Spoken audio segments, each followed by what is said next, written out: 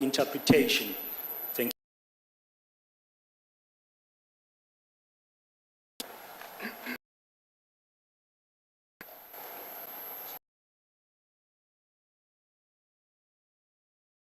Thank you, Mr. Moderator. It's good to have a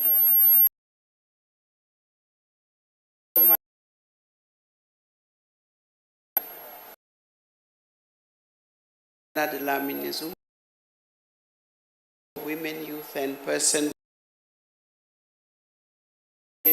social.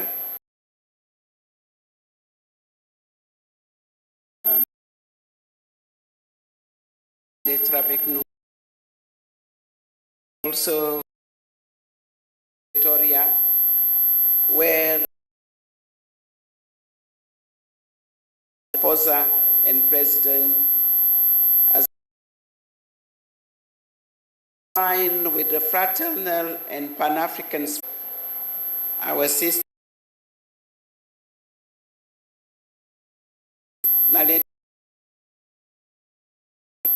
the Minister support. Ladies and gentlemen, the third on positive masculinity, accelerating commitment to open and women and girls relations.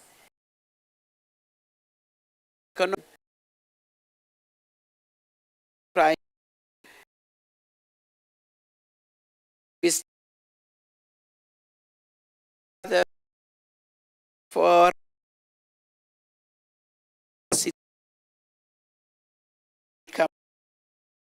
Africa Perpetrate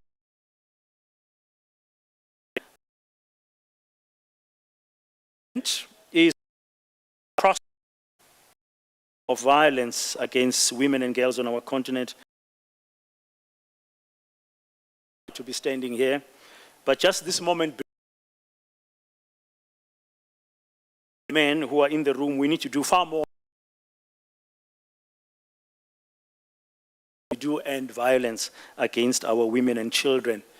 It goes deep stage. Who's already been mentioned. Chidom Pem Chairperson Deco.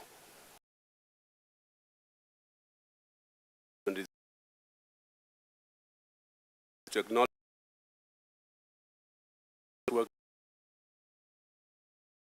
2002 when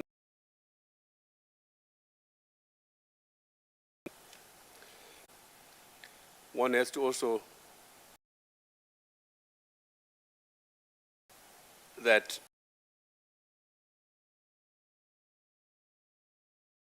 be work movement on the continent. Be here, we would not have come this far. The array of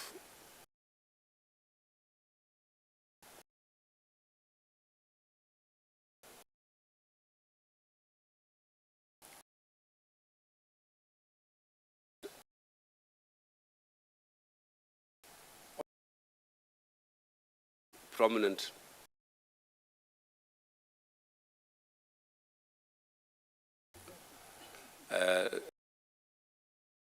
50 years ago, and we're celebrating the 50th.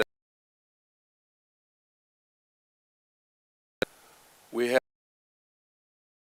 viable gender.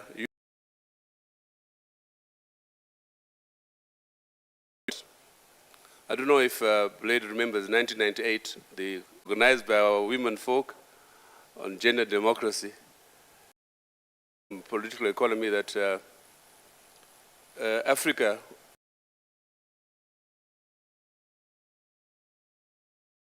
of the region, Southern Africa, study of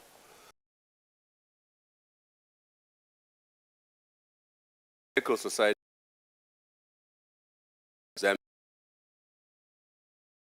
Counterparts, male counterparts, is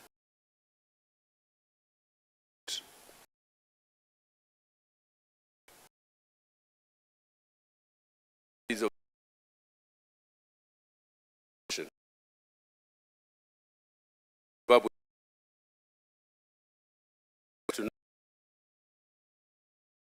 that the word Mwari, which means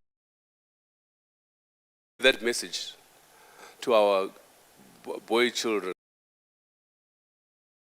very far. Thank you.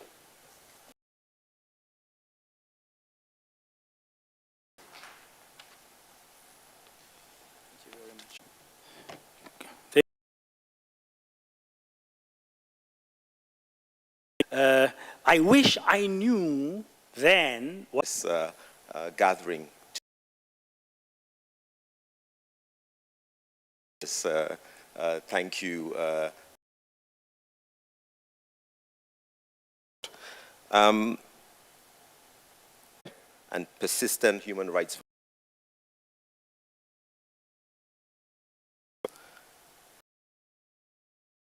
Families.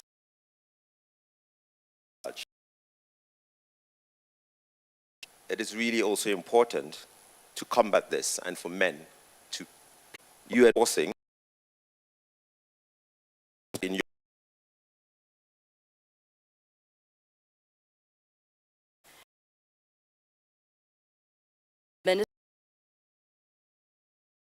social protection and gender the Special Envoy to the African Union on Women, Peace and Security, with all protocol observed, ladies and gentlemen. I remind that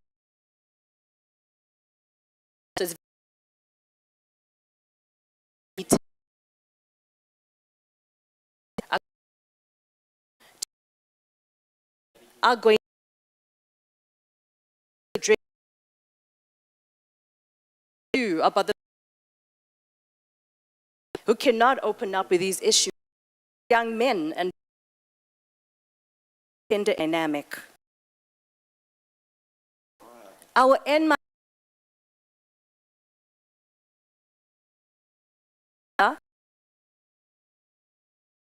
speech and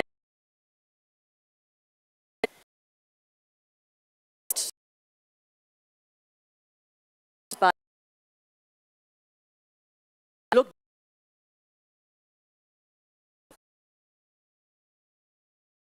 at that violence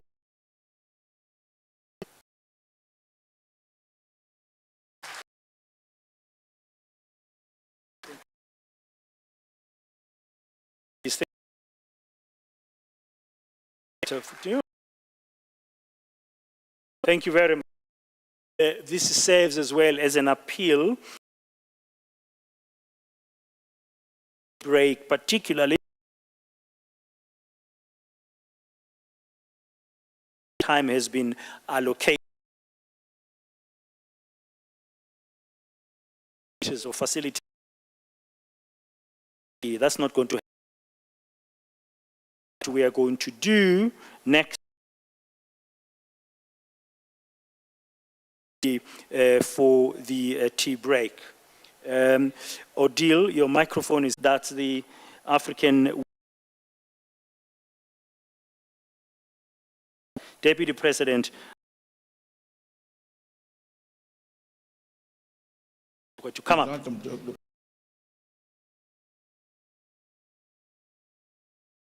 Which will be delivered with a round of applause.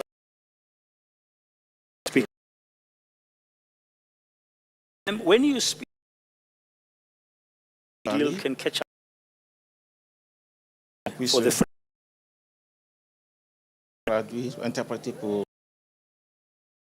network.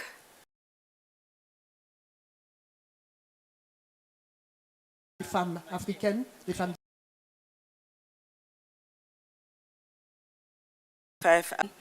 Who process of net, who process of net.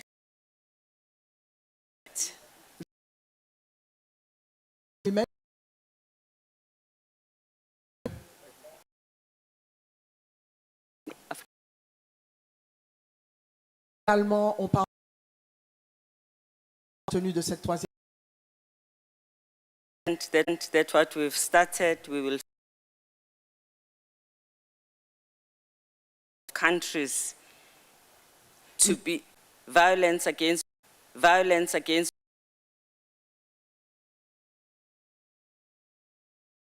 La violence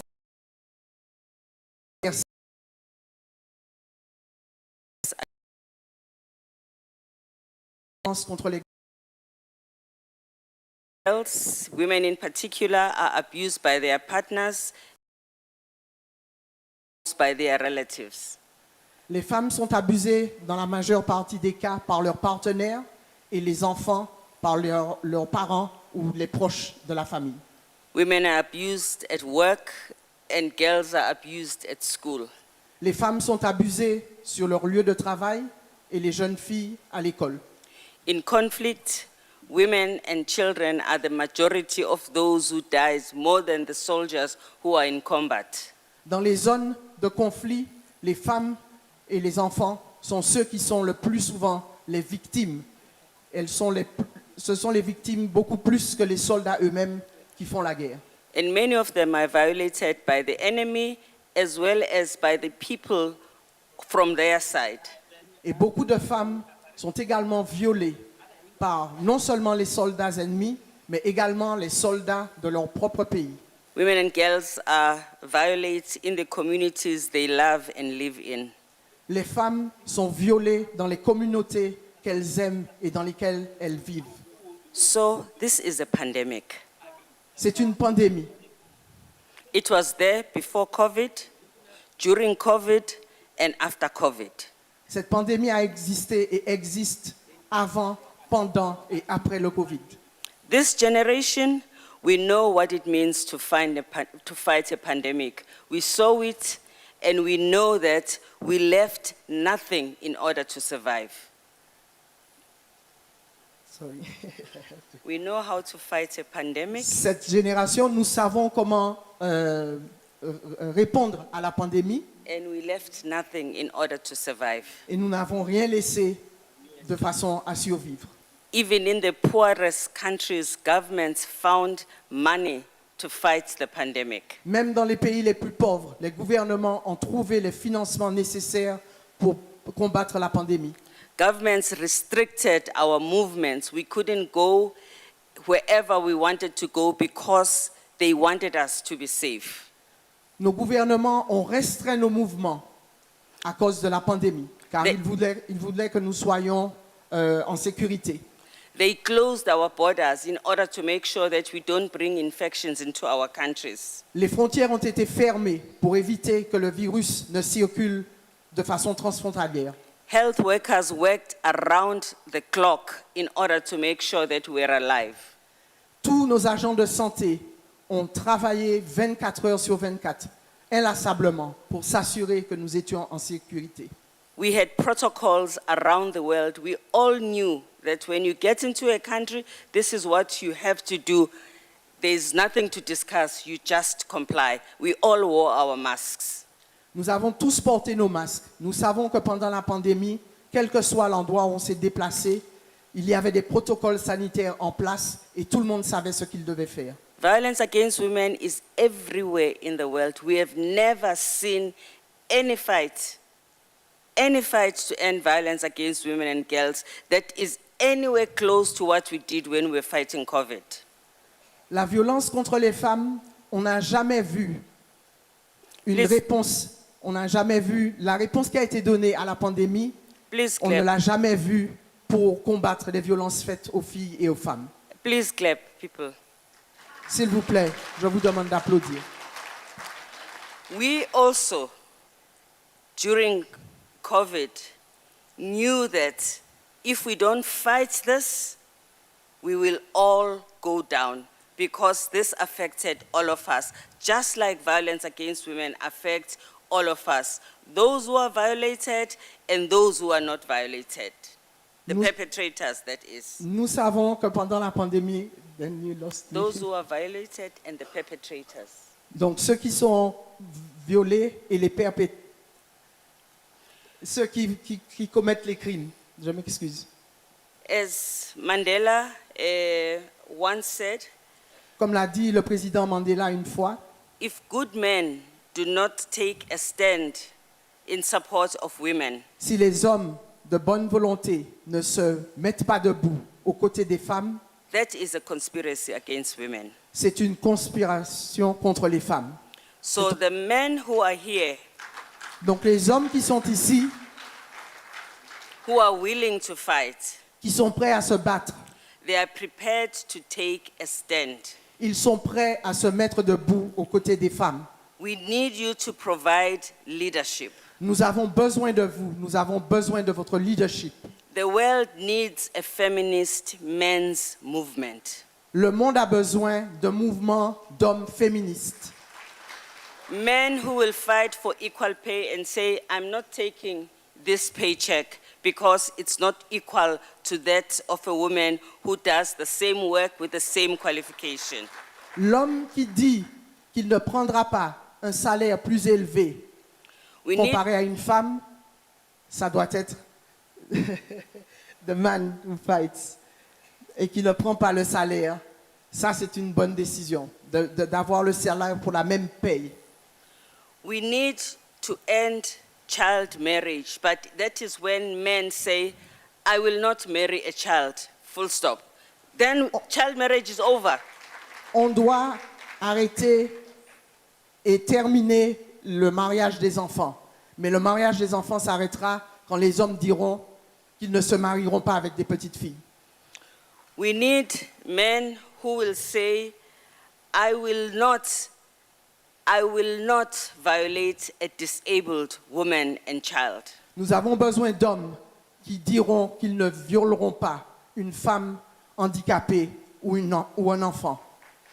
And I must say, this needs to happen within the context of this men's movement, which must bust patriarchy. Et ceci doit se passer dans le cadre de ce mouvement d'hommes féminins pour Bust patriarchy, end patriarchy. pour démanteler et finir avec la patriarcat. And Le patriarcat, pardon. And men will do this because they are human beings. They know what has to happen in the world they live in. Les hommes qui le font savent ce qui doit se passer pour que ça se termine dans le monde. Ils sont eux aussi des êtres humains. And we will not praise them Nous n'allons pas les glorifier for doing this work.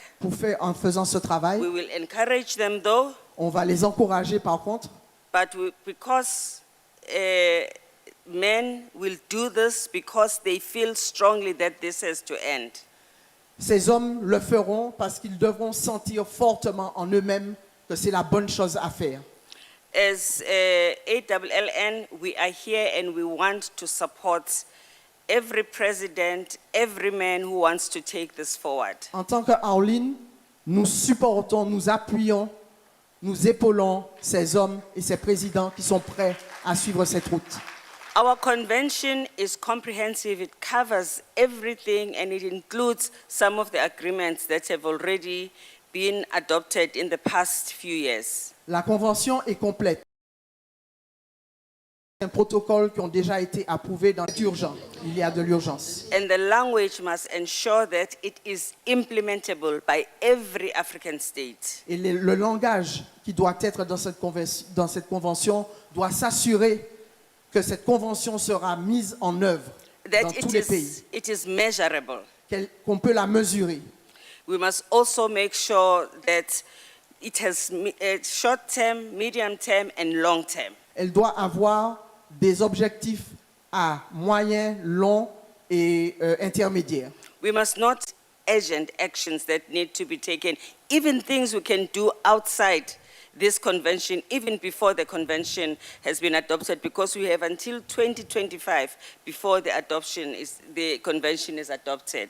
Donc nous devons sortir de cette conférence avec des points d'action très importants que nous devons mettre en œuvre. Mais au-delà de cela, nous avons aussi des actions que nous pouvons prendre au-delà de la conférence, parce que nous avons jusqu'à 2025 pour avoir la convention. We will appreciate the men for doing this work, but as I say, we will not praise them because we will not praise fishes for swimming. Comme nous avons dit, nous ne glorifierons pas ces hommes, mais nous les apprécierons dans la mesure où on ne remercie pas un poisson s'il nage dans l'eau. Je pense que vous avez saisi l'image. Thank you very much. Can you give her another round of applause? Women are being challenged in the right way. Yeah. Don't praise fish for swimming, it's their job. They just have to do it. Thank you very much. Thank you for that. Can we also give Odile a round of applause for stepping up now and helping us with the French translation while the technical problems are being sorted out. Okay, it's time now for the keynote address. And as I was explaining a bit earlier, she's played a key role in birthing this initiative. This, of course, being the third men's conference under the AU aegis of positive masculinity, identifying the need for men in leadership to step forward. She reached out to the president of South Africa, Matamela Cyril Ramaphosa, during the COVID-19 pandemic. So it's therefore very fitting, and I know you will give a very big round of applause to welcome her as the keynote speaker here this morning. South Africa, of course, has had the opportunity, of course, to co-host this conference with the Comoros. Let's put our hands together for Her Excellency, Dr. Ellen Johnson Sirleaf. Son Excellence Ellen Johnson Sirleaf. She is a patron as well Elle of est également Halloween. la marraine de Halloween. Thank you.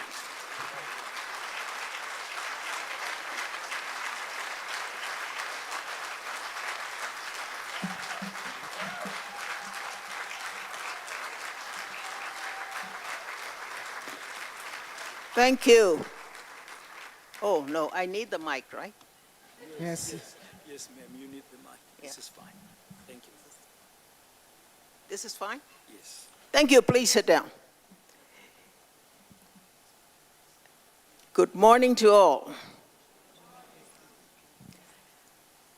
I had hoped that the moderator would have continued the process of inviting us up together, and that Pomzili and I would have come up, and she would have taken those stairs with her fast movement, and everyone would have focused on her.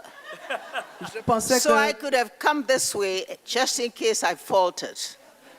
Je pensais que le modérateur nous aurait invités toutes les deux, Madame Pomzile et moi-même. Comme ça, elle aurait pris les escaliers de ce côté très rapidement et moi, j'aurais pu aller plus doucement au cas où je serais tombé. But thank you all. I'd like to Merci. say and to join Chiro in saying thanks Merci à Chiro, to the government of South Africa merci au gouvernement d'Afrique du Sud for hosting this meeting for us, pour avoir organisé cette réunion pour nous, for the courtesies that we all have received since we came here. pour toutes les courtoisies que nous avons reçues depuis que nous sommes arrivés sur la terre sud-africaine. I'd like to recognize the Honorable Minister of Foreign Affairs of South Africa and to thank her for her presence. Je voudrais reconnaître et remercier la ministre des Affaires étrangères d'Afrique du Sud. Excellencies, distinguished participants, Excellences, distingués participants, please allow me to join others in standing on existing protocol. permettez-moi d'également me joindre au protocole qui a déjà été observé. But I would like to recognize and acknowledge the chairperson, Je voudrais reconnaître la chairperson, our guiding minister in whose country we are in today, notre ministre phare dans le pays duquel nous sommes aujourd'hui, our dear sister, notre sœur, Nakusana Lamini Zuma. Nakosama Dlamini Zuma.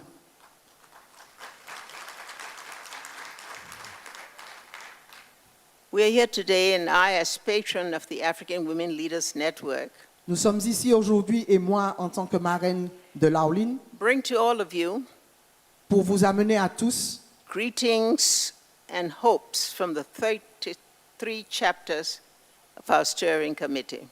pour vous amener les salutations et les respects des 33 chapitres des comités de Aoline. Let me take a moment Laissez-moi prendre un moment to reflect on how extraordinary our process over the last 3 years have been. Permettez-moi de prendre quelques minutes pour que nous puissions faire une réflexion sur le travail, le processus extraordinaire qui s'est tenu ces 3 dernières années. We have witnessed African men, Nous avons vu des Press- hommes africains, presidents and leaders, présidents et leaders, say they know how they must lead, qui disent qu'ils savent comment ils doivent gouverner, how they must be held accountable. comment est-ce qu'ils doivent être redevables. And now we ask, in action, Et maintenant, nous demandons en action that they do now become a part of the solution que maintenant, ils deviennent partie, qu'ils fassent partie de la solution to ensure that we end the violence against women and pour girls. s'assurer que nous terminons, que nous éradiquions la violence à l'égard des femmes et des filles. I wish to weeks Dans ces dernières semaines, with the same objective in mind. avec le même objectif en tête.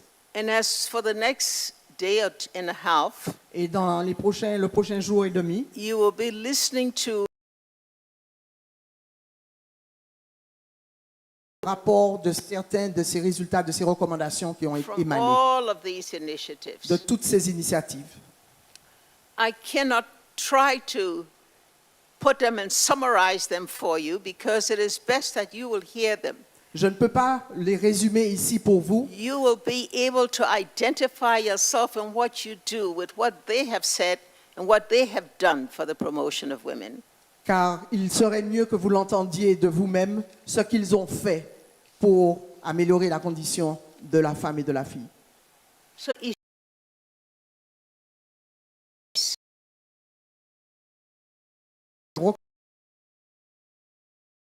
De cette- de nous first,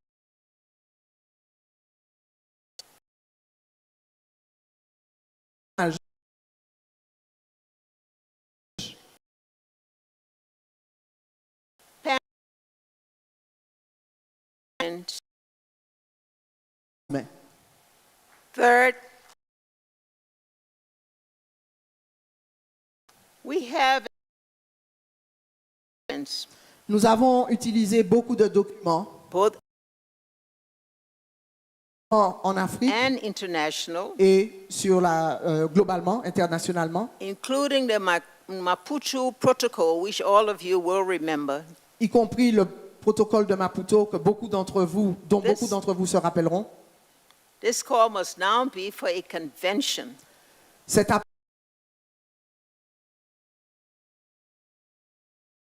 by émise par les hommes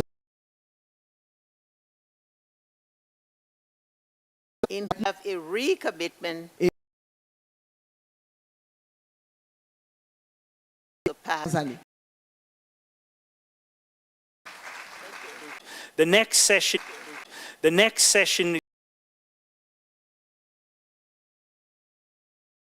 effort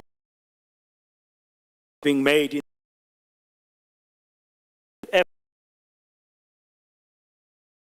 and they know themselves perhaps to look at opportunities where they could cut their presentations. Donc nous allons faire une pause café, mais pour rattraper le temps, nous allons demander à ceux qui vont présenter dans les prochaines sessions de pouvoir raccourcir leur présentation. Yeah, and let's try and respect the time that we're supposed to be back after the tea break. we should resume exactly at 12:30, in 20 minutes from now. Dans 20 minutes, s'il vous plaît, respectons le temps de la pause café. Nous vous retrouvons ici dans 20 minutes à 12h30 précise. Je vous remercie. Merci beaucoup.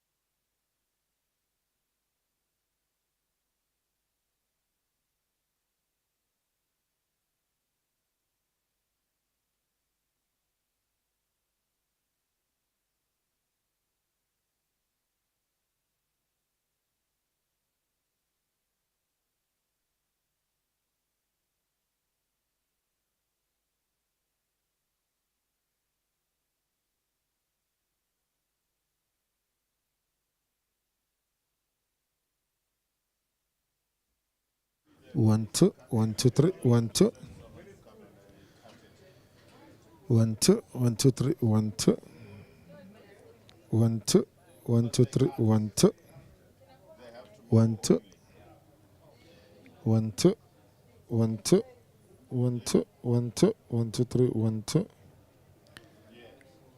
1, 2. 1, 2. 1, 2, 3, 1, 2. 1, 2. Yeah. 1, 2. 1, 2, 3, 1, 2.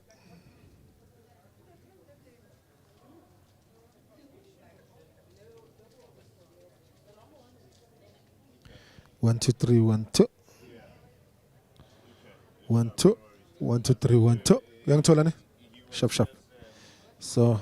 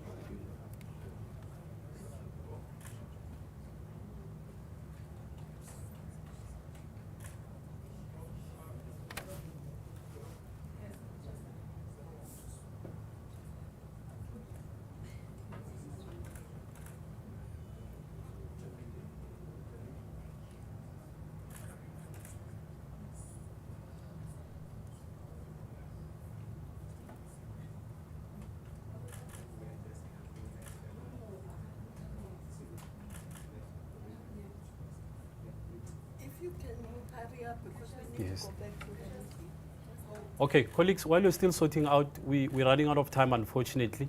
We need to proceed. We just want to give opportunity to our Principal Minister Dlamini Zuma with us, Her Excellency Benita Diop, the Special Envoy on Women, Peace and Security in African Union. And then we've got Her Excellency Ellen Johnson Sirleaf, African Women Leadership Network Patron, just for them to give us remarks about the conference, the third men's conference that focuses on positive masculinity to end violence against women and girls. We will give them an opportunity to give us remarks. Right after that, we're going to only take 2 rounds of questions due to limited time that we have, colleagues. Just start with questions. Okay. Because we don't have time. All right, we'll take questions, colleagues, right away, following the presentations that came from the conference. If there's any questions that will come from them, so that we afford them opportunity to go further engage on the conference. As well, I mean, it's one thing for us to implement, for example, to achieve when fighting the scourge against gender-based violence and femicide, not only in the continent, but how are you willing to sell this idea globally as well, as this is a pandemic, of course, women and children endure on a daily basis. Thank you. Junior Kumalo from Newsroom Africa. Just to build on my colleague's question, on practicality, this is the third men's conference. Has there been any significant change from the past 2 conferences that we have had? To Ms. Dlamini Zuma, just to find out from the 83, it almost practical change. Thank you.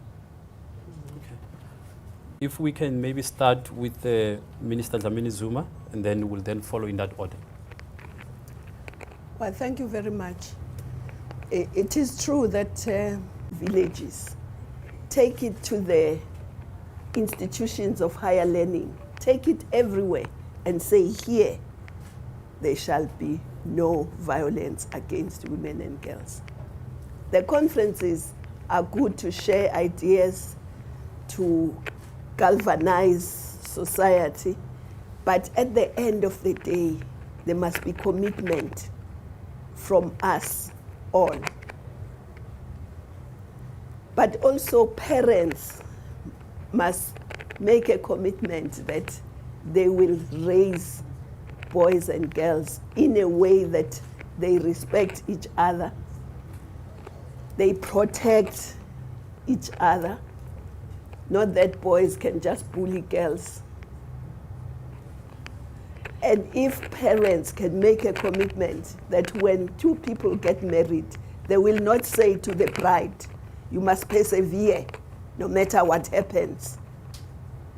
They must not say you mustn't talk about difficulties, because when they say that, then a person gets beaten up. First it's a clap, second it's a fist, the next thing it's a knife, and they die. So all of us must change our mindset about how we look at women. But also, we must ensure that girls are educated and skilled so that they can get jobs or create jobs, so that they can participate fully in the economy. They must be in the STEM, there must be scientists, there must be lawyers, there must be judges, there must be in every area of human endeavor and participate fully. Because it is an irony that women ensure the continuation of the human race. They create society, and suddenly society excludes them from everything. That's very ironical. So for me, those are the practical things that I would like to see happen in families, individuals, at work, at school, everywhere. Thank you. Her Her Excellency Ellen Johnson Sirleaf. Okay. I see the purpose of this meeting is to first recognize the work of the African Union through the Special Envoy that has created the African Women Leaders Network. And that network has been working on the Convention for the Protection of Women and Girls. This meeting is the third of a meeting called Positive Masculinity that aims to get a convention passed by the leadership of the African Union so that it becomes an effective instrument, a declaration by our leaders that women are to be protected in society for all the reasons that our chair has mentioned. But that is not enough, for we have had many protocols and many conventions and many meetings and many statements. Once we get a convention, it needs to be domesticated. Domesticated through the laws and the policies of countries themselves with sufficient detail that there will be implementation, and when implementation is not there, there can be effective action, about those who do not carry it out, punishment. And so we hope that our first step will be achieved after this meeting, getting the convention passed, and then we'll continue to work on getting the different laws and policies established in our different countries. And finally, for me, once women get that protection through our laws and policies, they are then free to pursue their own goals, their own professional goals, their political goals, and that's an area we also, AWLN, continue to work on, promoting women to aspects of society, every area of society, because it's those women that will ensure that the laws are made, that women are protected, and that women are free to achieve their goals. Her Excellency Benita Diop. Thank you so much. What we need to recognize after hearing our two leaders, you realize that there is a African women's movement, and that is driven by African problems, certainly African solution, but women are looking at issues that affect us. And I think violence against women we have seen in Africa, but it's not an African issue, it's a global issue. But Africa take the lead to say we wanted to tackle it, but it came from this women's movement who say that enough is enough, and it's not coming from anywhere except within Africa, that we found that this is a problem. In my mandate as Special Envoy of AU, when I go to countries that are in conflict, I was in DRC recently at the East Congo, you see more than violence at home. It's body of the women have been misused in the battlefield. I found a lot of babies, as you know, that came out of the abuse that have been done, and the majority are done by men.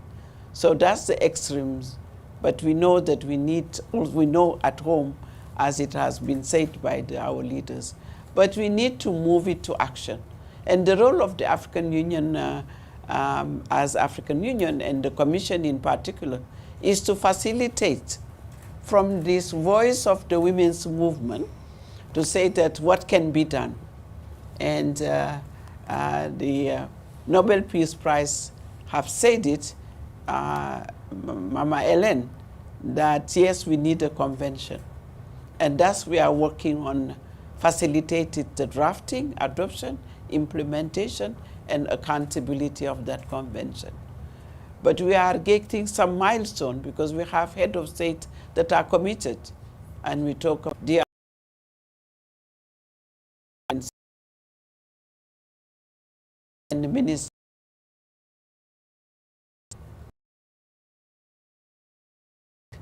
This leadership, and to say I'm the advocate, the corner everywhere. So the African Union is facilitating this process under the leadership of Musa Faki Mohammed. And today we are here to make sure that in the next step, the head of state will adopt a convention. So in the path of drafting that convention and continuing to share experiences that we know that Comor is here. We were in Comor last month, and we reviewed the system they have. It's a matriarchal system. Of course, patriarchal system have so many gaps. Matriarchal also have gaps.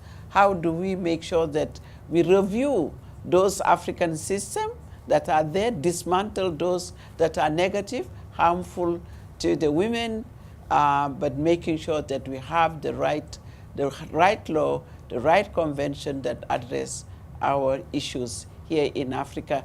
And why not share it with the world? We have been showing every time that we, the African, we know our problem, we find solution. We need partners, of course. We don't deny that. There is a strong partnership that is needed, but we show the world that we are taking action and bold action. Thank you. Okay. Thank you very much, colleagues and our principals. Because of limited time, colleagues, we'll only take these 3 questions. Tomorrow is still another day. We'll further engage with the principals going forward. Thank you so much. We can release our principals to further engage in the conference.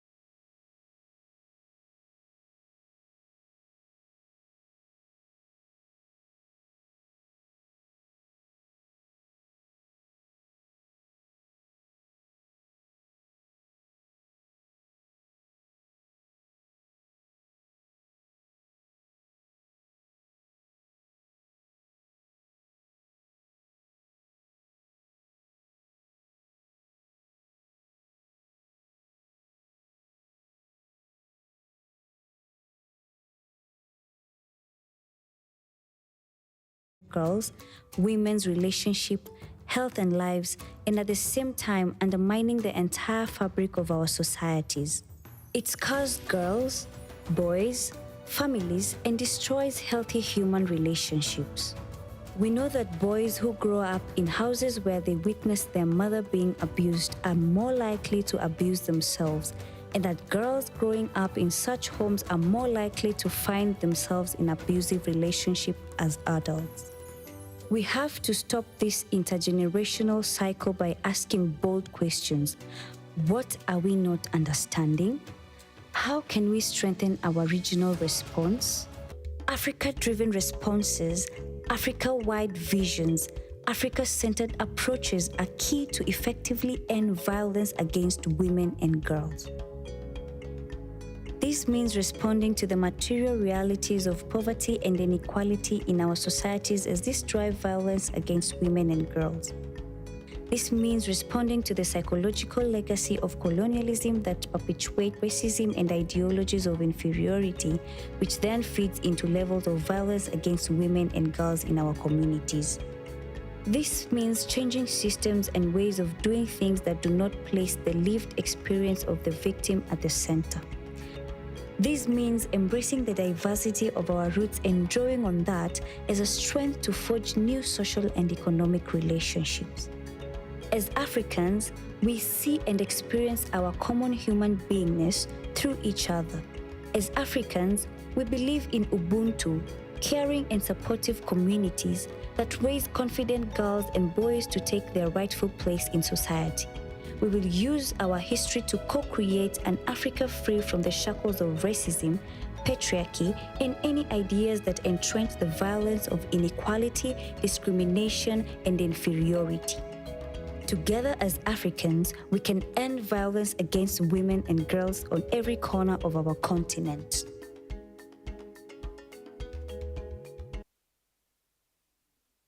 Very much.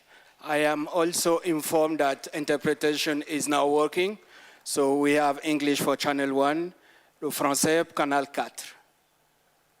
So you may please want to connect. So thank you very much again. So this video has, in the spirit of Ubuntu, underscored the need for Africa-oriented solution to end violence against women and girls. We'll now proceed with our program by calling on Monsieur Ali Jalim from the Union of the Comoros to do a presentation on the matriarchal system within the Comoros.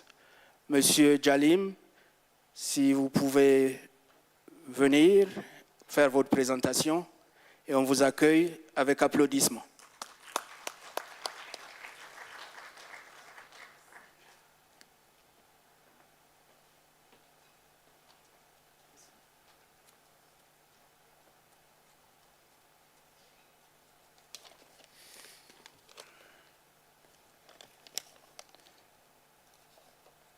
Mesdames et messieurs, honorable assistance, assalamu alaikum. Il m'est agréable de vous présenter quelques résultats préliminaires de l'étude sur le système matriarcal de leadership et d'autonomisation des femmes aux Comores. Il s'agit d'une contribution à la recherche de stratégies visant à mettre fin aux violences faites aux femmes et aux filles et favoriser l'autonomisation des femmes qui est un défi. Un défi qui va au-delà d'un archipel des Comores, petit par sa superficie, mais grand par ses ambitions politiques et par son histoire de plus d'un millénaire. Ces résultats constituent la réponse à la question de notre problématique, formulée en ces termes. En quoi le système d'organisation de type matriarcal, confronté aux problèmes liés aux mutations sociales actuelles, est-il un facteur porteur de cohésion sociale chez les Comoriens, permettant de mettre fin aux différentes formes de violence faites aux femmes et aux enfants et favorisant leur autonomisation économique? C'est sans passion ni prétention aucune à l'exhaustivité d'un sujet aussi difficile qu'il n'apparaît aux yeux des profanes que je voudrais vous présenter ces résultats obtenus sur deux pratiques coutumières comoriennes qui ont surtout retenu mon attention. Il s'agit du mangahouli et puis du grand mariage. Qu'est-ce que c'est que le mangahouli et qu'est-ce que c'est que le grand mariage? Le mangahouli est un système de succession et de transmission des biens immobiliers et fonciers au profit exclusif des femmes de la lignée maternelle. Quant au grand mariage, c'est une prestation sociale que tout Comorien doit s'acquitter pour avoir une place dans la société et en même temps un instrument intégrateur de l'individu dans cette société très hiérarchisée. Mesdames et messieurs, en priorisant les femmes et les filles dans la succession concernant la terre et les maisons le mangahouli leur confère une dotation initiale qui atténue grandement leur vulnérabilité. Ainsi, la femme dispose d'une maison qui la protège des affres de se retrouver sans abri. Le terrain leur confère des revenus financiers générés par la pratique de l'agriculture ou toute autre exploitation à des fins économiques et financières. Ces terrains servent souvent de gage pour accéder au crédit bancaire.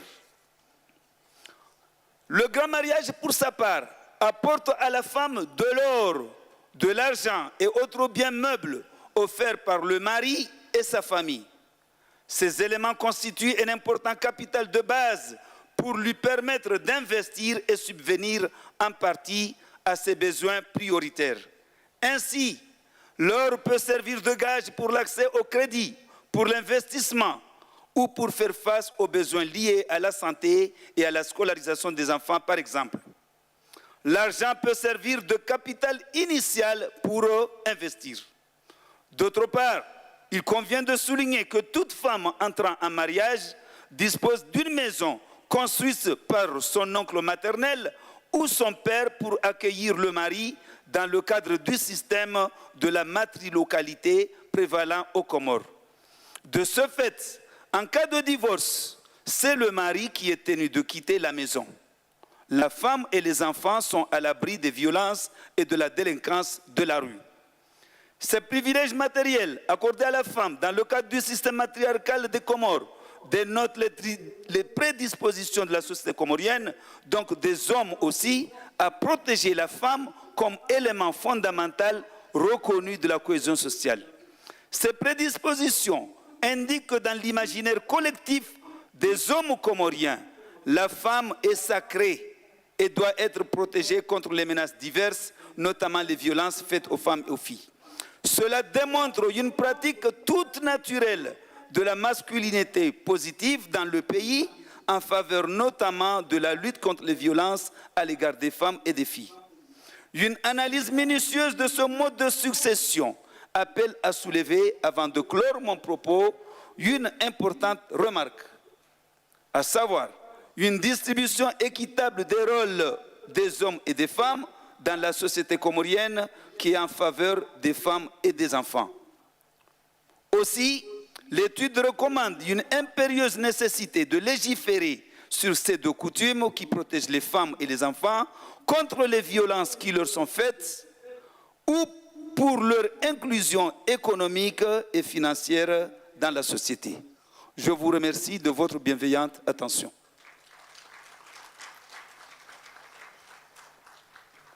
Merci beaucoup, Monsieur Ali Adjim. Nous vous disons un infini merci et nous vous raccompagnons également sous nos applaudissements. Ladies and gentlemen, again, an effective response to violence against women and girls in Africa means that all of society needs to be involved. It's about holding ourselves accountable and playing our different roles, including as men in leadership, as just mentioned by Monsieur Alim.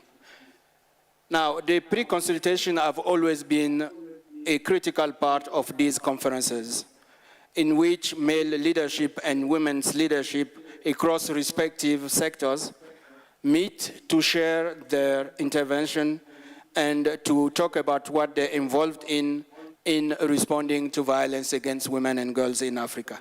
They also report progress and make agreements on how to move the agenda forward. This year, in 2023, The consultation focused on reporting on progress, on delivery on previous commitment stipulated in the Kinshasa Declaration, as well as in the Dakar Call for Action. The consultation also focused on exploring what positive masculinity indeed means in their different contexts. And the consultation talked about what is the key content from the African Union Convention that relates to their respective sectors. So now in this next part of our session, we will have a panel who will be providing feedback on the respective consultation and sharing outcomes. We have a total of 6 speakers to do so.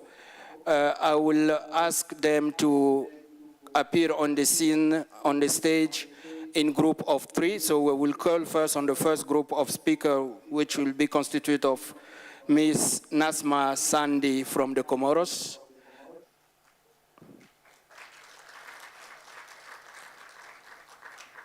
Mr. Mohamed Sharif Yakubu, who is representing the youth sector,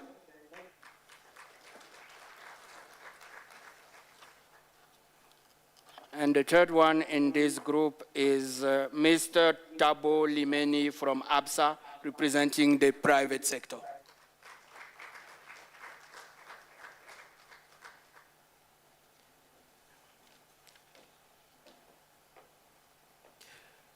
So thank you very much. We'll not prolong the presentation. So first we will hear from Ms. Nasma Sandi from the Comoros, who is representing the women's leaders. Their consultation took place on 30 to 31st of October in Moroni and was convened by the African Women Leaders Network, AULIN. It centers women's leadership to ending violence against women in the region and leveraging positive masculinity as an allyship. To tell us more, I will now call on Ms. Sandi, please.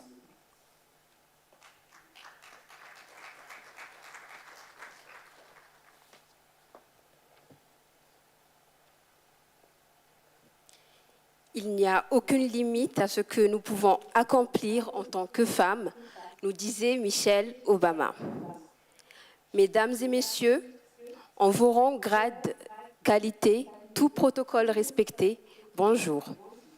Sous la présidence de son Excellence M. Azali Assoumani, président de l'Union des Comores et président en exercice de l'Union africaine, s'est tenue à Moroni la 3e consultation des femmes leaders africaines sur la masculinité positive du 30 au 31 octobre 2023 sous le thème « Stimuler l'engagement en faveur de l'autonomisation économique des femmes et mettre fin à la violence à l'égard des femmes et des filles ».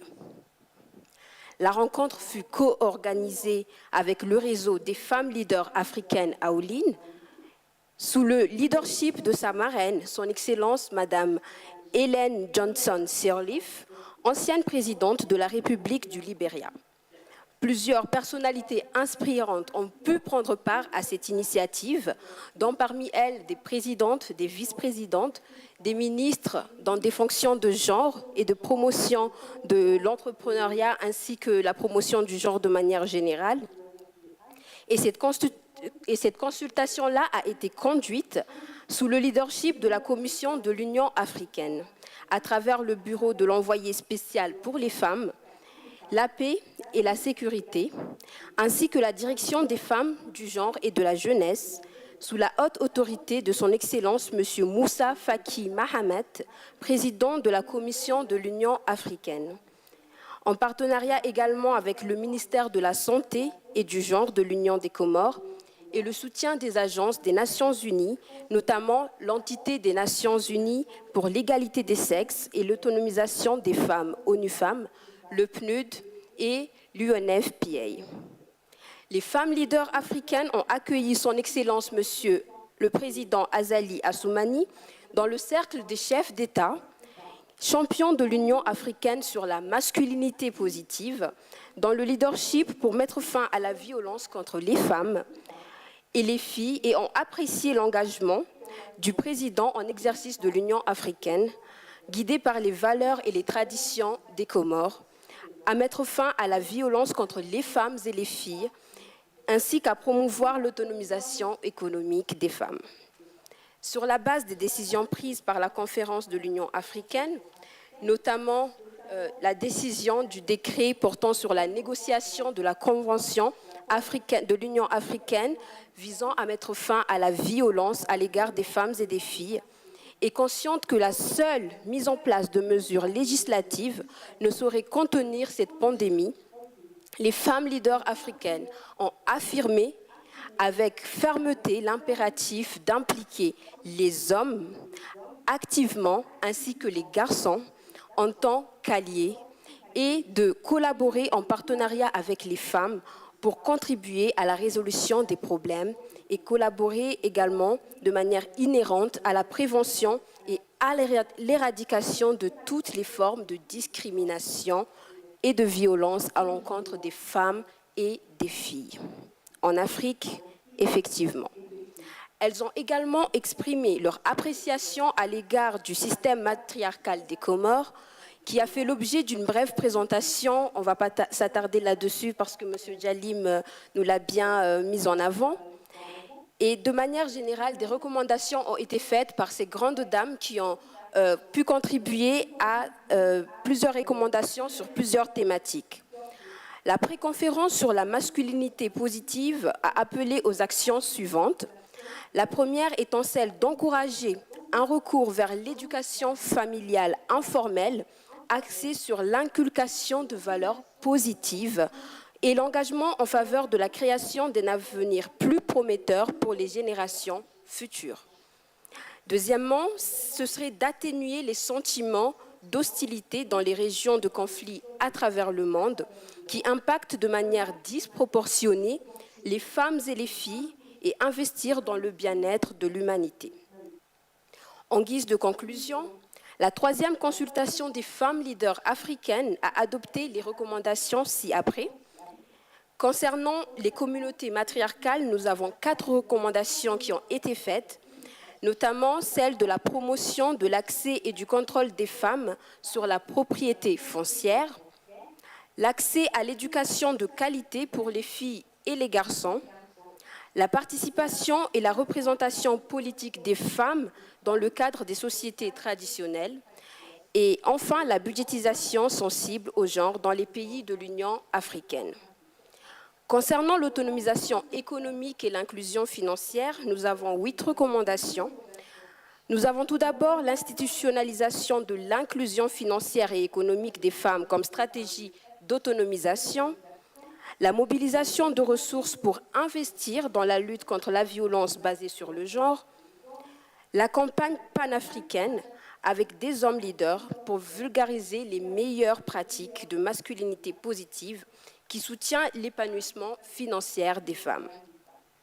Nous avons également l'accès à l'éducation digitale, financière et légale, ce qui permettra de redonner la dignité aux femmes et un pouvoir économique. Nous avons également la création d'institutions de financement dédiées aux femmes, la capitalisation des infrastructures digitales comme soutien aux femmes et aux jeunes pour booster leurs revenus financiers. Garantir l'accès au financement et aux solutions durables avec un potentiel d'expansion et enfin utiliser les modèles de réussite pour inspirer et encourager les femmes à créer leurs propres modèles.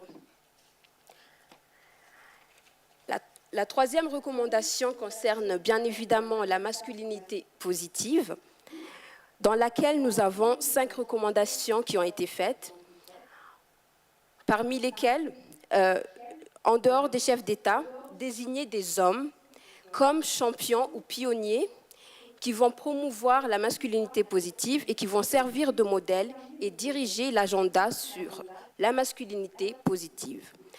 Deuxièmement, la démystification de la terminologie masculinité positive et sa définition, le partage de ses meilleures pratiques et ainsi de suite. Comme troisième recommandation, nous avons la reconnaissance de l'existence du patriarcat au sein des sociétés matriarcales et encourager la création de politiques pertinentes pour doter les dirigeants masculins et féminins de compétences en leadership transformationnel. Ensuite, nous avons le fait de trouver des moyens constructifs pour que les femmes puissent bénéficier des systèmes tout en plaidant pour les changements à la fois idéologiques et politiques pour transformer les mentalités des hommes et des femmes. Enfin, nous avons l'engagement des hommes dans la lutte contre les violences faites aux femmes et les encourager à participer à la correction des inégalités entre les sexes et à assumer leurs responsabilités. Les dernières recommandations concernent la Convention de l'Union africaine sur l'élimination des violences faites aux femmes et aux filles. Premièrement, ce serait d'avoir une éducation des enfants au respect des droits et à l'égalité dès le bas âge pour une transformation effective de nos sociétés. Deuxièmement, la mise en place des mécanismes de suivi et de redevabilité et l'implication des communautés ainsi que des leaders traditionnels religieux dans cette transformation. Troisièmement, s'assurer que la Convention sur l'élimination des violences faites aux femmes et aux filles définisse en préambule la vision claire d'une Afrique pacifique, non violente, sûre et sécurisée, au sein de laquelle la masculinité positive accompagne la féminité positive, incarnée par des femmes autonomes et fortes. Quatrièmement, encourager les États membres à procéder à une revue profonde des lois pour s'assurer de la criminalisation des violences faites aux femmes et aux filles. Cinquièmement, la priorisation de la collecte et de l'analyse de données dans la prévention des violences à l'égard des femmes et des filles à travers le renforcement de partenariats publics-privés pour apporter les réponses appropriées. Sixièmement, la constitution d'un indice des normes sociales de genre pour analyser et comprendre les croyances qui façonnent le discours sur le genre. Septièmement, ce serait de veiller à ce que l'emploi des femmes, en particulier dans les postes à haute responsabilité, s'accompagne d'un pouvoir de décision et éliminer leur marginalisation dans la prise de décision politique. Et enfin, la traduction des obligations législatives en politique réalisables. En somme, les femmes leaders africaines réunies à Moroni ont fait une recommandation spéciale visant à plaider en faveur de la levée des sanctions qui affectent les femmes de manière disproportionnée au Niger et dans d'autres pays africains concernés. Je vous remercie.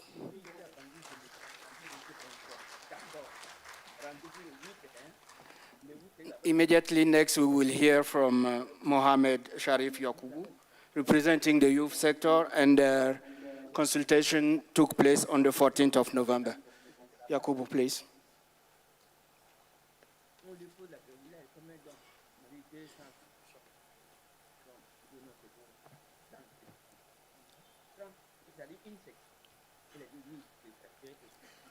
Your Excellencies, heads of state, fellow young African leaders, distinguished guests, it's a great pleasure to report to you on the Continental Youth Consultation on positive masculinity and ending violence against women and girls. But before I proceed, I would like to express my sincere gratitude to the government of Senegal and UNFPA for facilitating one of the biggest consultations, one that brought together about 120 plus youth leaders across Africa and the AU member states to discuss and share their perspective in the progress made from the first and second AU Men's Conference.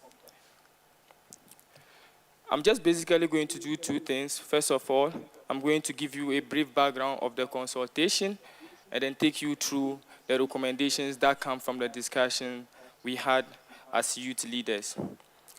As I mentioned earlier, the consultation brought together about 120 young people. The aim was to provide recommendations for consideration in drafting the African Union Convention on Ending Violence Against Women and Girls.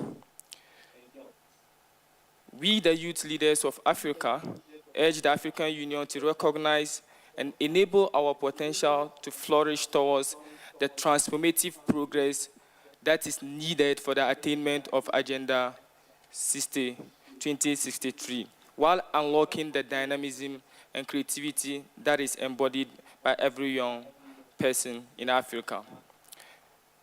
The participation included youth groups across Africa, where we had moderators who helped in moderating 2 different sessions, the plenary session and a breakout sessions. Basically, the breakout sessions was to gather ideas, young leaders and youth leaders who are working in the area of championing women's rights and fighting all forms of violence against women and girls, to share their experiences, to share their interventions, how far they have come, the gaps that existed, and the opportunities that are available, so as for us to be able to come out with recommendations that will serve as foundation in drafting the Convention on Ending Violence Against Women and Girls in Africa. So these are some of the recommendations that came from the discussions. We recognize the exponential effect of the digital world. We cannot underestimate the risks and vulnerabilities that young women and girls face online. And that is why we, the youth leaders, believe that raising awareness of cybercrime and online violence against women and girls be incorporated into policy and lawmaking.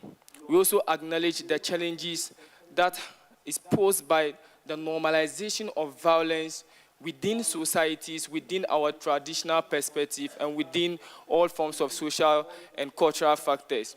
And that is why we, again, propose that government of nations should provide support for educative programs, one that directly targets young men and women while giving them the opportunity, providing them with a comprehensive understanding of what constitutes violence against women and girls, for us to be able to have a safe environment for them.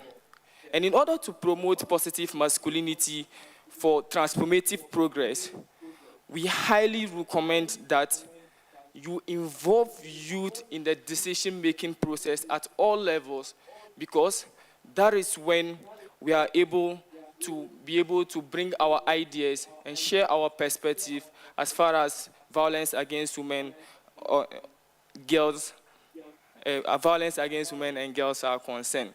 But the most important thing we must acknowledge is the diversities that exist, especially what it means to, what violence means for different sets of different girls in all aspects. And that is why we recommend taking inclusive steps, one that directly targets to promote women and girls from any form of violence. But the most important, every point in time have to constantly fight for their rights, especially in terms of accessibility within underserved, and underprivileged communities. And that is why we propose that immediately these particular recommendations are being done, immediately the convention is done, governments of all countries must first of all ratify it as soon as possible, localize it, translate it into all forms of languages, so that it will be accessible to the average individual, the average girl, for them to be able to really understand what their rights are and be able to use it, while providing funding for its implementation. And I cannot emphasize more the importance of sourcing both domestic and international sources of funding for its implementation, especially with regards to initiatives that are targeted in promoting positive masculinity in ending violence against women and girls. We also think that advocating for justice and support, especially in terms of legal frameworks, one that directly is survivor-centered, in order for them to be able to get things like counseling, hotlines. Two, as government and for you as African Union leaders, to guarantee our action in the development, and we propose that to the framework so that we'll be able to you'll be able to guarantee our participation in that regard. But then we also think that comprehensive legislation should be in place, one that directly criminalizes all forms of violence, and ensuring and enforcing that perpetrators are accountable for their actions. But then we are all aware of the importance of data in bringing out policies that are evidence-based and interventions that directly reflects the situations on the ground. And that is why we also propose standardized methodologies and indicators to collect and analyze gender disaggregated data. This is to be able to inform the evidence-based policies and intervention we had. And then finally, we think that quality services are very important for survivors of gender-based violence. And that is why we propose that including economic empowerment programs and supporting the safe reintegration of survivors into our society is very crucial, and governments must take it as one of the important things in their discussion. In conclusion, ladies and gentlemen, there are two things we need to note. The first is that this particular youth declaration on positive masculinity in youth leadership represents a powerful commitment from the young leaders of Africa to foster a culture of respect, equality, and empathy. Together, let us forge a path towards a continent where youth leadership is synonymous to compassion and empowerment. I therefore call on everyone here, especially the African Union leaders, to heed to the collective voices of young people. And I end here by giving you a quote from William James, an American philosopher, who once remarked that the world we live that seems so insane is as a result of a belief system that is not working. To perceive the world differently, we must be willing to change our belief system. Let the past slip away, expand our sense of now, and dissolve the fears in our minds. Fellow men, young women, and girls, we have to act now. Thank you very much for your time. Thank you. We will now call on Mr. Thabo Limena from ABSA, who is representing the private sector, and the consultation took place on the 17th of November.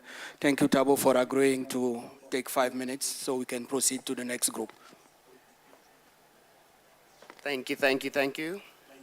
I shall try to be short, but I already am in stature, so it shall be self-fulfilling. Your Excellencies, ladies and gentlemen, all protocol observed, good morning. My name is Thabo Dimema, just a slight correction. In Sesotho, an L-I is pronounced D. I am a son of a father whose dad was a migrant laborer from Lesotho. And I come from a family of very strong women. And I'm a big advocate of promoting gender equity in the workplace. As you've heard, the private sector consultations happened on the 17th of November. The people that came together to represent the private sector were a variety of individuals from various organizations. We had business from different sectors, we had organized labor, we had civil society organizations, we had companies, entrepreneurs, and all these people came together with one voice to come together to end violence against women and girls. I'll just touch on a few key objectives that we aim to achieve on the day before I go into some of the findings, and then I'll end with the recommendations. Objective number 1 of the consultation was to review the progress on the implementation of the outcomes of the first and second men's conferences, and also to formulate recommendations and action points on gaps identified. These gaps and all this information, hopefully, the heads of states and governments should commit to undertake. The second point was to highlight elements, including data, relevant information, and terminology that should be used and should be considered when defining positive masculinity in the business sector, but in the African context. We don't want to borrow concepts elsewhere. We need to make sure that these are ours and we own them proudly so. Thirdly, considering critical elements that the private sector, business, and labor would like to be included in the draft AU EVAWG convention, taking into account relevant thematic areas that need to be covered, noting the particular role that the world of work can play and should play in addressing socioeconomic drivers of violence. And lastly, share evidence of good practices that can be shared widely on the prevention of violence and responses to VAWG in the world of work. Now, before I go into some of these findings and key aspects, I do just want to share an important observation. When I read about the ILO C-190, I read about the Maputo Convention. In my mind, a business leader that's sitting on a desk in a company looking after a group of young women under his leadership, I wonder how many of those have read these policies and conventions and their findings. I wonder how many of them understand them and take them to heart and actually implement them in the way that they were intended to be implemented. I wonder how many girls challenge their leaders and say, you have signed up to all of these agreements, conventions, but you're not living up to them. Therefore, I feel like you are betraying not only yourself, but the women that are in the society. I don't see enough of those voices happening. And as an observation, I would like to encourage the youth and the others that see these kind of behaviors in the world of work and the private sector to stand up and stand up loudly. Now, if we can just touch on a few observations and recommendations. Thank you. If I can just touch on a few key aspects and messages from the consultation that happened. Message number one was to ensure that, critical elements that are in the private sector, business, and labor, we'd like to see those included, as well as the gaps that are identified to be addressed. Now, what I was talking to earlier and this example that I gave, it's also about making sure that in the private sector, women actively participate in the economy. The private sector plays an important role in being an interface between policies and implementation. Private sectors also need to honor the commitments they make in promoting women, in having women leadership in relevant positions so that those women can bring their lived experience into the rooms and actually start advocating for things that often men have a blind spot to. Exploitation in the informal sector and legislation, and also vulnerability of women in poverty. We do know that on our beautiful continent, there are a lot of women that work in the informal sector. A lot of these women are often subjected to predatory behavior by some men, and it's important as a private sector, along our supply chains even, where we procure goods and services,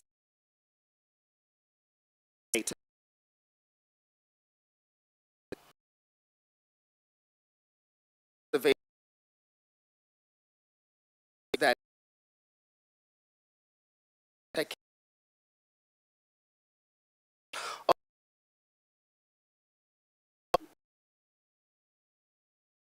we have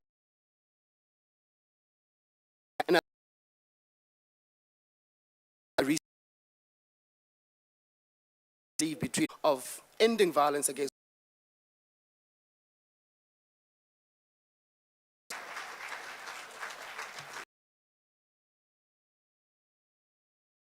It's the stage. We will now call on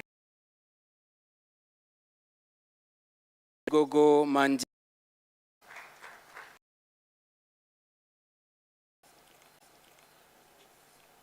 Two conferences, one which was held in Dakar, Senegal, which made what was called the Dakar Call to Action, and the second one was the conference that was held in Kinshasa, Democratic Republic of Congo. And then the latest one, which was on the 17th to 18th of October last month. Before I proceed, allow me also to give special thanks to the two governments of Senegal and Democratic Republic of Congo. In Africa, we say those who fail to appreciate are called or referred to as children of witches. So as traditional leaders, we appreciate the two governments for hosting these important events, which we are able to bring together on board traditional leaders, and recommendations were put up. Allow me also to thank the AU Commission, the UN Women, UNFPA, UNDP, and the MONUSCO for their continued support to the mobilization and capacitation of the tradition and religious leaders through the Council of Traditional Leaders of Africa, which is called COTLA. In French, in short, it is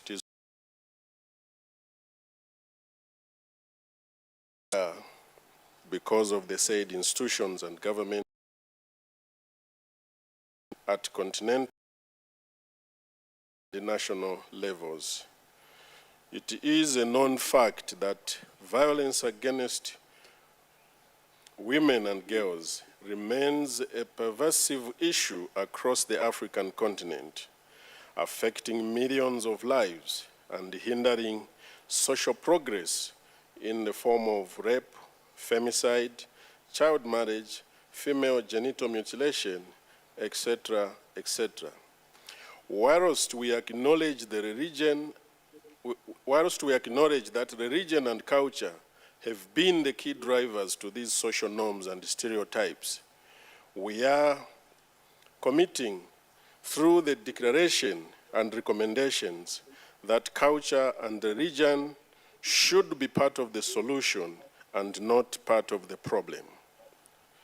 We are also committed to promote positive masculinity in Africa by bringing the African man back to the original respect of an African woman as a mother to humankind. We must reclaim positive African cultures that protect rights, dignity, and Ubuntu.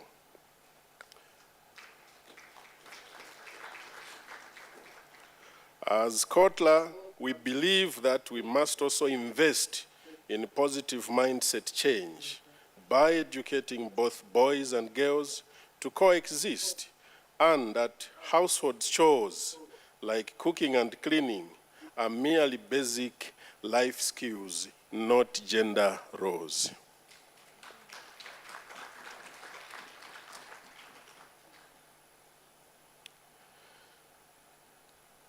We strongly commit ourselves to positively contribute to the decisions of the African Union to develop, adopt, and implement the African Union Convention on Ending Violence Against Women and Girls. And we also commit zero tolerance policy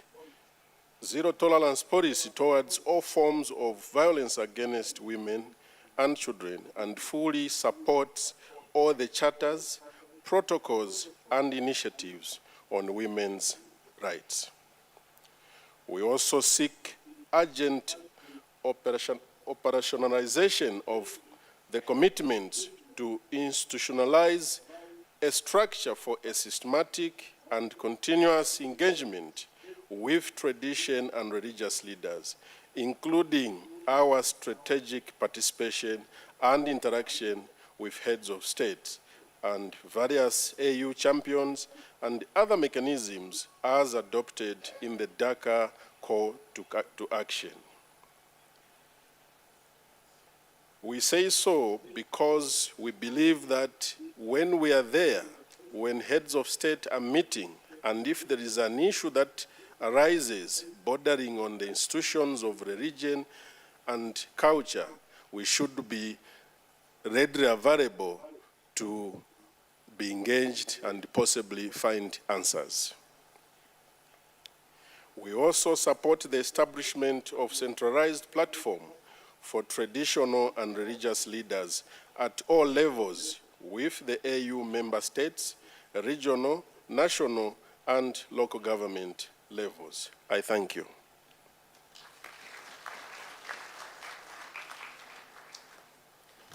So our next speaker would have been Dr. John Oti, who was going to connect remotely, I'm told, but technology is failing us, so we will be sharing his contributions. So that leaves us with calling on the last but not least civil society speaker, Dr. Anthony Ajayi. And Dr. Anthony, the 5-minute rule of engagement still applies. Thank you. I guess that's the punishment for speaking last. It's okay. High Excellencies, permit me to stand on existing protocol.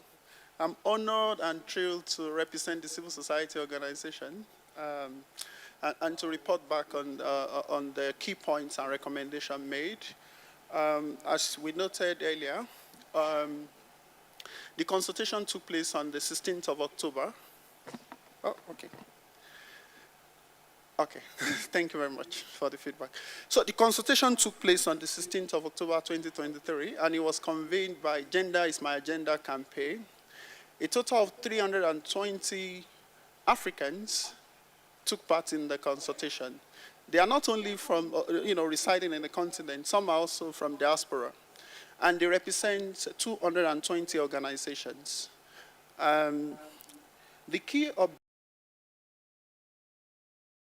progress from the first and second positive masculinity conferences. The second objective was also to define positive masculinity in the African context.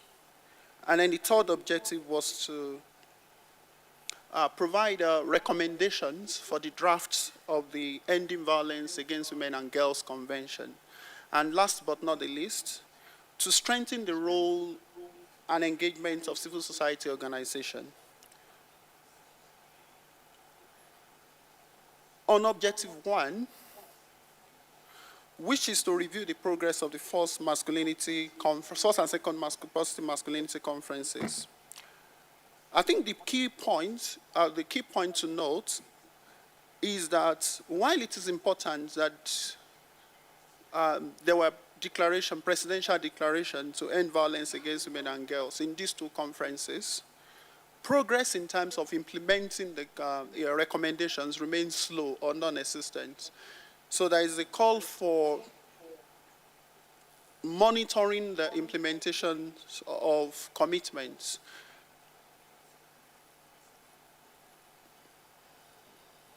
Also, we also noted a lack of resources in implementing some of these commitments. So the civil society organizations are calling for more resources to implement all these important declarations and commitments. Also, we still noted that there is also lack of political will to implement these commitments as well.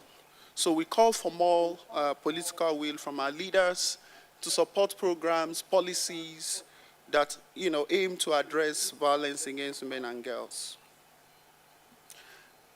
Now, on objective 2, which is towards an African definition of positive masculinity, we noted that it's important to have an African shared definition of positive masculinity, one that is different from Western or global North definition of positive masculinity. And in our deliberations, we identify some of the key tenets of these definitions. One is behavior that embraces healthy and respectful attitude that rejects violence, but more importantly, but also respects human rights and gender equality. Also, behaviors that are non-violence in nature, responsibility and accountability, emotional intelligence, and positive role modeling are some of the key tenets of African positive masculinity definition that should be enshrined in the convention that has been developed.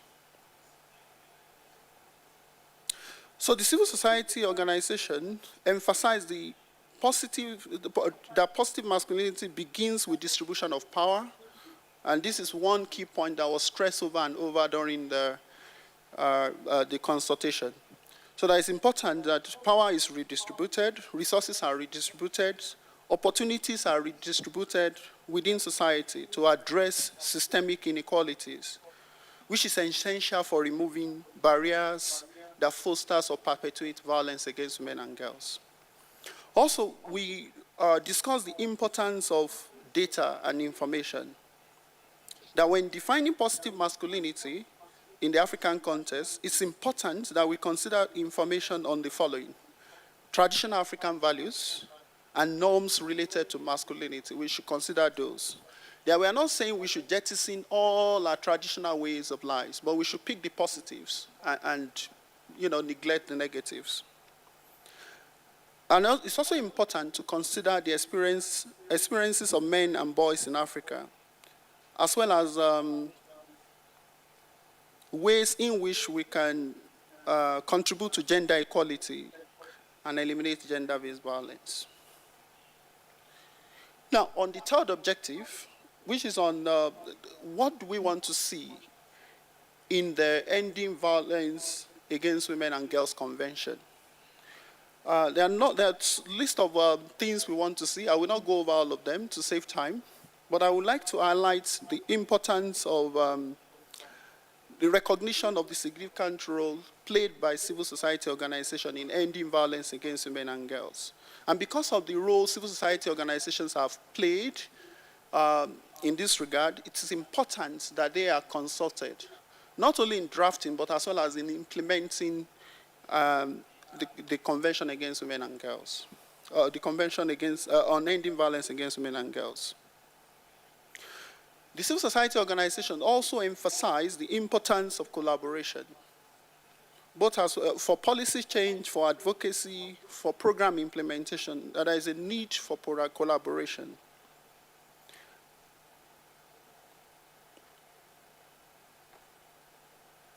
We also, underscore the importance of partnership with governments, with international organizations, with the private sector, to leverage resources across board, so as to strengthen our advocacy efforts towards inclusion and women's and girls' empowerment.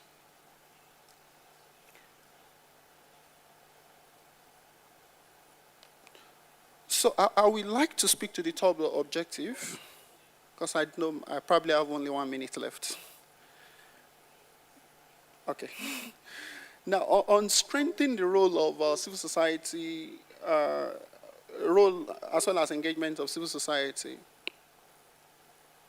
we noted that it's important to acknowledge the shrinking civil space in our countries, that we need to raise our voice to protect civil society organizations from harassment as well as intimidation.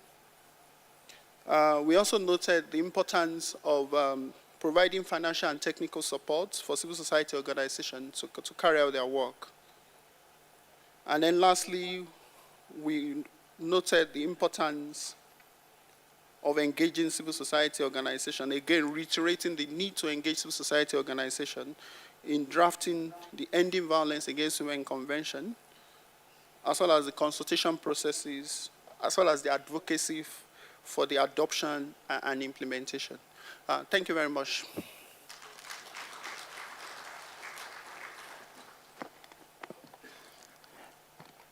Please join me again in thanking all the presenters for their outcome of the consultation that they've shared with us.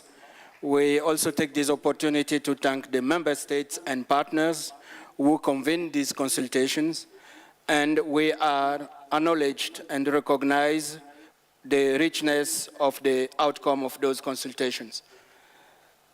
Excellencies, ladies and gentlemen, based on the outcome of the consultation that we were just reflected and gotten feedback of, I think we may want to reiterate the urgency of the continued investment and the leadership and the collaboration and the coordination that is needed to end violence against women on the continent. We also say in a general manner that ending violence against women and girls is definitely progress towards the achievement of the Agenda 2063, the Africa we want. It is progress towards the Agenda 2030 of the SDGs, and it is key to the people-centered development. And here I include, as called by the International Conference on Population and Development, whose next year will be celebrating its 30th anniversary globally. So all these framework in order to reach them, ending violence against women and girls is key. On that note, let me again thank you. Let me thank the organizers, thank the speakers. I also want to thank the interpreters, including the sign language, and I'm handing it over back to the program director. Over to you. Thank you very much. Thank you, Mr. Appiah. Thank you. We were planning with him to defer a bit of the discussion, but you've managed it so well, we've gained a little bit of time. So perhaps we could open it to the floor under your facilitation as well for some comments. You've had the feedback from the various consultations, and wherever you are seated, you've got these microphones.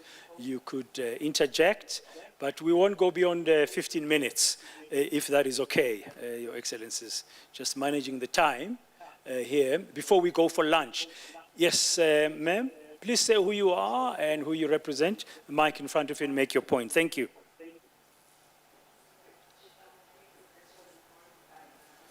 Can we get some volume, please, for the mic? Sorry about that, ma'am.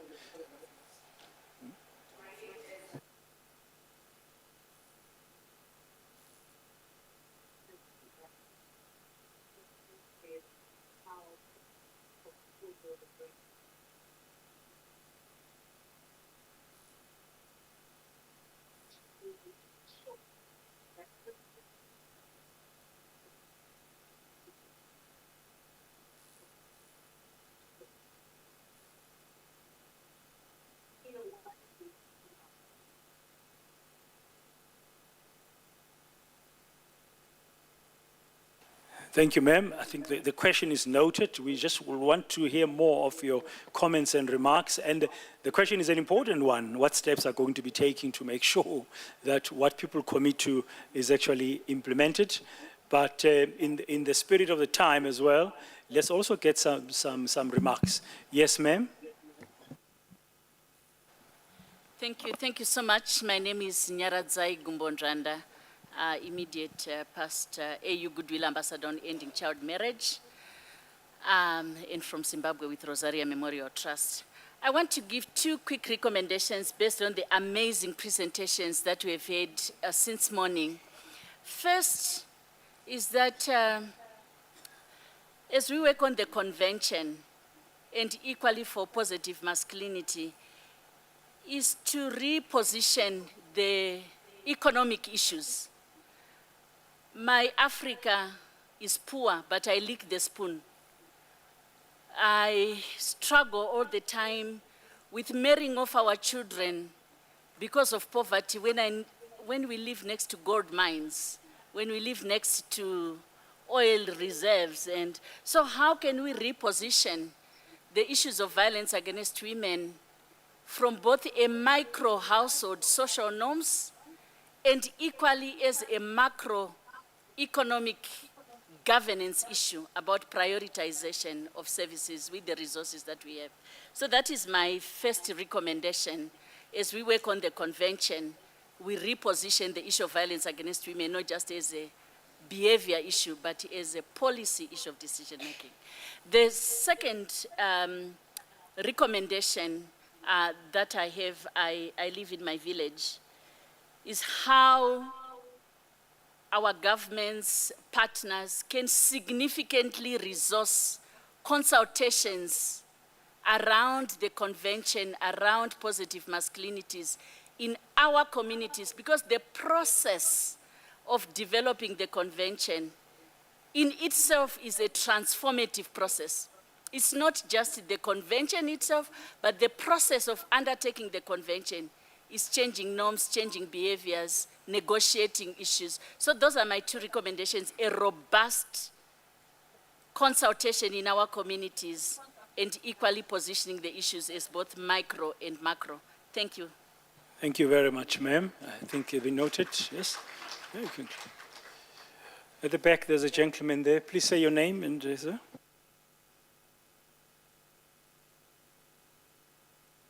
Is your mic on? You need to use a mic. Thank you.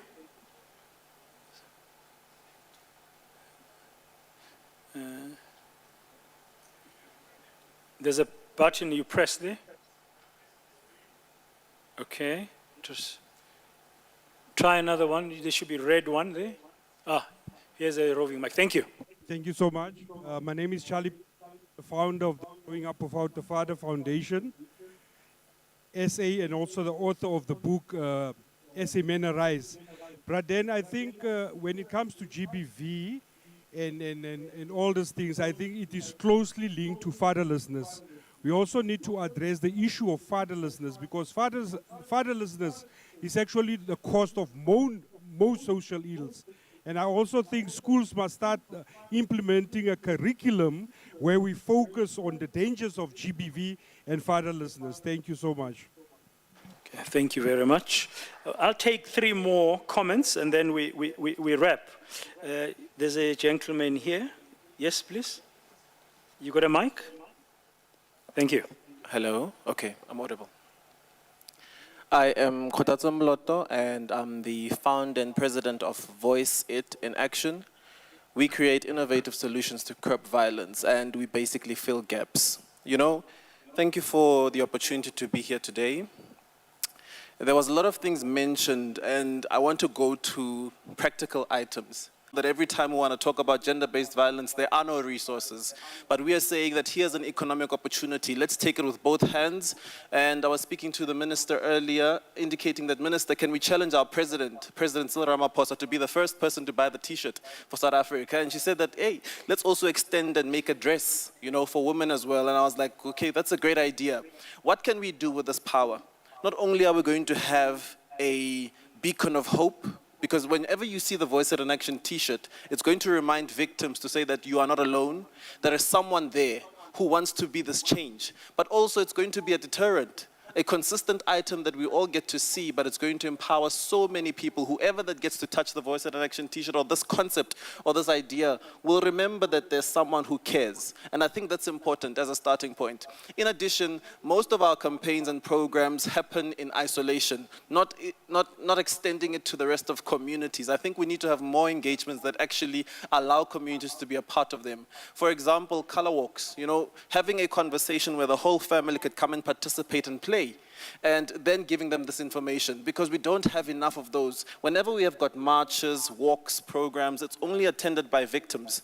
Where are the men? Where are the children? As an organization, we are saying we need to see more of this, and we are willing to do the work, but if government and various organizations are willing to put in the work, let's work. We are here to do our work, we are here to do our part, but we cannot do it without support and assistance. Okay, thank you very much. The last 3 are in the middle. I see many hands coming up. Thank you.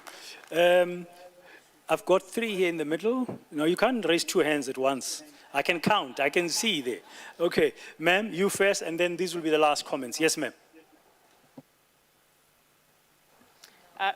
Thank you very much, Mr. MC. I could see that you are a champion for E for She champion. Thank you. I wanted to just flag maybe 3 recommendations. I'm from Tanzania. One, from what we have heard, I think it's high time that the leaders, and fortunately we have also the ministers in the room, that they should allocate budget lines for implementation of whatever is the outcome of these conferences.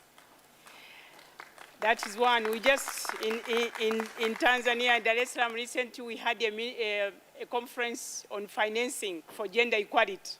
So I think we need that commitment.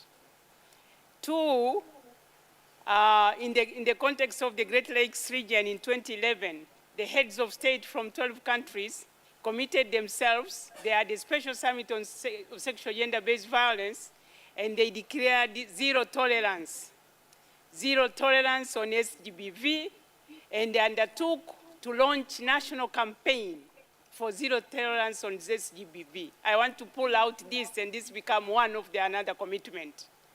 But the third one, I would like to bring to the attention that this issue of SGBV needs to be tackled at 3 levels: prevention, protection, and fighting impunity.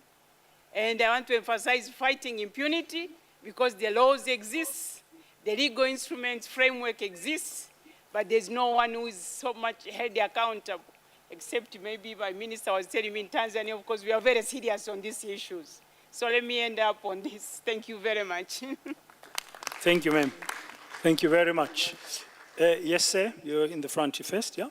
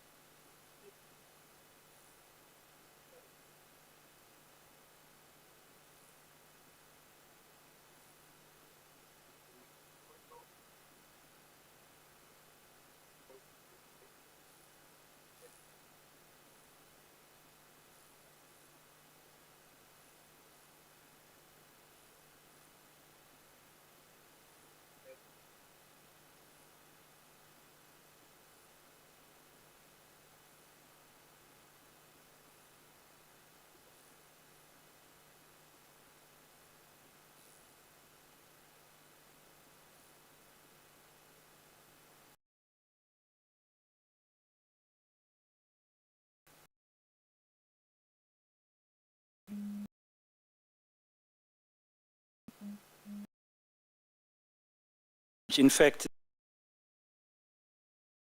the boy child. Yes, sir, in the tie there, and then next to you, the last comment for the session. Thank you.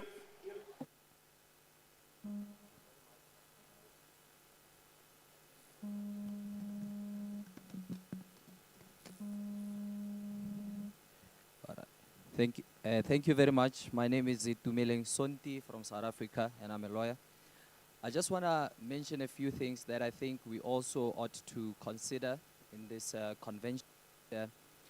With gender equality, it should not be associated with the advancement of women only, but it ought to be viewed as a broader enterprise that seeks to advance society as a whole. I think a lot of speakers before me have mentioned that, of course, we young people, we do, and as young men, we do want to contribute to this, and I think ministers and a lot of dignitaries have said that are here. We do want to advance this, and we need to look at while. Can you hold the mic closer to you, sir? Okay. It keeps on. Thank you. Sorry about that. Men are viewed as a group. I think we should all look that there are not all men are powerful, and because we are talking about positive masculinity and leadership, some of particularly also low-income and minority men are marginalized and subordinated by traditional power structures. And I think part of the conventions, what it should do is that it should open more opportunities so that young people like us ought, because some of the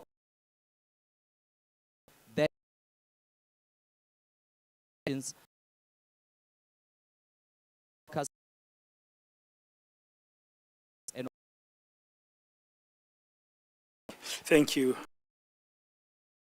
Thanks a lot, Prince Malatse Malo.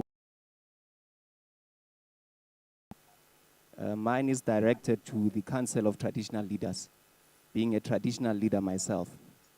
Now, at the heart of the continuation of the violence against women and children is that we as traditional leaders believe that these institutions solely belong to men. We need to recognize the enormous role played by women in traditional institutions. From the beginning of time, we've been recognized not merely as mothers, but as leaders, as breadwinners, as doctors, and so on and so forth. Who is a member of the Council of Traditional Leaders, must first transform their traditional communities through giving women positions of authority before we can speak of change at the continental level. That is my plea, because women must be respected and must be recognized in our respective communities. Change must start there first. Thank you. Thank you very much. Minister Nkosazana Dlamini Zuma, you want a word? Thank you very much. I just wanted to make a comment related to what was raised about abuse and fatherlessness. We have found that quite a lot of fatherlessness is related to abuse, because you can't tell your child that your father is my father, or my grandfather is your father. So women then try to protect these children by not telling them who their fathers are. So it's something that is rarely talked about, but it's there. So we need to look at abuse, and sometimes people blame women and say the boys are angry because they are not being told who their fathers are, but the mothers are trying to protect them from the, even sometimes we've had to have special dispensation for some of these children because they can't even get IDs, because how do you say you're in the ID, the father and the mother? So we've had to say, okay, we'll just say who the mother is so that the child gets an ID, because the mothers are saying we can't put my father as the father of the child, but that's the reality. Thank you. Thank you very much, everybody, for your contributions. Thank you, Minister. And I'm sure those who take notes have taken notes, but a number of things coming out here. Fatherlessness, abuse comes about because of abuse. The issue of economic inclusion, the issue of traditional leaders leading by example, including women in those structures, in the various of those traditional authorities, gender equalities for all, and let us not forget the boy child. I think the fourth session this afternoon will touch a little bit on that. Mr. Epia? Thank you. No, mine is just to confirm that the academia indeed did their consultation, and that happened in Ghana on November 9th. They were planning to share the outcome today online. They were even connected now, but because of some technical internal challenge in the room, they couldn't make it. So I just wanted to say it again for the sake of the record and the integrity of the process. Thank you. Okay, we've now reached the time for lunch. We are running behind time in terms of the original timetable, but I'm sure we'll manage for the rest of the two sessions that are still coming up before we close later on. Now, lunch is being served upstairs, and Your Excellencies, the ministers, and the leadership will leave through this door. And if you have a blue wristband with you, you'll also leave through this door. You'll be directed accordingly. That door will be open. There are stairs. There's a escalator going up. There's also a lift going up. It's supposed to be an hour. Please, can we respect it? Maximum an hour. But we'll try and remind you as we get closer to the end of lunch. Enjoy.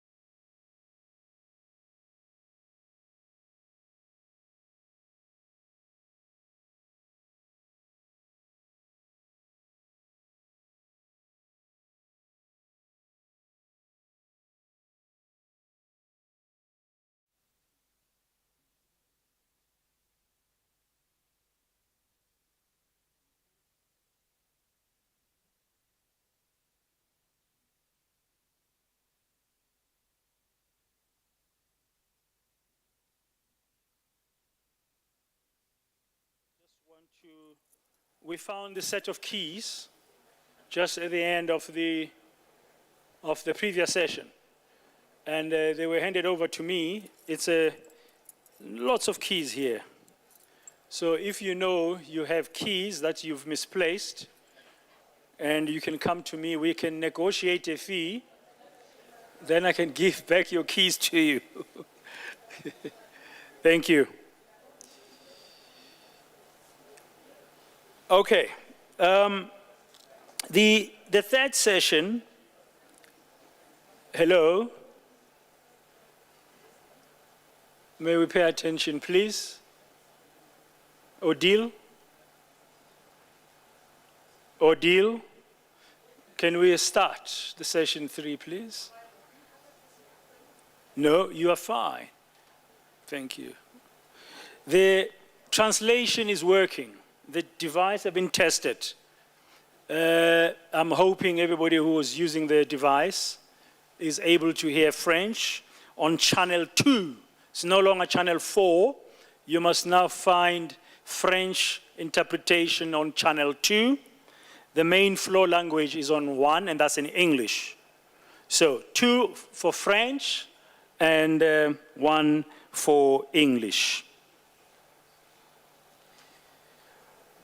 The next session, in the interest of time, I'm going to request the presenters who are going to be coming here to find a way of reducing their presentations from the original allocated times.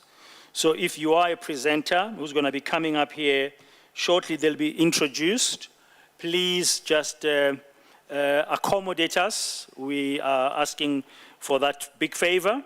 If you are able to consolidate a few points that you were going to make in your presentation, to shorten it by a few minutes. A 20-minute presentation can become 15 minutes, a 10-minute can become a 7-minute, for example. Would really, really appreciate it. Now, the next session, which is our third session for today, is around accelerating efforts towards an African Union Convention towards ending violence against women and girls. It's going to be facilitated by one of the cabinet ministers of the Republic of South Africa. He's the Minister of Higher Education, Science and Technology, Minister Blade Nzimande. He will moderate the next session. We are really pleased to have him here this afternoon and taking part, giving the leadership role that institutions of higher education are taking at the level of policies, practice in responding to the scourge of violence against our women and girls on the continent, but specifically here in South Africa. This has included a 24-hour psychosocial support line, a telephone line, for example, for mental health challenges, including gender-based violence, that has been rolled out across South Africa. Now, the decision to negotiate an AU convention to end violence against women and girls was taken at the AU summit, as you know, in February 2023, marking a landmark decision for the here. As that I've taken engage to what it's a 3-person panel. The minister provide information on both the substantive, technical, and political process. Let's welcome Minister Blade Nzimande to the podium. Thank you.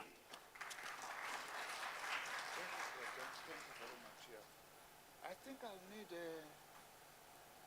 that. I don't see any for translation in case someone speaks French.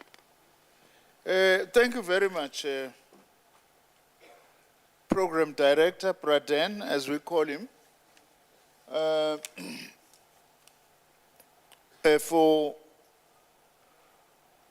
introducing this session. I just want to start perhaps by saying that this resolution by the AU is really a very important resolution which moves ahead of large parts of the rest of the world. The issue of the mobilization of men and the role of men in fighting against violence directed at women and girls. And it also comes at a time when I must say that myself in my own portfolio of higher education, science and innovation in South Africa, I've just launched a campaign to mobilize men to actively promote gender equality and women's emancipation. And I'm doing this under the auspices of a very important program launched by UNESCO, the United Nations Education, Science and Cultural Organization, under the name, the phrase, transforming mentalities,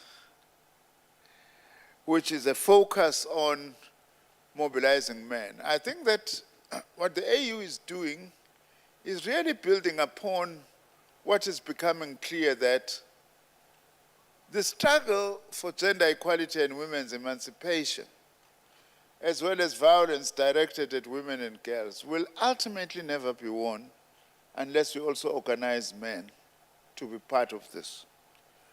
So, as the chair has said, the MC, this is part now, this session, of going concretely on what is to be done. I must say also that in my launch, I was joined by Minister Nkosazana Dlamini-Zuma, which was actually very good in this. And by the way, the higher education sector in particular is a very important sector for this campaign, because that sector is the sector that trains future leaders. If you are able to capture these young men whilst at universities, and of course staff, lecturers, and other male workers, whilst they are still, especially the students, at universities or college, you know that they will play that role beyond college and university, wherever they are. Now, without wasting any much time, can I then please call upon the presenters, which is Mr. Ali M. Jalim, to come forward, and also, oh, sorry, I'm looking at the wrong place. Someone who represents, my apologies, Center for Human Rights, who's going to come and talk about legal and policy gaps in the African legal landscape to deal with violence against women. And can I also call Ms. Jenna Diarra, who is going to look at the approach towards the content of the AU Convention, and then also call upon the African Union Commission, Gender Equality, Women's Emancipation, STC Bureau, who is the Bureau Chairperson, is also the first Vice Chairperson, to come forward. I still only have 2 instead of 3. Unfortunately, I haven't met my panelists. I couldn't get a chance over lunch to meet with them, so that I'm able to just have a brief session, but that should not be a train smash. I don't see the third person, but if that is so, if the third person is a bit late, we'll join a bit later. Let me start with those who are already here. What are the names? I don't know the names.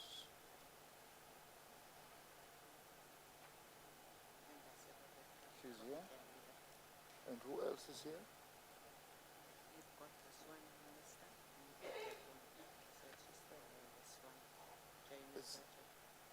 Is this one who is not here? No, you can call them. Oh, okay. All right. So let me start perhaps by calling on Her Excellency Jaina Bajanye, the Ambassador of the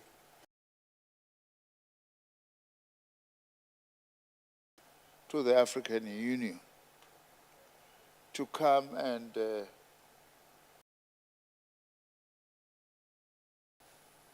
that's the one who is not here. Ms. Matilda Laseko Poko from the Center of Human Rights to come and give your input. I'm trying now to check at the time that you were given. Center for Human Rights. Was it 7 minutes? 10 minutes. If you can cut it to 7 minutes, I would really appreciate that. Over to you. Let's please welcome him.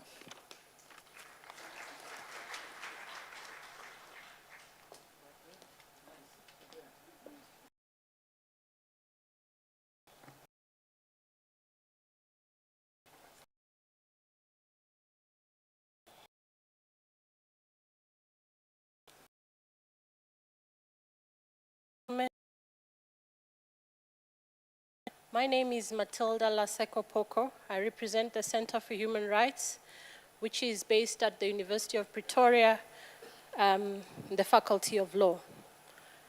To set off this panel, I've been tasked with giving a sense of the question that I've already had in the room in the course of the day, which is that the laws are there, the treaties are there, but we are losing the fight of violence against women. And so the question is, will an additional treaty make a difference? What are the gaps? To inform this process, the Center for Human Rights, in partnership with the Office of the President of South Africa, has since the year, for the last 3 years, been engaging in a research study on the discriminatory laws affecting violence against women and assessing the legislative terrain on the continent on violence against women and what the gaps are that are resulting in the continued violation of women and girls' rights. The study was done in 2 phases. The first phase was mostly desktop research and was really a rapid assessment of the situation of laws on the continent. And in the last 2 years, we spent time working with 25 country researchers in 25 African countries, which were selected as the country studies. And in those countries, we were able to do a more in-depth analysis of what is the legal terrain, what are the gaps in the laws, and how can an additional treaty help us to close those gaps. The 25 countries were selected based on various criteria, which we record in our study, and I won't go into detail on given the time limitations. In terms of just highlighting what many of us here already know to be the reality on the ground, in the study used the different forms of violence against women that are defined in the Maputo Protocol on women's rights in Africa. And in the Maputo Protocol, we categorized, the treaty categorizes violence against women as physical violence, sexual violence, economic violence, and psychological violence. So the first question that the study went to consider was, practically on the ground in these countries we are researching in, what forms of violence are most prevalent? So to spotlight some of the prevalent forms of violence, our study found that physical and sexual violence was highly reported, and so gives the impression that it's the most prevalent form. But upon further consideration of the research, we noted that it's primarily because economic violence and psychological violence are highly underreported.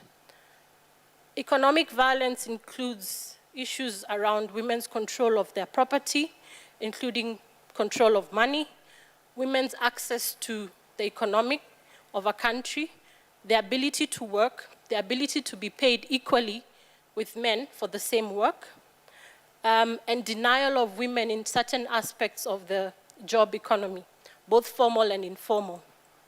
So violence occurring in these domains is quite underreported, and something that we would like the treaty to capture in its definition of violence. Psychological violence is in fact literally unknown in many of the countries that we researched. It is barely covered in any of the legislation that we looked at in the 25 countries, despite the fact that it not only manifests as its own form of violence, but it also undercuts and comes through when women are experiencing the other 3 forms of violence. So that is something that we also hope will be captured in the treaty. Then we looked at the extent to which the AU member states that were part of the study had ratified and perhaps domesticated the 2 treaties relevant to violence against women and women's discrimination. The first being CEDAW at the UN level, and the more African document, the Maputo Protocol. Our findings overall on this was that many African countries have ratified these ratifications, the fastest document to come into force and have such a large number of ratifications within the African human rights system. But our findings were that in terms of why this protocol is not making the impact that it potentially has in addressing violence against women is 1, lack of domestication at the national level. Second, the fact that countries are domesticating but retaining reservations on some of the critical provisions in the Maputo Protocol. And then there's a lack of actual implementation, even in member states where aspects of these international treaties have been domesticated into national law. So those are some of the challenges with matching, the ratification level with what member states are actually doing at the country level to implement the obligations created in those treaties.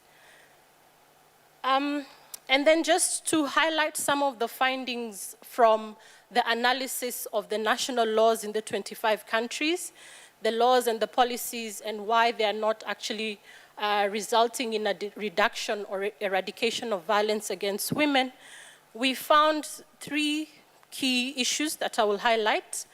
The first is that many member states don't have vow-specific legislation.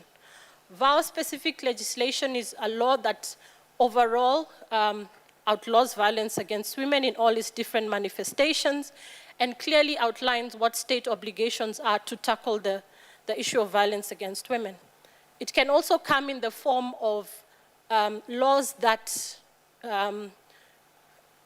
address a specific form of violence against women, for instance, a Domestic Violence Act or an anti-FGM piece of legislation that we also term as vow-specific legislation.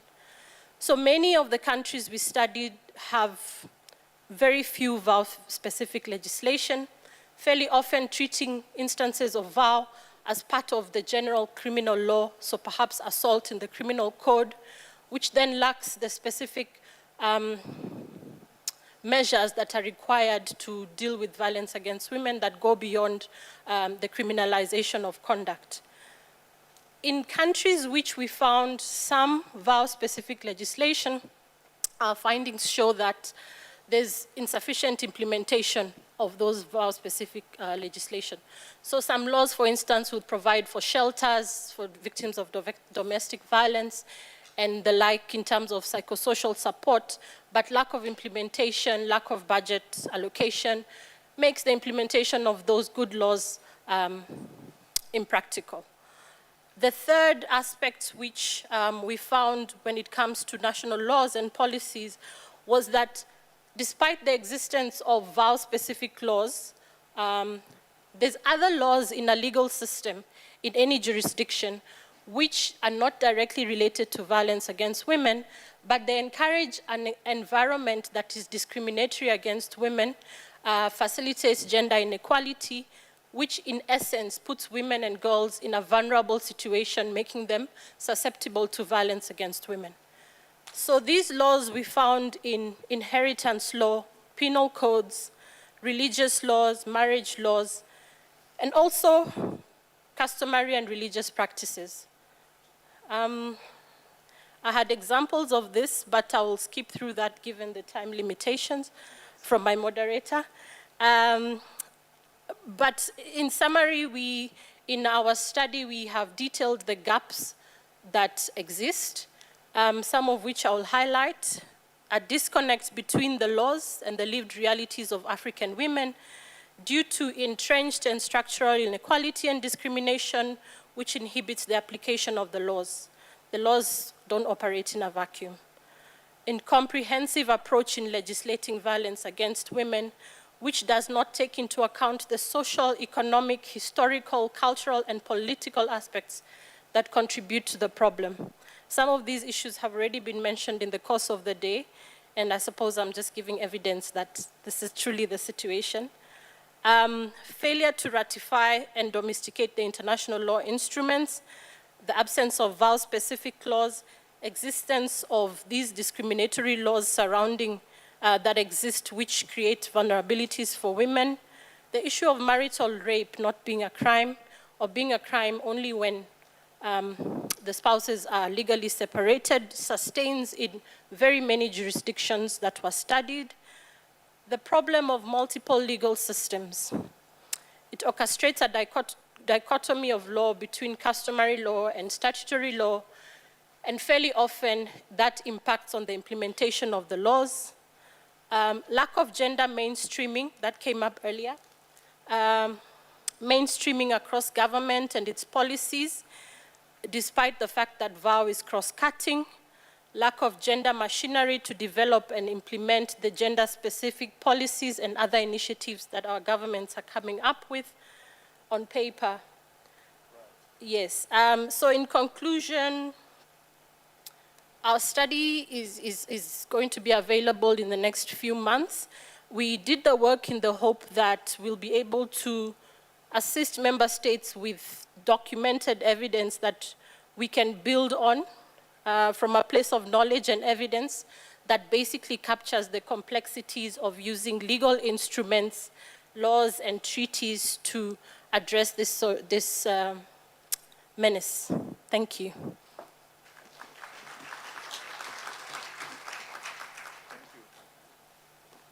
Thank you very much for that presentation. Now I have the honor to call upon Her Excellency, Jainapa Jagne, the Ambassador of the Republic of Ghana and Permanent Representative to the African Union. We requested that maybe you cut your presentation to 15 minutes. Sorry, not to 15 minutes, to 5 minutes, because you had 7 minutes. It's the last speaker who has got 20 minutes. I'm sorry about that. Okay. If you could try at 5 minutes, like a true diplomat. Thank you very much.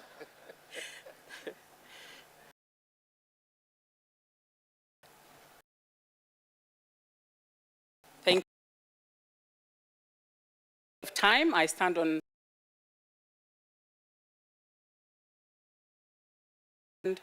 on the shoulders of giants. These formidable women sitting in the first few rows. So yes, they deserve a round of applause. Thus, I acknowledge them all. And it is usually a very difficult session immediately after lunch, because half the room has left and the other half wants to nap after a full lunch. So I'm glad to see that everybody is still here and very alert. Mr. Moderator, I have been requested to step in this panel for my sister, the permanent representative of Ghana to the African Union, Ambassador Ama, to put forward the next steps on the road towards the African Union Convention and ending violence against women and girls. So, Excellencies, distinguished ladies, and the he's for she's in this room.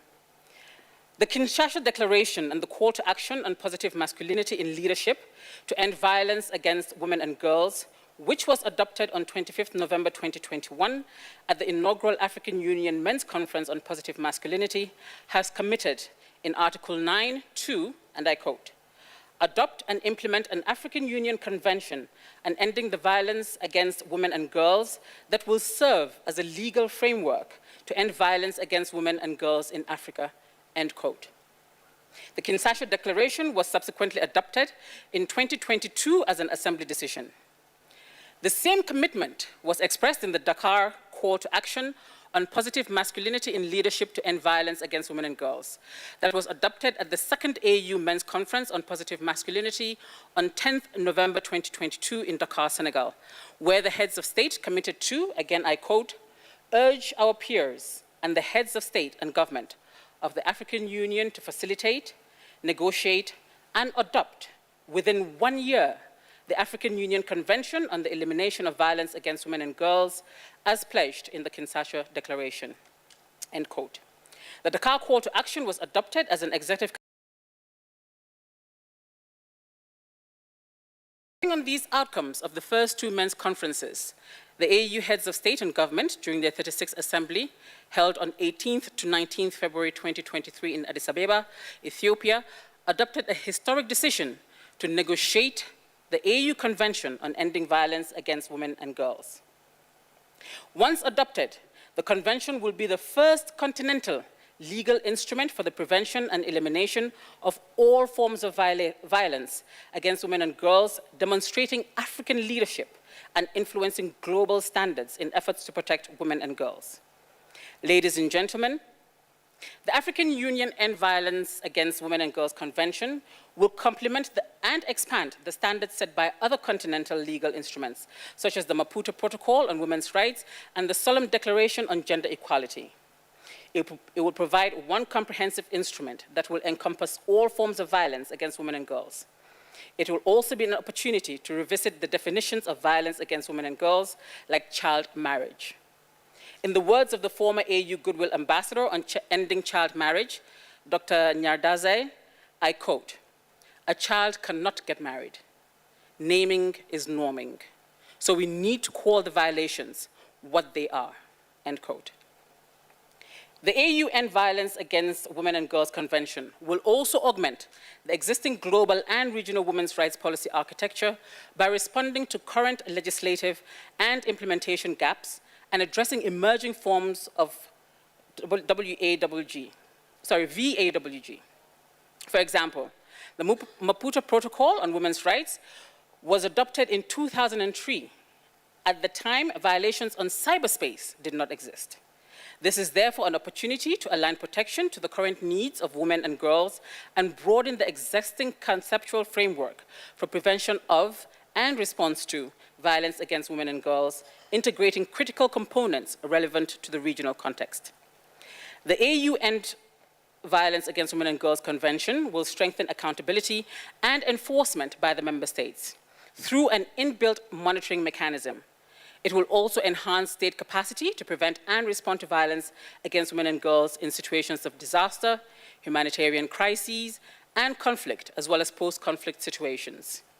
It will provide a mechanism to mobilize sustainable financial resources, including from non-traditional sources of funding for ending violence against women and girls work. Overall, the convention will provide an opportunity to engender substantive equality of outcomes between women and men, in line with more recent global norms and standards, which make connections between gender-based violence and gender inequality. It will be an Afrocentric, legally binding framework that will provide an impetus for a comprehensive, wide-reaching, intergenerational, Africa-wide response to end violence against women and girls. Excellencies, on the way forward. Negotiating a legal instrument such as End Violence Against Women and Girls Convention is primarily a member state responsibility, but that is informed by the voices of African citizens. As part of the preparations for this third men's conference, consultations were held with various stakeholders where contributions were received on what should be contained in the convention. The information gathered will be used to develop a zero draft of the convention by December 2023. This will be used to conduct continent-wide consultations with all AU citizens. On that note, a consultations campaign will be launched at the beginning of 2024 to hear what citizens want to see in the convention, so that the document is co-created and co-owned by the people of Africa. A legal consultant has already been recruited to support with the drafting of the convention. In addition, a reference group of legal and gender experts from across the African continent will be established to support with the drafting process and ensure, amongst others, that the language is aligned with AU common positions and values. The reference group will also ensure that all potential contestations are addressed before the document is submitted to member state experts for formal negotiations. When the second draft of the convention is finalized, a consultation will be held with ministers in charge of gender and women's affairs to present the draft to them for their consideration. And once the document is cleared by the ministers responsible for gender equality and women's empowerment, it will then be submitted to the member states' experts for official negotiations. When the experts complete their work, the document will then be tabled before various AU policy organs for adoption, such as the Specialized Technical Committee on Gender Equality and Women's Empowerment, made up of AU ministers in charge of gender and women's affairs. Then the Permanent Representatives Committee, made up of AU ambassadors, and the Executive Council, made up of African Ministers of Foreign Affairs, and finally, the AU Assembly of Heads of State. So, dear participants, to summarize the next steps. They are: 1, a zero draft of the AU EVAWG Convention will be completed by the end of December 2023. Experts will commence work for consideration of the zero draft by January 2024. 3, a continent-wide multi-stakeholder campaign will be launched in February 2024 to ensure that the width and breadth of AU citizens are consulted. 4, member states negotiations will be instituted by mid-2024. 5, Am I cut off automatically for the 5 minutes? Okay, it's back on. Okay. Where was I? 4, the member states negotiations will be instituted by mid-2024.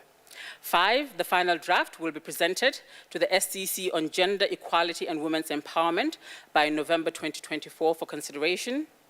6, the Permanent Representatives Committee and Executive Council will consider the document between January and February 2025 in preparation for its submission to the Assemblies of Heads of State during their February 2025 summit.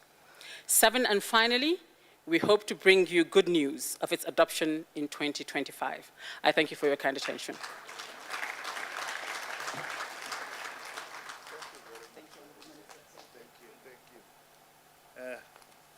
Thank you very much. I thought there was some artificial intelligence capacity here to read time. Sorry, we are all putting pressure on you because of time. Otherwise, these are very, very important inputs. So I'm going to call our last speaker on the subject, which is on the draft input into the content of AU Convention. And you have 15 minutes because of the task that you... After both, you can take 5. That's even more generous. Let's clap for you even harder. Thank you very much. Thank you, Minister. Good afternoon, everybody, and all protocol observed. Like I said, since my 2 colleagues gave you the full overview this afternoon, my presentation is going to be very short, because as you all know, we're just at the beginning. Is of course built on the experience of information to a comprehensive document that is binding on our member states. I think that is where the challenge will start. So the convention will definitely build on the existing experiences. For example, we know that many of our member states have enacted legislation already and developed policies and programs to address violence against women. Some states have adopted national action plans, which generally include support measures for victims and survivors, awareness raising, education, sensitization, training, capacity building, prosecution, punishment, etc. So the convention is meant to close the gap, since most countries also still lack a coordinated multidisciplinary approach that includes the criminal justice system, healthcare and other services, the media and the education system.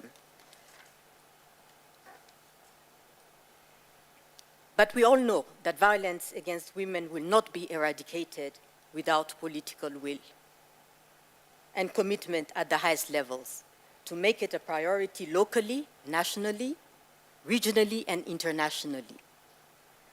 Political will, which is expressed in a variety of ways, including legislation, national plans of action, adequate resource allocation, etc. We are happy to know that tomorrow the president will be here, the two presidents will be here, and then we do hope that they will carry the message that political will is what is blocking us from getting to the eradication of violence.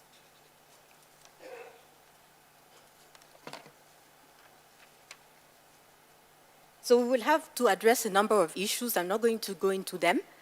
This morning we've heard the outcome of the consultations that were held in various countries and with various sectors, academia, private sector, youth.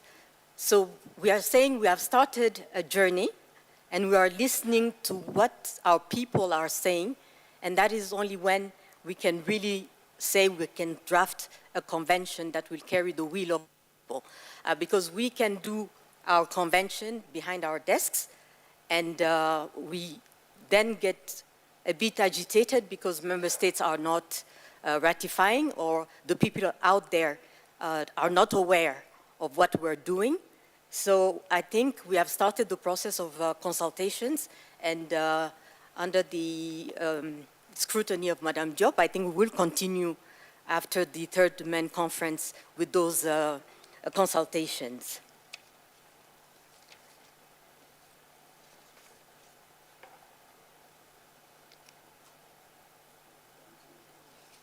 So there's one last thing that I'm going to bring to your attention. We know that the underlying root cause of violence anyway is the subordination of women and other forms of social, cultural, economic, and political subordination that need to be identified and addressed.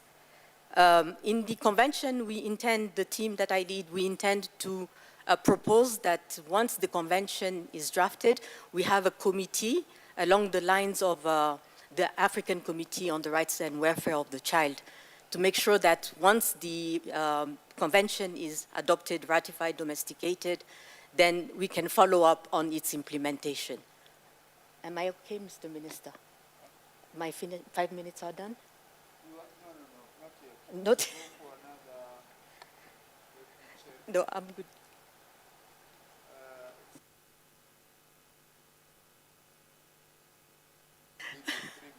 The minister has given me 3 more minutes, so I'm not sure what I can add to what I've been saying.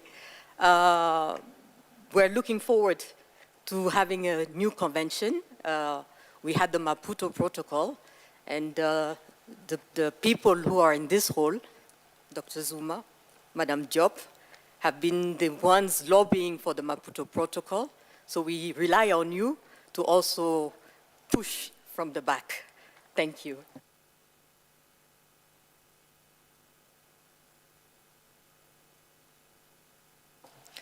Thank you very much to our speakers for that very important input. Now, Pradan, you know, when you are chair, it means you have delegated all your powers to me, and I can exercise them at my own discretion. What I would like to do, perhaps before I open for a brief engagement, is to recognize the leadership of the Pan-African Women Organization, PAO. The president, Eunice Pinge, and the Secretary General,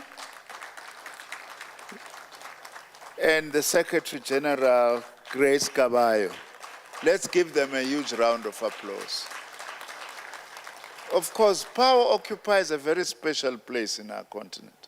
It was the first real Pan-African organization, which was founded even before the Organization of African Unity. So because of that, I will use my discretion to perhaps just call upon the president, Ms. Eunice Pinge, just for 3 minutes to come and greet and wish this gathering, which is so important, very well. Because in so many ways we are continuing the work that was started by Pao, when at that time there was very little hope on that. Manibongwe. Egama lamakhosikazi. Yes, wozake mongameli. Just 3 minutes.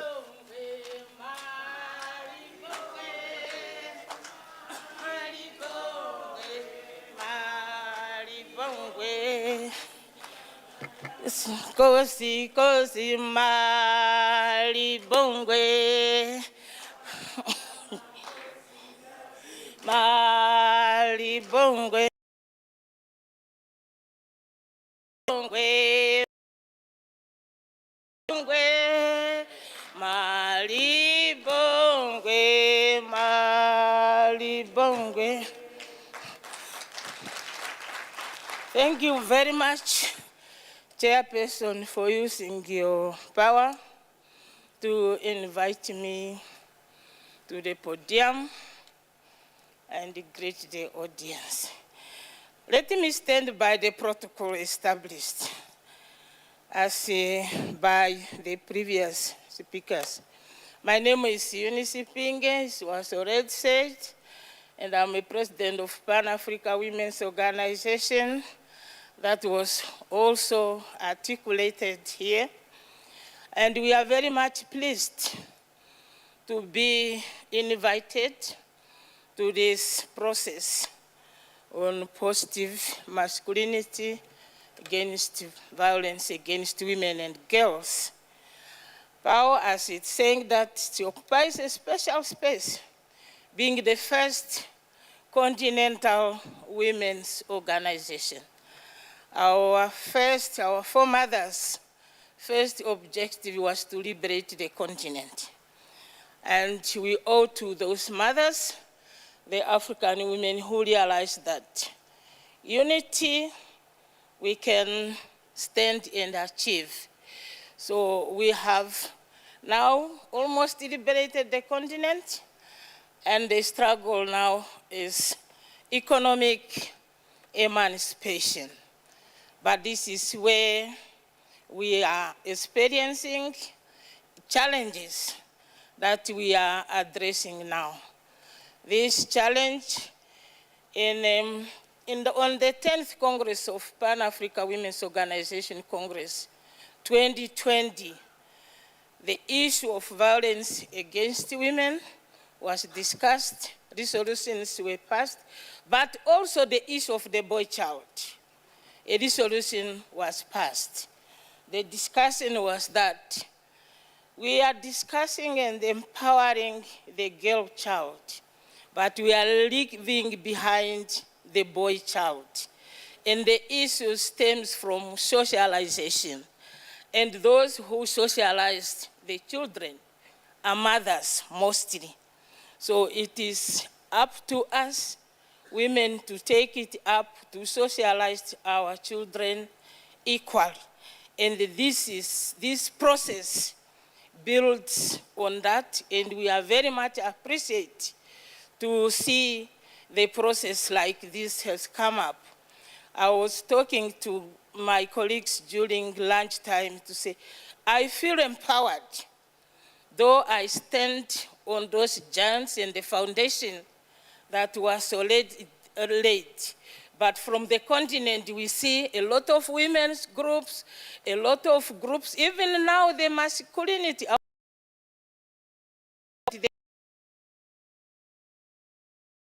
So,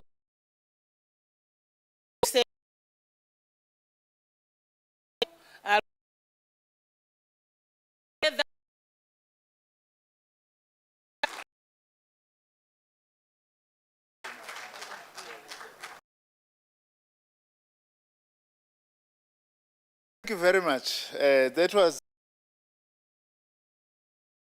questions. Can I start with that hand there? Number 1. And there is number 2 with the black shirt, if I'm seeing correctly.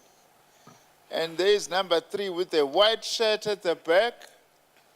I'm looking for number 4 there, just behind Professor Mandaza, and then the last one, right there with the pink dress. Unfortunately, I can't point at the others. Don't blame me. It's time, and time is very scientific. Science. Thank you very much. Number 1.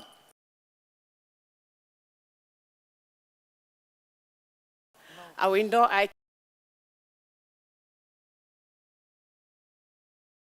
priority of the Spotlight Initiative, Africa. My question, and of course it's also a contribution, is who watches the watchman? So as we are looking at punishing perpetrators, we should also consider what we can do to position our champions. In Ghana, for example, our king in Ashanti Kingdom has instituted February 6th as a day for Queen Mothers. And he already said it publicly that any chief who violates or who punishes or who does anything ill to a Queen Mother and brings it to his court is dead on arrival. So, and we have about 3 or 4 male champions who are helping us in Ghana now to ensure that we get to the zero EVALG. What are we doing to position these champions? What are we doing bringing them to fore so they become a good example to all the people we are trying to engage across the continent? Thank you. Thank you very much for that. Thank you very much. Number 2.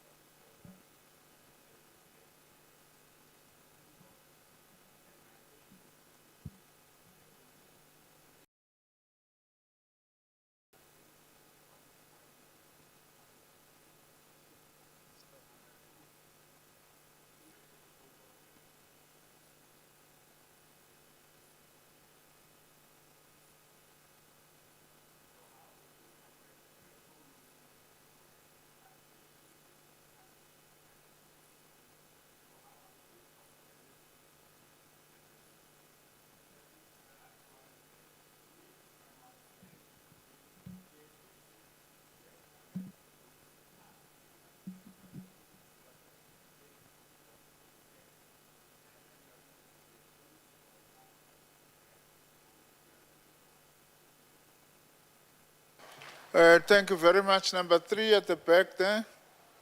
No, thank you. I thought I was number 3. Yes, yes, you are right. Go ahead, please. I thought it was... Go ahead. I saw you very well, so I'm not going to allow any chances. Yes. You are number 3. Thank you. Okay. No, thank you so much, Program Director, Minister. My name is Sabelo Kumete. I am a founder of an organization called Cloud Therapist. I'd like to acknowledge all the contributions and the presentations, but also would also like to urge all the participants here that we must also think of the practical interventions, especially when it comes to the issues of mental health, because quite a number of victims of gender-based violence across the continent, do when it comes to access, but really what we call by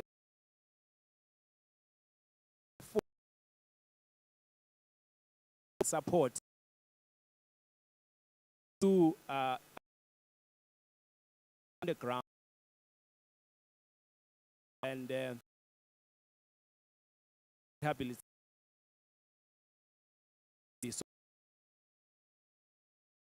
Forward,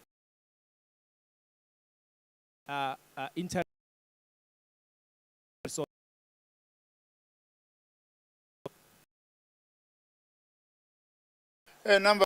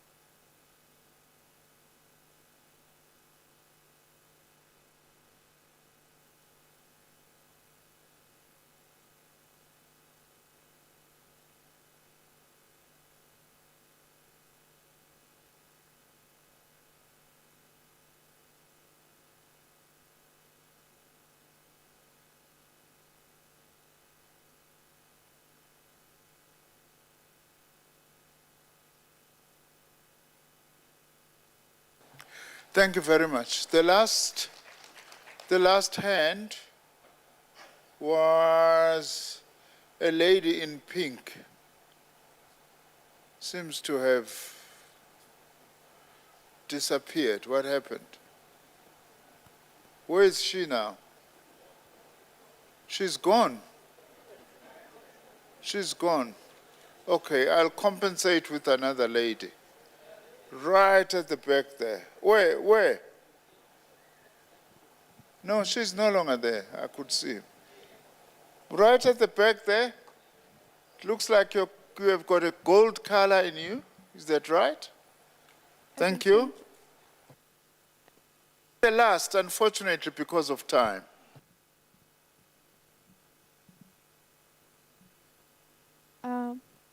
Okay, Felicity. Yes. Ms. Felicity Feleka, I'm a youth advocate from Ethiopia. I wanted to ask, it has been mentioned that legal expert reference group as well as gender expert reference group has been established. I want to ask if a youth reference group is going to be established as well, and if you could brief me on how the selection process will go. Okay, thank you very much. Can I give you 2 minutes each? That's a lot of time. You don't need it. You also don't need it. You also don't need it. So which means then the rapporteurs will help us by, although there was a very specific question there, whether the youth will actually also have a platform and be organized as youth. Perhaps I can try and answer that one. Or you want to answer it? Thank you. Thank you. No, just to say that there's not a youth group as such, but youth is part of the reference group that we're setting up. So there's going to be two representatives from the youth. Thank you, Chair. Thank you very much. By the way, the youth does not also have to seek permission. You can organize yourselves within this platform and say, as young people, we would actually like to have a platform. Here we are. We want to actually work with you on this particular platform. I think that it's important. Now, in conclusion, perhaps I can just make very quick observations about how I'm pulling together some of the things that are coming out of here. I don't think that we should forget the point made by Minister Dlamini Zuma on the political economy of patriarchy and the political economy of women's oppression. It's a very crucial, ongoing analysis that we need to, because it's not just describes the origins of women's oppression, but it's also describing the factors that also are continuing to contributing to reproducing patriarchy and women's oppression, which is then linked to another important point that perhaps needs to be elevated and be emphasized.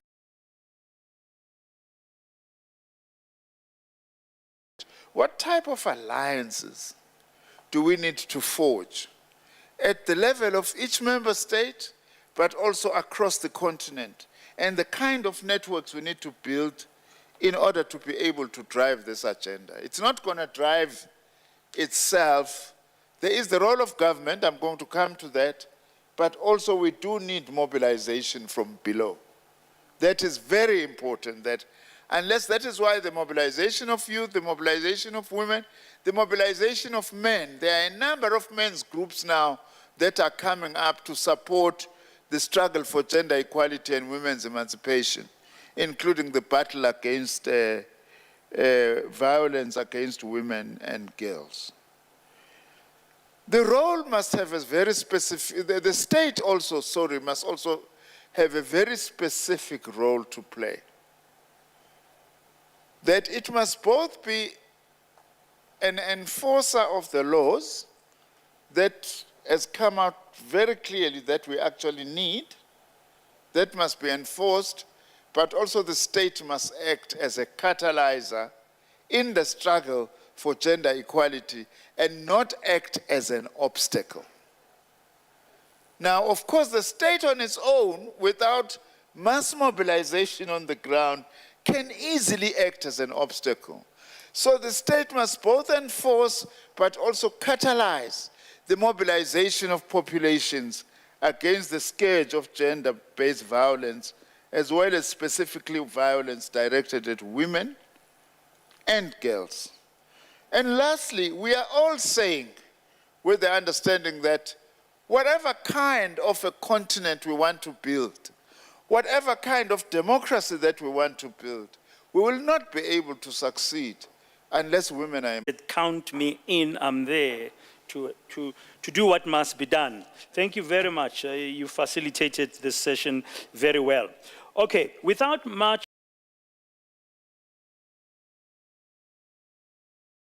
you all know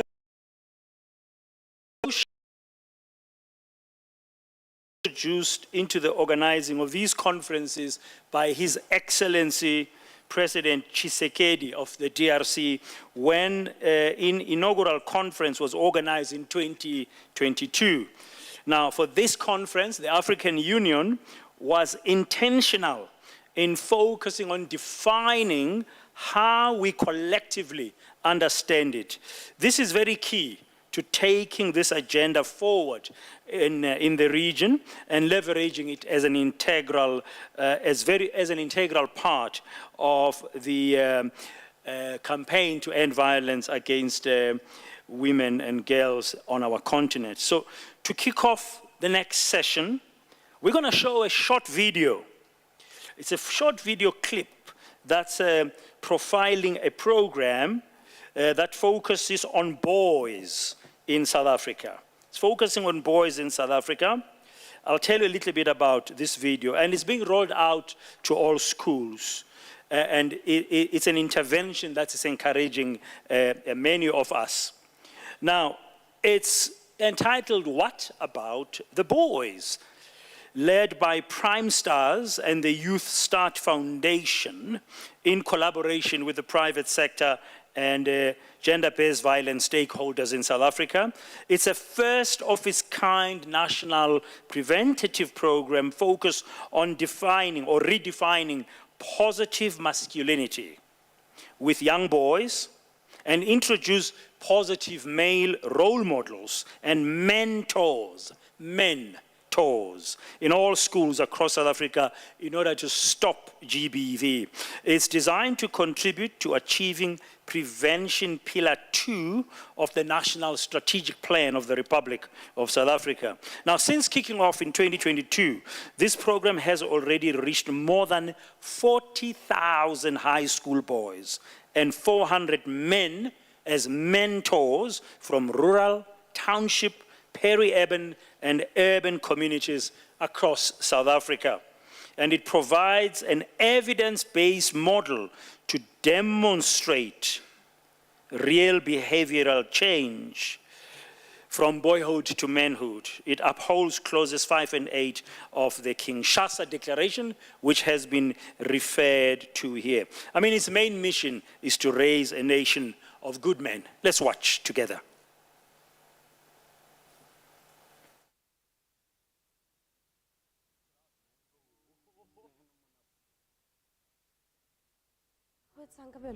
Can you stay out of my business? From a young age, they are taught to be strong, to be in control, to always be the man. We're rugby players, okay? Tough gents. We're not prancing around in tutus painting our nails pink.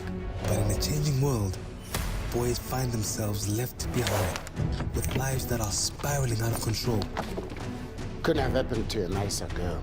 Filled with violence. This is why women have to constantly live in fear. I feel like I have to do more. Decisions which will prove to be fatal at times. But it's time we rethink the path we are setting them on. I think she is. It starts now. Come on, boys, come on! A leader uses his brain, not his fists. What about the boys?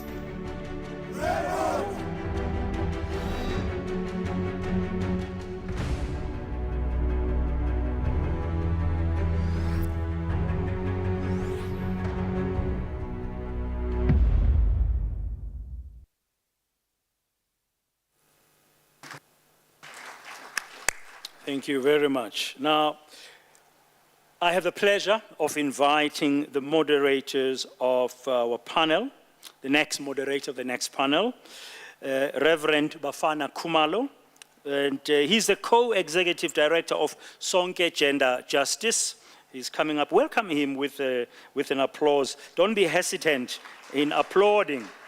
And he's got extensive experience and expertise in this field at national, regional, and global levels. Reverend Bafana Khumalo will then introduce the panel that will be joining him here. Thank you very much.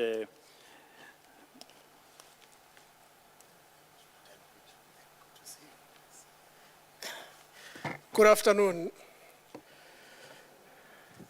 Well, in Africa, when you speak and people don't speak back to you, people say there's something wrong with you. Because in Africa, we communicate. Good afternoon. Sanbonani. Even the visitors, you should know Sanbonani by now.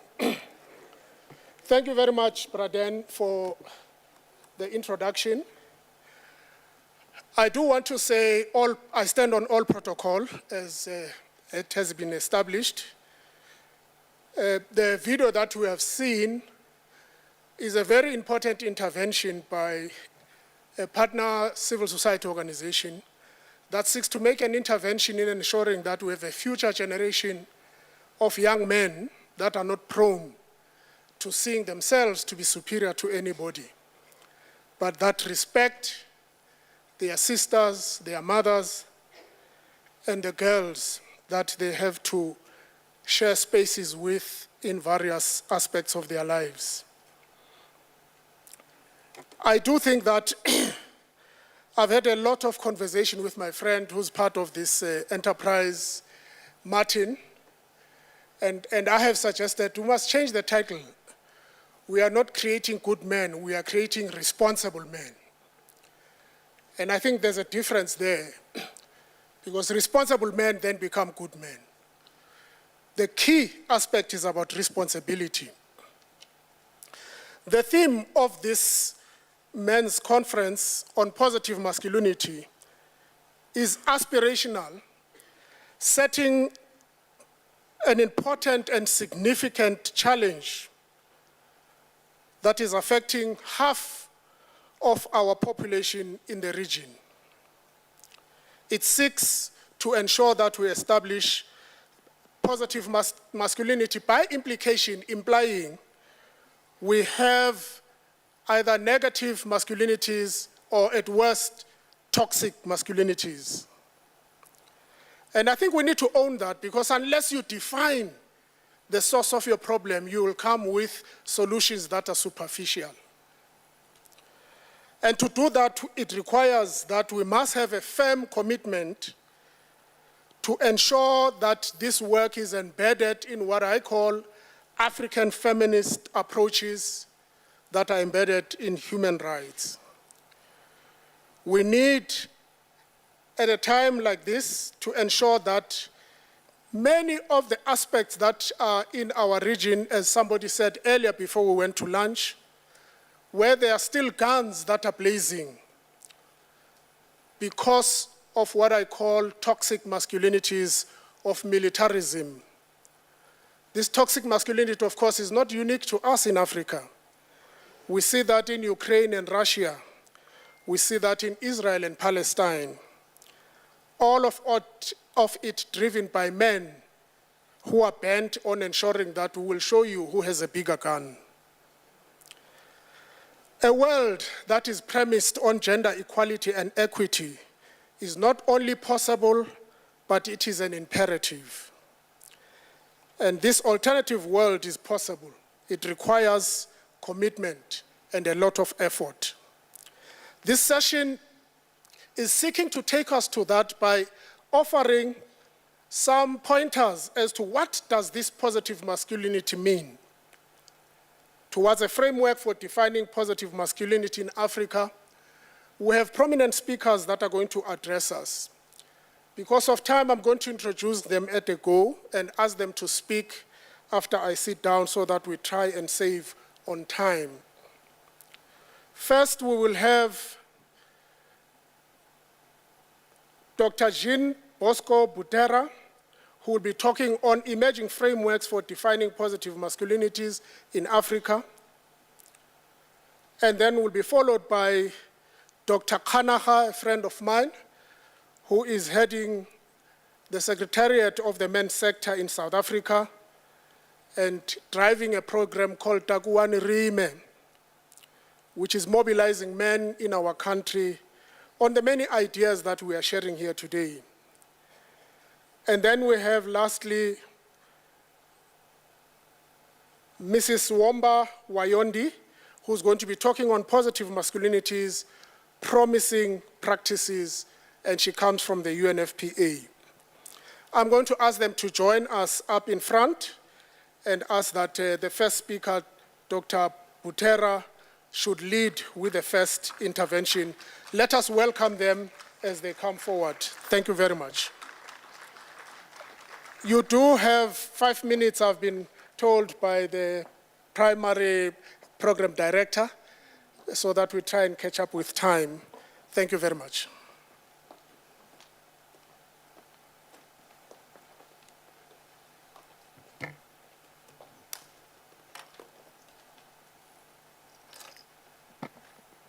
Thank you, Chair, for giving me the floor. And please allow me to stand on protocol. I had a PowerPoint presentation, but I think it will take long. So I'm going to shorten that one and just try to. So what I've been requested to do is we have a number of consultations. I mean, we heard about them from morning, and some of you have been participating in these consultations. And a key question is, what is positive masculinity? So what the African Union is trying to do is to put together some definition, some framework. We can work together all to say this is what we are looking into when we talk about positive masculinity.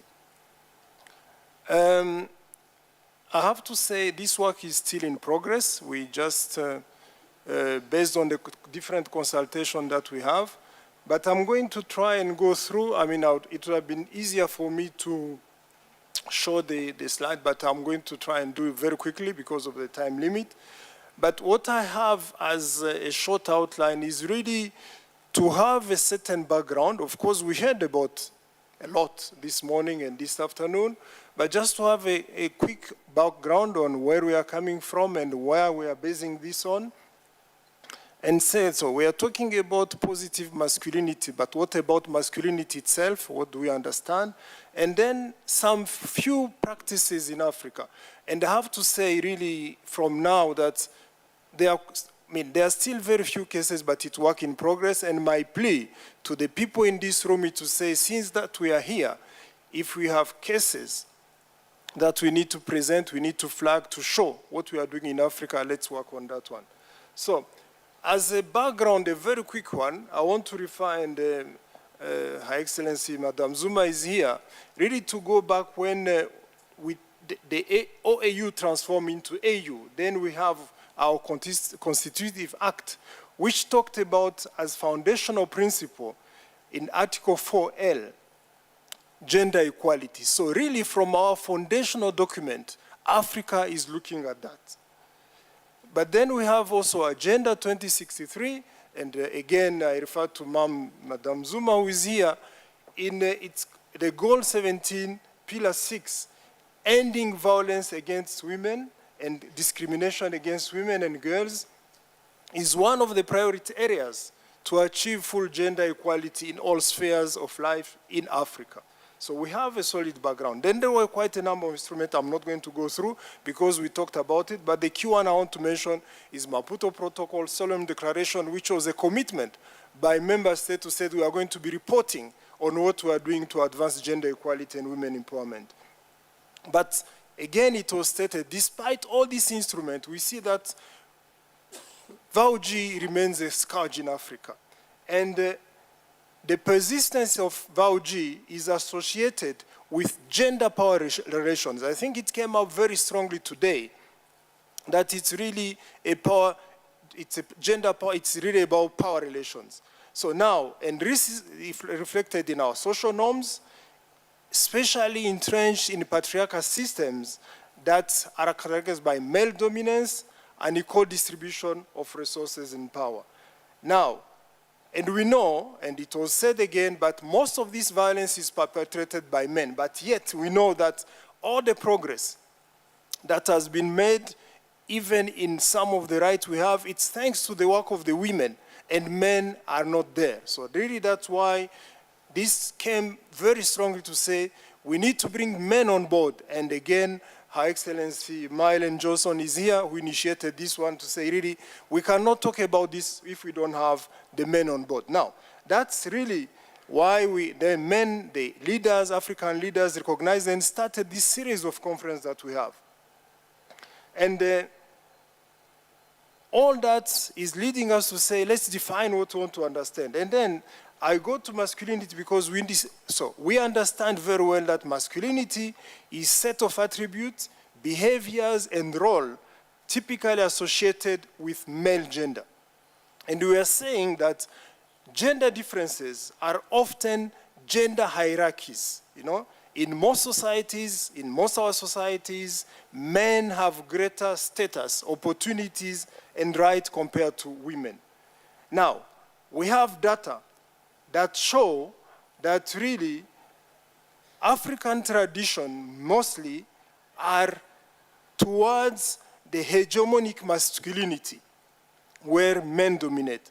But we also know that it's not the doing of men only. Even mothers, when they're educating their boys, they say, boys are not supposed to do this and this. They're supposed to act as a man. You don't go to the kitchen, you don't cry, things like those ones. The patriarchal masculinity do emphasize the superiority of men, of masculinity over femininity, and the authority of men over women, and perpetuate gender inequalities. Now, turning to positive masculinity, what I did, I tried to put ideas from the different consultation and bring a definition that says positive masculinity is a transformative mindset in men to recognize women as equal human beings, to uphold their rights and promote their empowerment in all spheres of life. It is a key leverage towards building societies where all people enjoy equality, freedom, and human dignity. Positive masculinity in Africa is an agenda to change social fabrics by addressing harmful practices, cultural drivers, and conflict that continue to subject women and girls to all forms of violence. But it's also a call, and we heard this very much in the room, on men to be role models to boys in intergenerational endeavor to promote women's rights in a holistic approach towards the achievement of gender equality and women empowerment. So I'll go very quickly now and say, one thing that we need to say also is that in endeavoring in having positive masculinity, we are not aiming to make men lesser men, if I can put it in quote, or to change men into women. It's a call for men on men to support women participation and leadership in political, economic, social, and cultural spheres. Now, one thing that is important, and we've been talking about, it's not that positive masculinity must be looked at in the lenses of matrimonial relations only. It's not about that. It's also about, first and foremost, the right of women, the equality, and the respect of women's rights. So it's not only to say man and women in the rights that she has.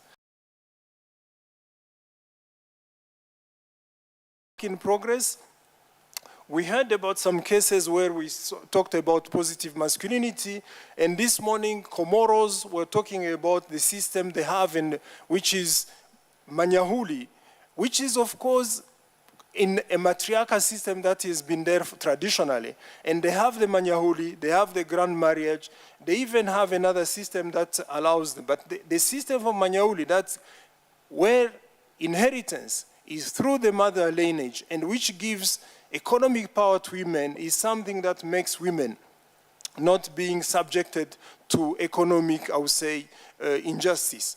But when we were in Comoros and we discussed this, there was a caveat to this that was raised by women to say, the protection against economic vulnerabilities has yet to transform into an enhanced, a stronger participation and leadership of women in public and political decision-making spheres. And also, it does not prevent the occurrence of sexual and gender-based violence. It's still there, though some aspects do say, but there is still some gap that needs to be addressed, though the system protects women economically. We have a case in Niger, and I took this case because we know that these are countries that are in the report, in the spheres, because of figures that are quite alarming.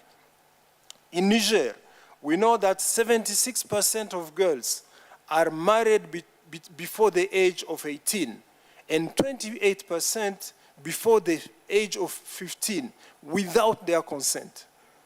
So efforts that are being done in Niger is that they have started what they call a col de mari, which is a school of husband, where they gather them to address these issues and try to transform the approach of men to say marry young girls without their consent is against the law. The law do exist, but still they don't change. So these are practices that are coming up to try and change what is happening in Niger as an example. Now, here I'm quoting Dr. Ajayi, who was here and in one the consultative meeting of the civil society. He talked about cases in South Sudan. We know that South Sudan is a country where you have big numbers of cases of violence against women. Yet we see that positive approaches, positive masculinity programs are bringing some changes in the mentality of men. And I will quote one of the things that he put in a discussion he had with a traditional chief, one of the South Sudan. What he says, the chief said this, and this is from Anthony Ajayi: currently, we share the same roles, both men and women, because our wives want to do what a man can do. If your woman is educated and wanted to work, you can employ caretaker or housemaid. You and she will sit down and divide priorities to handle your money. So it's changing how they have been doing to say, this is only women to do this one. Now, in Burundi, they also have started what they call abatanga mucho. So these are men who have been violating the rights of their women, beating them, excluding them from participating in economic decision. Now, the program that they have started, which they are calling Abatanga Mucho, is where they have seen some men changing thanks to the positive masculinity program they are undergoing. And now these men are serving as role models to other men in the community, and sharing their experience and bringing and doing it with their partners, women, to come and do testimony in communities. And this is at the grassroots community, to show them that it's not a good way to handle the community, the life in their couples and the families, and that women can participate equitably and equally in the same decision and have a better life in their families. So they call them Abatanga Mucho. And these men models are now talking to young men so that this can go even further when we're talking about what about boys and how do we influence the next generation of men in terms of positive masculinity. So this is what we are doing, and this is the kind of, that's going to constitute part of the common position, but as I said, it's still work in progress, and consultation are going on to have a paper, a position that we can all find together. There will be a validation process so that we can see what other elements do we put in and what other examples, practices we can share to make this as really an African grounded position. Because if you go back to the literature and quite the scholars that are here, you find quite a lot of literature from the West and all this. But thank you, that's what I would like to.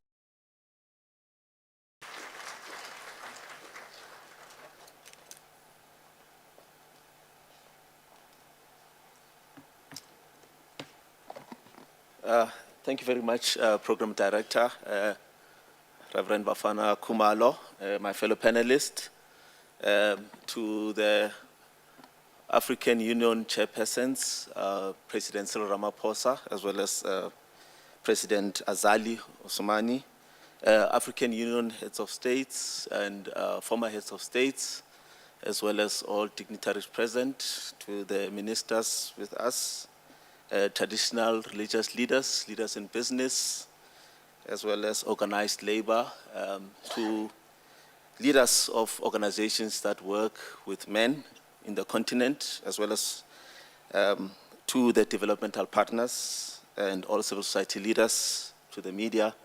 Ladies and gentlemen, good afternoon. Now, on the subject of insights and approaches from the men's sector in South Africa, we, as the men of South Africa, have simplified a potentially complex 7-million-year-old timeline by declaring Wednesday is Men's Day. A campaign that mobilized men to advance health-seeking behavior and promote positive masculinity, earmarked specifically for Wednesday. And I'm glad my colleague from Ghana spoke about, was it the 6th of February? Yes.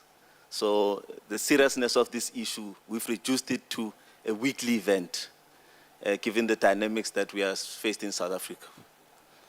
It was on the 19th of November 2023, International Men's Day. The men's sector in South Africa, hosted by Parliament of the Republic of South Africa, launched the Takwani Reme Program of Action that was officially officiated by Deputy President of the Republic, Paul Mashatile, attended by prominent leaders as well as stakeholders from various sectors of society in this term of the community men's parliaments. It is available on the Parliament website. Now, the program of action is a culmination of the convening of men where we met a few years ago on the 28th of August in 2015. Former Minister Bathabile Dlamini, you were with us at the Women's Jail at the Cochin Hill, led by the President of the Republic, where we committed to institutionalize a responsive men's movement in response to our fragmented, our incoherent, operating in silos as men's sector, which was having a detrimental effect on our efficiency and effectiveness in making an impact in gender transformation and gender justice, towards coordination and social cooperation under the banner of Takwani Reme, vendor expression, meaning let us stand together. Now, as we launched in 2015, we committed to institutionalize a responsive men's movement guided by 4 key objectives of organizing organizations working in the field of health and social development that work with men and boys through the men's parliaments, an inclusive community initiative where at the bottom of this pyramid, men meet every Wednesday, providing a consistent and a predictable schedule for men in fostering dialogue, collaboration, and resolution of issues that impact our communities. The primary goal is to empower men to play an active role in community development while promoting a sense of responsibility, unity, and social cohesion.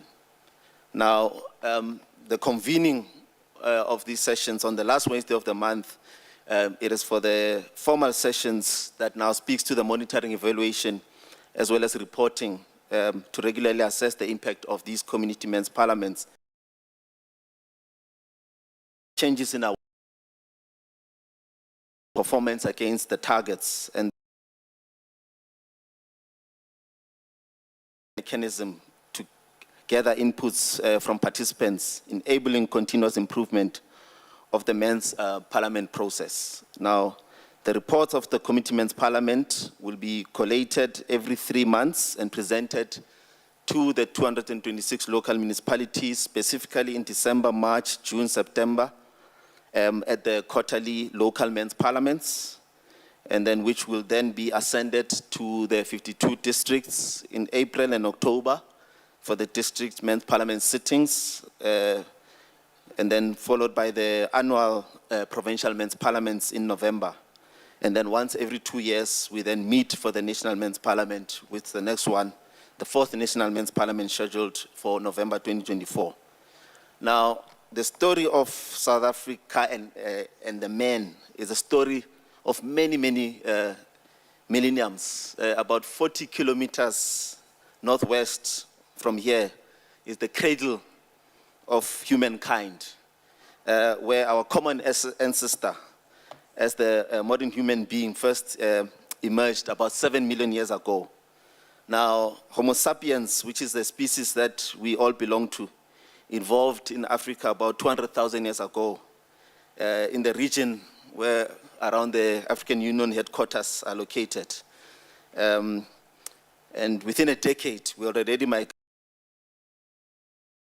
of the Limpopo River, and we continuously explore these lands in building a home that we today call South Africa.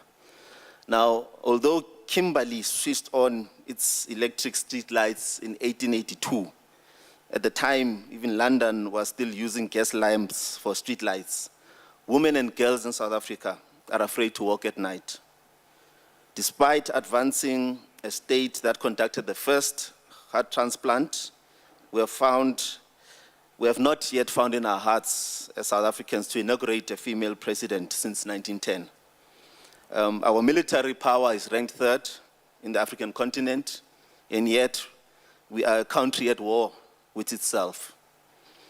The third African Union Men's Conference on Positive Masculinity in Leadership to End Violence Against Women and Girls is marked by 3 important historic events that see us convened here at the DECO Conference Center to discuss accelerating commitments towards an African Union Convention on Ending Violence Against Women and Girls.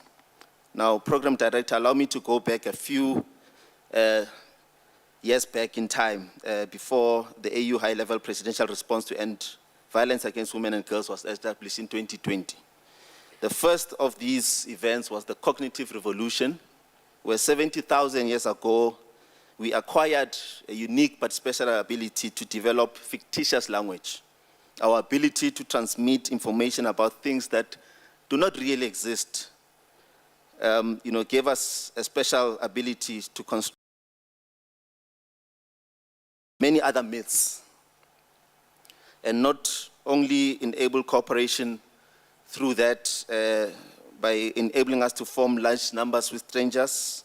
Through emerging realities, we accelerated innovation of social behavior. As we harnessed our ability to imagine reality, historical narrative replaced biological theories on our primary means of explaining the development of mankind. Now, to understand the rise of patriarchy and indeed masculinity, it is not enough to comprehend the interaction of genes, hormones, and organisms. It is necessary to consider the interaction of ideas, images, and fantasies as well. This enables gender as a social construct to be redefined, to encourage men to acknowledge and appreciate the diversity of experiences and expressions of masculinity as we consider the key messages for the common position on positive masculinity.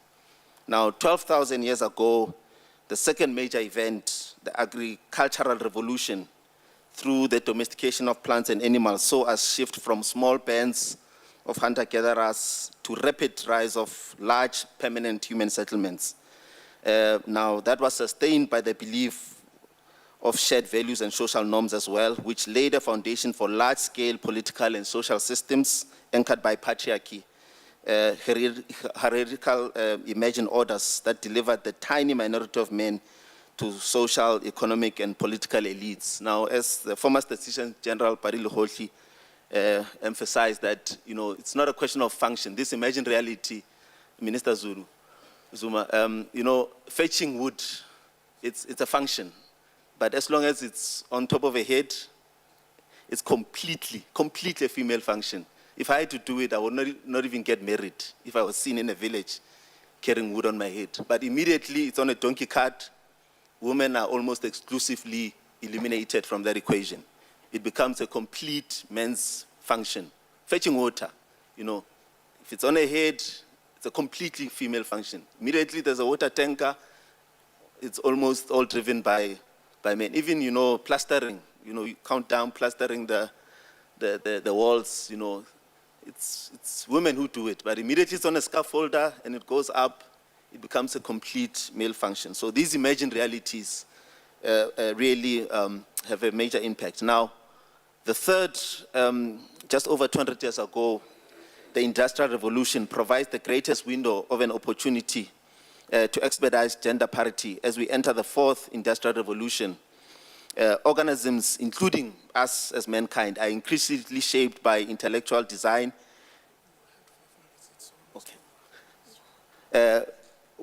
We are increasingly shaped by intellectual design rather than natural selection. All indications are that intellectual design is becoming the basic principle of life. We find ourselves at the greatest opportunity to transform our mental models, as the Minister of Education said, transforming mentalities.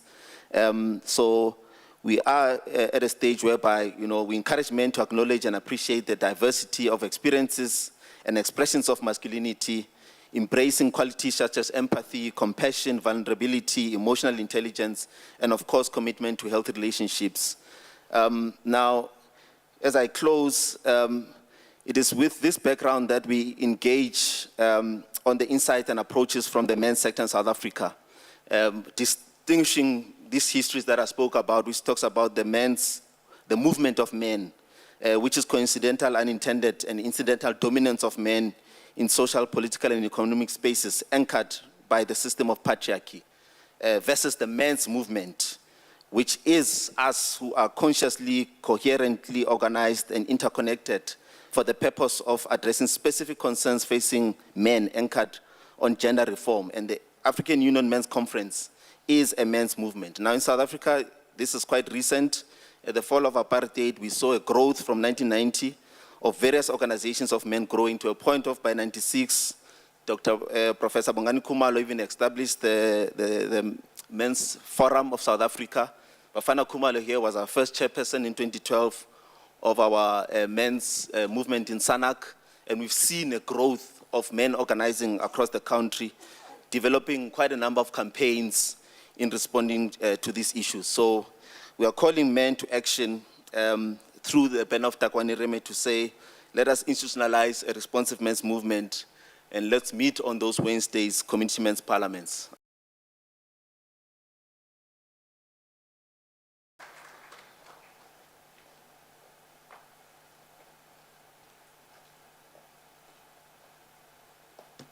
Thank you very much. I'll stand on the existing protocols. I must say it's very difficult to speak after such eloquent speakers, but I'll do my best. So maybe we can just put up my slides. Maybe let's just start from slide 3. I'll try and go through quickly. Just as I start, allow me to quote 3 formidable women who have been quite instrumental in shaping my career as a gender expert. I'll start by quoting Dr. Natalia Kanem, the UNFPA Executive Director, who has said several times, it will not be a linear progression towards gender equality or even towards ending harmful practices and gender-based violence. But the march is forward. Whether sometimes we go sideways, but at the end of the day, the march is forward. I'll quote Dr. Pumzile, who said it very well this morning, we need a feminist men's movement. And I think for now, Africa is at a very critical juncture. I know that Africa can lead the world in having a formidable and a very, very robust men's movement. So as we proceed, I think I'll start from the premise of where we are in ending gender-based violence and harmful practices. We've said over and over again that when we name, sometimes we give credence to something. So instead of saying child marriage, why not use the word or the nomenclature child rape? And Ms. Nyarazai is here, she says it very well. But I think there are other subtle types of harmful practices which we should always think about. Breast flattening, virginity testing. You ask yourself, virginity testing is for who? We all know, all of us seated in this room, who the virginity tester is and who it is intended for. And these are things that still happen in this 21st century, and they harm our girls. So as we proceed, I'll just speak a little bit about where we are in Africa with the different good, promising examples in various countries. I will not speak about Niger and the husband schools, but that is a very promising practice. And so far, there's been a lot of achievement and a lot of movement from various quarters of the men's fraternity within Niger, and it's spreading across West Africa. So what can we learn from there? In Uganda, we have men action groups. In Kenya, we have men and boys networks. All these are intended to ensure that we get to a place of gender equality. And these are by no means in one format, but very much heterogeneous in nature.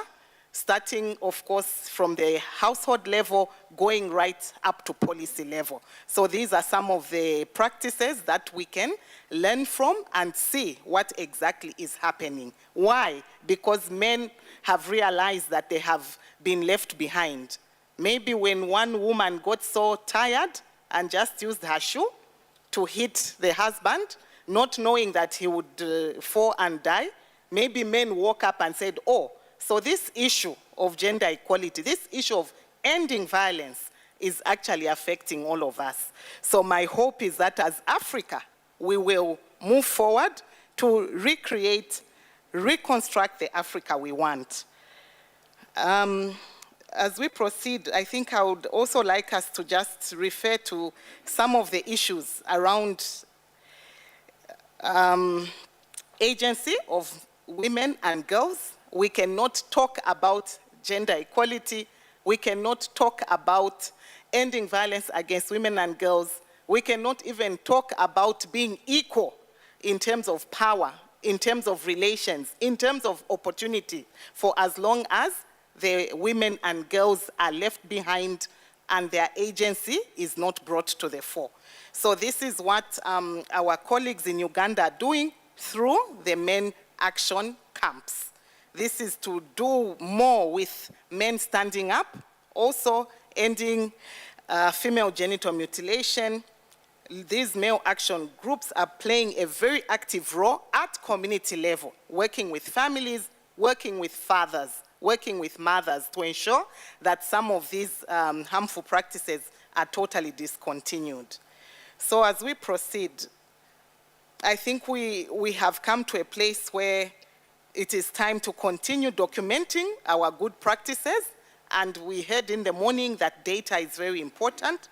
So I will just speak a little bit about what the men and boys networks to end FGM are doing in Kenya. We know that most of our countries or our counterparts in the Horn of Africa have various dimensions all in the same place. So Kenya is one of those where we do have indeed a bit of FGM, a lot of child marriage, and so on and so forth. But there's been a lot of awareness raising among the male folk and seeing to it that the men are part of this discourse on ending female genital mutilation. Like I stated, I will not go really into Niger's husband schools, but it's gaining traction, and I think we can learn something. I'll quickly just refer to Gogo Mazimawe, the chief from Zambia who spoke earlier on behalf of Kotla. His chiefdom has been very mobilized.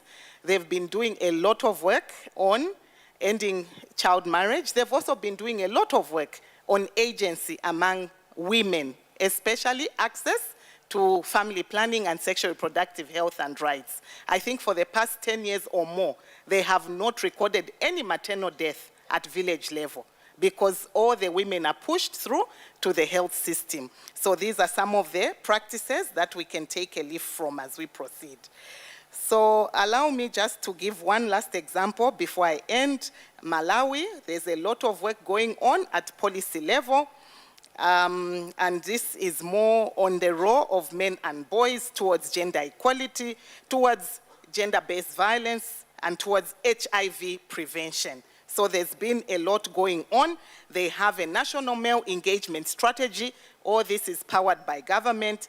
They have a national SRHR strategy and a national health sector strategic plan, all trying to ensure that women and girls have access to services. So allow me to end with this very last slide, some things which our hope is that our ministers present here, our members of parliament, forward. One, to strengthen the Pan-African discourse, campaigns and action, including accelerated implementation of the Maputo Protocol, the Maputo Plan of Action, 2016 to 2030. And I think this sits well with our Convention on Ending Violence Against Women and Girls, because it would not help us if we have a good, well-tabulated convention, but we do not implement. So why not start from where we are and proceed? As I said earlier, the march is forward. Number 2, support implementation of the recently launched African Union Continental Strategy on Education for Health and Well-being, including by promoting CSE or the equivalent in any of our countries in schools. And this is where we will punch the most. We are starting with the boys from the time they are young. We are starting with the girls from the time they are young to unlearn some of the things which maybe society has handed down to them, which may not necessarily be helpful for a young continent like ours. Then lastly, enhance allocation of funding to initiatives aimed at ending violence against women and girls. We can do very little without financing. We know that financing alone will not help us, but we definitely, as was stated earlier, we are sitting on gold mines, we are sitting on emerald mines, we are sitting on oil reserves. How is that going to help us ensure more public financing to all these programs? I thank you for your attention.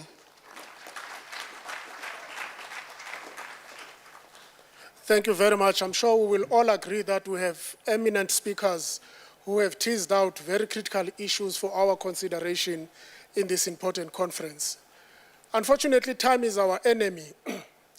And for those of you who don't know, Dan Moyane is one of our preeminent broadcasters in South Africa who often interrogates some of us. I still do want him to invite me to my program, so I will not get him angry by taking too much time. I'm suggesting, colleagues, that we take 3 questions, because I do think that as part of our conversation, we try and interact with what we have heard here, and the speakers will respond quickly, and then we close. And I have consulted with all of them. The presentations will be shared with you through the organizers of the conference so that you can interact with their interventions. Yes, sir. 1, I saw the second hand in the middle, at the back there, and then 3, Dr. Jassy. Yes. Please be brief. Merci beaucoup, Sa Majesté Fumodifi Mantinou de la République démocratique du Congo, vice-président en charge de l'Afrique centrale australe, africaine des autorités traditionnelles.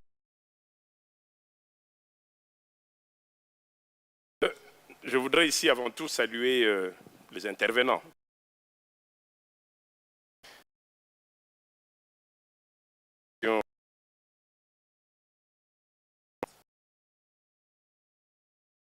Qui nous ont amenés à cette rencontre, à commencer par le président Tshisekedi de la RDC qui avait donné l'impulsion en 2021.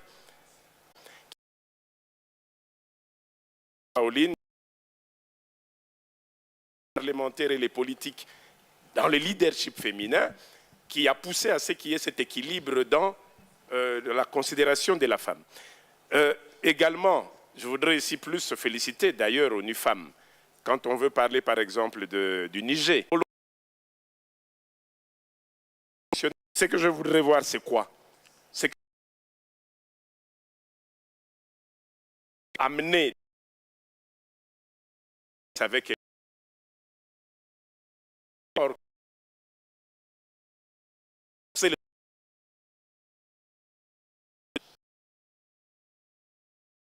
la femme. Revenons en 2021, je crois que nous avions eu comme thématique de l'Afrique culture, patrimoine et art. On voulait dire par culture, par patrimoine, l'héritage. Mais est-ce que quand nous réfléchissons, je me rends compte qu'à chaque sommet, c'est vrai qu'Aoline essaye de plus avancer, l'ONU Femmes essaye de nous pousser pour avancer, mais quand on vient au regroupement au niveau de l'Union africaine, j'ai plutôt l'impression que chaque commission voudrait créer de nouvelles têtes, et surtout en matière de l'autorité coutumière, et que je me rends également compte que plus le sommet avance, plus l'autorité coutumière n'est pas aussi considérée, alors que dans toutes les résolutions du premier sommet Au reste, c'est comment renforcer les structures de l'autorité traditionnelle pour qu'il puisse reprendre sa place. La place de la culture. Comme on avait dit, art, culture et patrimoine, quelle est la place de la culture pour ramener l'Africain dans sa valeur? Et l'autorité traditionnelle que nous sommes, ou le présidium que j'assume, je me rends compte qu'il y a une déconsidération, plus nous avançons, du gardien détenteur de valeurs africaines avec qui nous sommes censés tous travailler. Je voudrais donc inviter ici, au travers de l'envoyé spécial comme témoin, qu'autour de ce sommet, qu'on puisse permettre que les structures des autorités traditionnelles qui sont mises en place puissent récupérer leurs espaces de force et qu'on puisse aussi l'associer à toutes les décisions quand il s'agit des organisations pour qu'on ne puisse pas chaque fois arriver à la fin comme des poissons dans la soupe et subir les mêmes effets. Et donc je sollicite que les organisateurs puissent comprendre notre appel de l'organisation des autorités traditionnelles, que nous pilotons, que nous voudrons cette réconsidération, parce que quoi qu'il en soit, que vous montez ou que vous descendez, la culture, le patrimoine et l'héritage africain est encore entre les mains des gardiens des coutumes que nous sommes. Merci. Merci beaucoup. Can I ask the last two speakers not to be as elaborate as my colleague? We're trying to obviously catch up with time. I did point somebody in the middle, right at the back.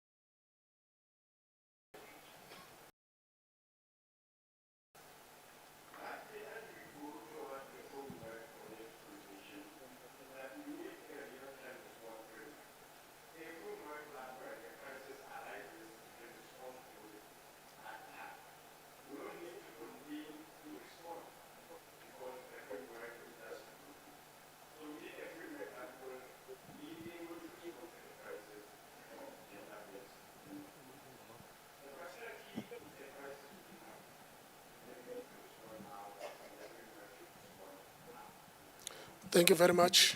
Yes, sir. Thank you very much, Chair.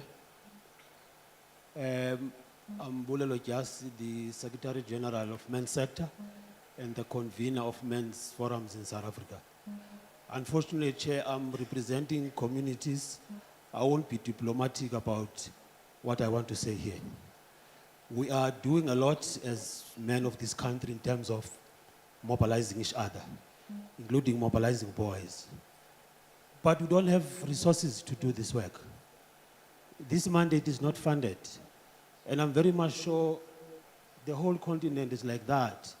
We're expected to move around communities, district, provincial, national, mobilizing each other. But in between men's parliaments, for instance, Dr. Khanaga, with the Deputy Speaker of Parliament, Comrade Sinoli, in between these sittings, there are no resources to run programs. So I'm not sure if, again, when we meet here, we'll be discussing same stories.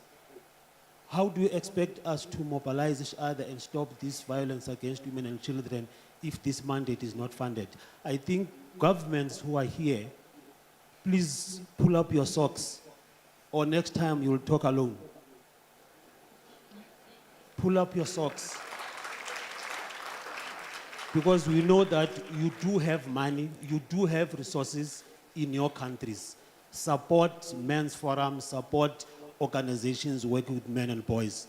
Otherwise, it's going to be very dangerous to run a movement without a proper mandate, because it's going to be very easy to turn into a Boko Haram.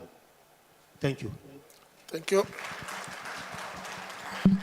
I will ask now my panelists to respond to the questions briefly and just also give a summing up statement. Thank you. Just 1 minute.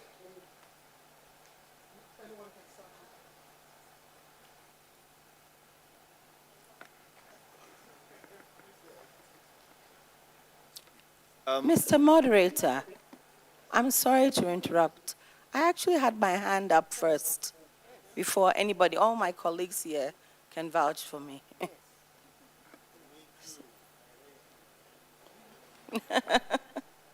So. Sorry, ma'am, I didn't see you and there was no intention to marginalize you, but I was giving strict orders to allow 3 people. But I can beg for indulgence that we give you a chance. Briefly, thank you. And the gentleman behind me as well. So not just for you, ma'am, because really this is now getting me into trouble. That's fine, I understand. My name is Angela Asante. I'm from the Office of the President in Ghana. I just have basically about 3 recommendations, maybe 1 question. In our discussions, and I want to congratulate Madam Diop and her team and everybody who was involved in this, and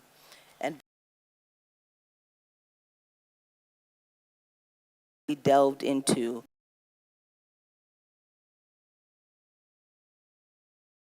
violence or politically motivated election violence. That is something that I think all around the world, women are disproportionately focused on and are targets of violence in very heinous ways. And that should be really carved out in this particular convention that we seek to put forth. I'd also like to just say that as being, the point where it will be proposed to the AU for adoption. And we're, in many countries, going through an election year next year. And so I think it needs to be figured in very, very succinctly how we're going to keep that momentum going as possibly governments change hands and there are new presidents elected. Last 2 things is that I'd like to commend the last speaker who spoke about the fact that there are so many forms of violence against women and boys. I think for Africa, we have to look at what ending violence against women and girls really means in terms of the specific acts. I think when she talked about fertility testing, or virginity testing, excuse me, this is something people never think of as abuse, but because it's culturally mandated in many countries, so it is definitely a form of abuse. So maybe we need to look at, for our context, what does EVALG really mean, and what are the specific acts related to it? The last thing I would say is that I think that when we look at the reference groups that are going to be part of the compilation of the convention or proposed convention, we really need to take the armed forces into real consideration because of the fact that they are part of the enforcers of these kinds of conventions that are later hopefully ratified into law. They should be part of the discussion so they understand what we're talking about when we talk about positive masculinity in an industry where more than 50% are male. I think that's very, very important. And the last thing I would ask is there any, and the UN have so many making this, once this is adopted by the AU, also look at a way that we can get it adopted by the UN as a whole as well, because so many things we're talking about are related to various goals, especially Goal 5, but other goals as well under the SDGs. Thank you. Thank you very much, ma'am.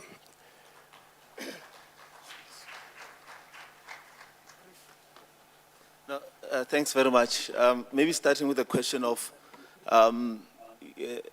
saying we must talk about everybody from my colleague from the, not in my name, I think.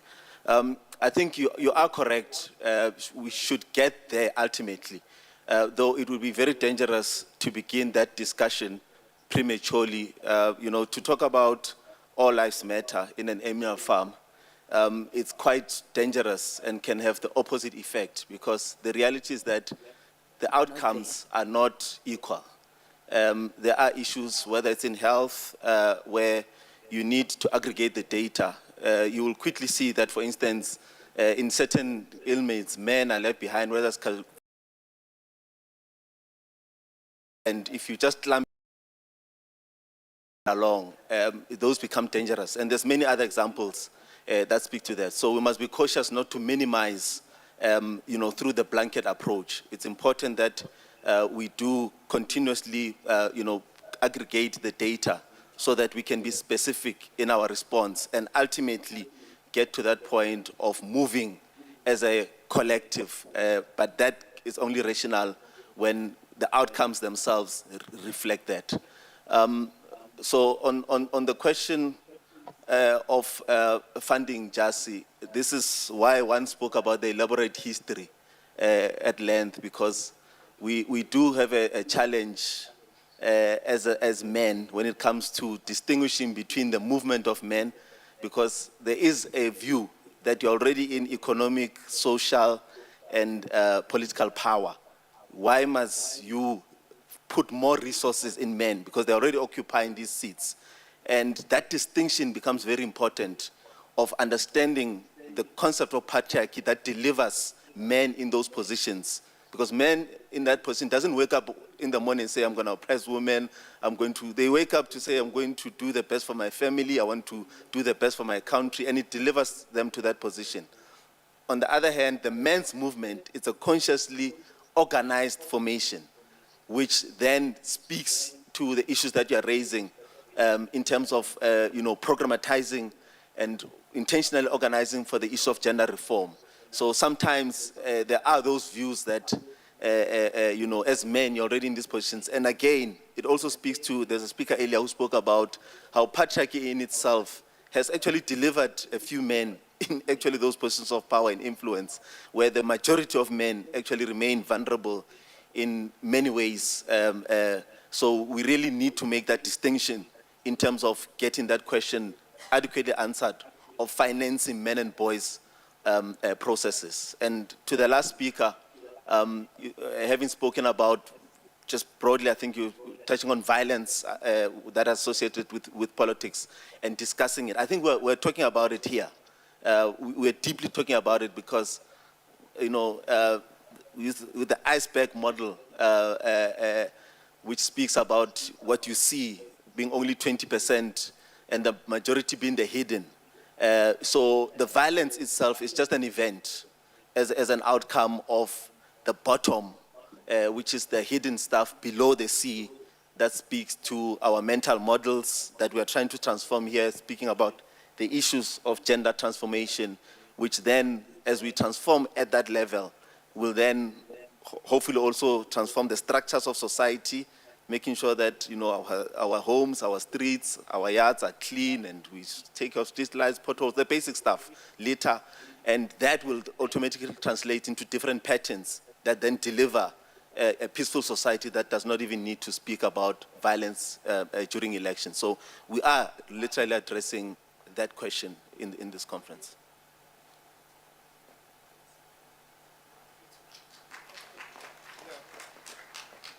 Thank you. I don't really think I have a question to answer, but I wanted to come back to what His Majesty from DRC said. I mean, the recognition of the importance of the traditional leaders. I just want to reassure him that in this work, the traditional leaders, the religious leaders are very important in their shaping this discussion that we are having. So that's why I said really this is work in progress, and we need more input from you in defining properly what we do understand by positive masculinity and recognizing the importance of the work that we are doing and the position they take. So really it's an institution that we look forward to working with to define much better the practices that we have on the continent to ensure that we are reflecting the realities of our continent. That's just what I wanted to say. The aspect of funding, we even propose to have it in the outcome document because we know it's a key driver for all this. We need it, and it's really proposed in the outcome document. Thank you very much. Thank you.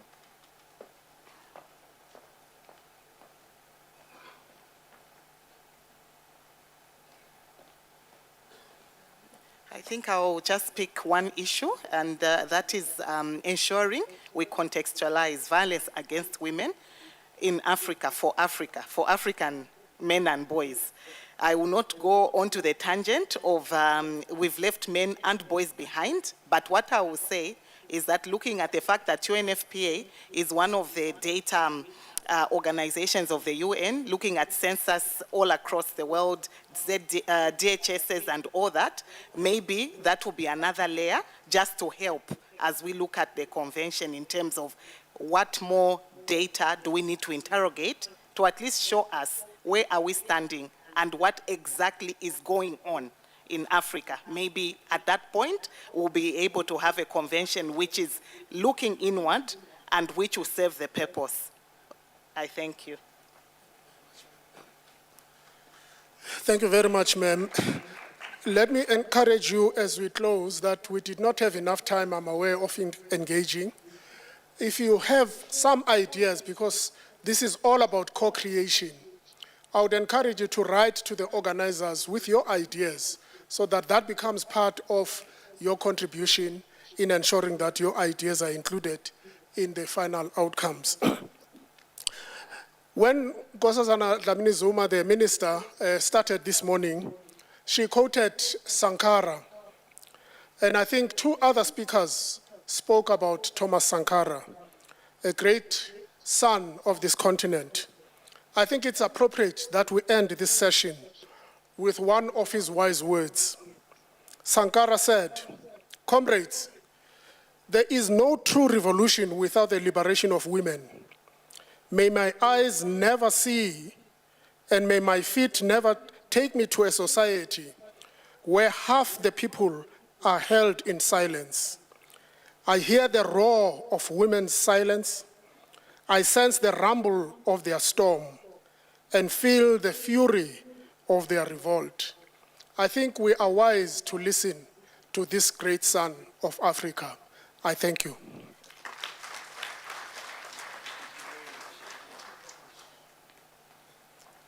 Thank you, Reverend Khumalo. I think this is yours. It's yours. Thank you very much. Thank you very much. We need a handheld mic. I don't know if there's one nearby. There was one here on the podium. I saw a handheld mic. Can we get one here to the stage, please? Thank you. We are now getting into the last session of the day. Come, Odile. Yeah.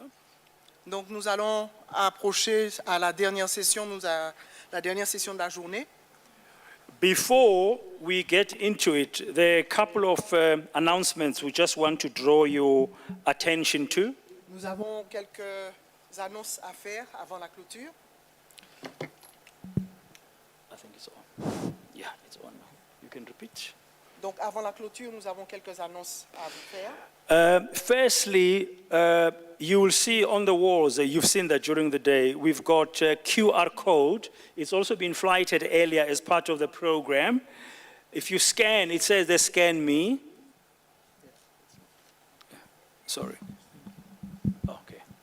Donc vous allez voir que sur les différents écrans que vous avez autour de la salle, vous avez des codes QR qui apparaissent. If you scan it, you are able to access the portal for the conference. Si vous les scannez, vous pouvez accéder au portal de la conférence. And in there you will find all sorts of useful information, including documents. Et donc sur ce portal, vous trouverez toutes les informations importantes, ainsi que les présentations, les documents importants de la conférence. Both in English and in French. En français et en anglais. And I'm told by the organizers that as the conference has been going on and into tomorrow, they get updated. The information on the portal gets updated. Donc, comme nous progressons dans l'évolution de la journée de demain, le portal est mis à jour régulièrement. Now, we want to apologize again from the organizers. Les organisateurs souhaiteraient s'excuser profondément about the challenges that we've had technically with the interpretation from French to English. Some sectors of the room have been hearing it better this afternoon, but it's not working optimally. Apologies. Car nous avons eu beaucoup de problèmes techniques. Certaines parties de la salle dans la langue française n'ont pas pu avoir la traduction correcte et vice-versa. Donc, encore une fois, au nom des organisateurs, nous vous demandons de nous excuser. Now, because of that, most of the presentations made here today and speeches in both English and French, some of us or many of us could not really follow today. Donc, à cause de ce petit problème technique, beaucoup des présentations et des discours qui ont été faits n'ont pas pu être bien perçus par tous dans la salle. So I'm going to show you email addresses. You can see on the wall. Just make a note of that. You can email, if you haven't done so already, ahead of the conference, presentations that you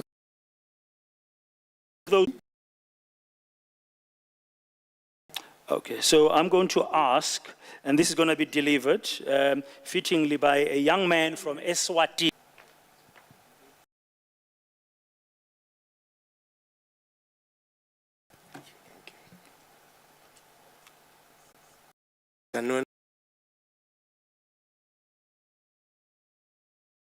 Of South Africa, His Excellency the Right Honorable President Cyril Matamela Ramaphosa, the Honorable President of the Union of Comoros, the Right Honorable Azali Assuman, former President of Liberia, Honorable Presidents and other former head of state present here in this gathering, Honorable Ministers present here,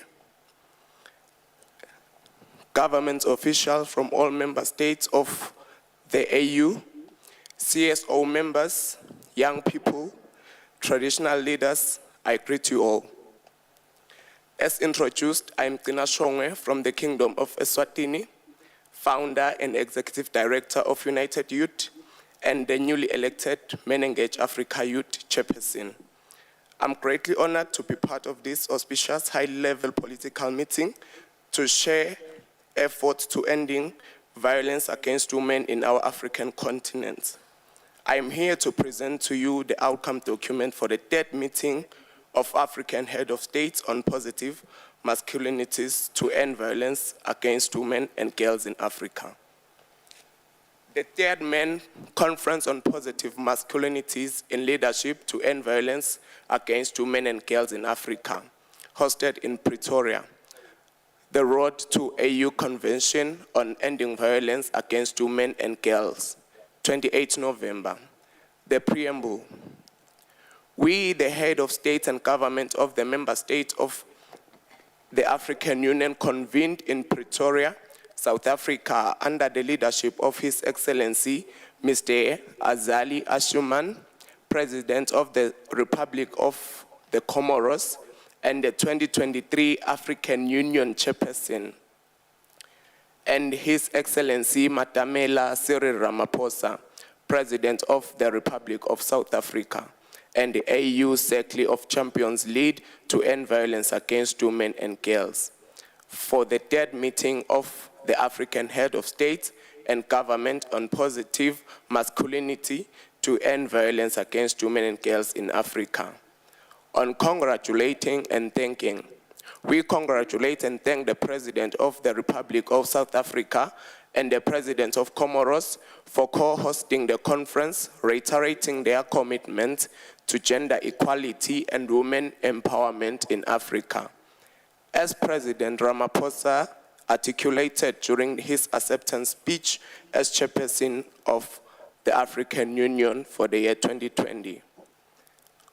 On commending, we commend His Excellency Felix Antonio Tshisekedi Chilombo, President of the Democratic Republic of Congo and 2021 chairperson of the African Union, and His Excellency Macky Sall, President of the Republic of Senegal and 2022 AU Chairperson, for hosting respectively the first and the second Men's Conference on Positive Masculinity, and for their leadership in shaping the agenda of this continental initiative.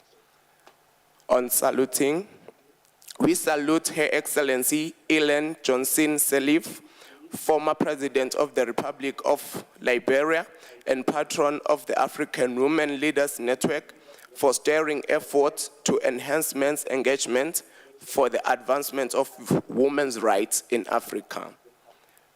We commend His Excellency Nana Akufo-Addo, President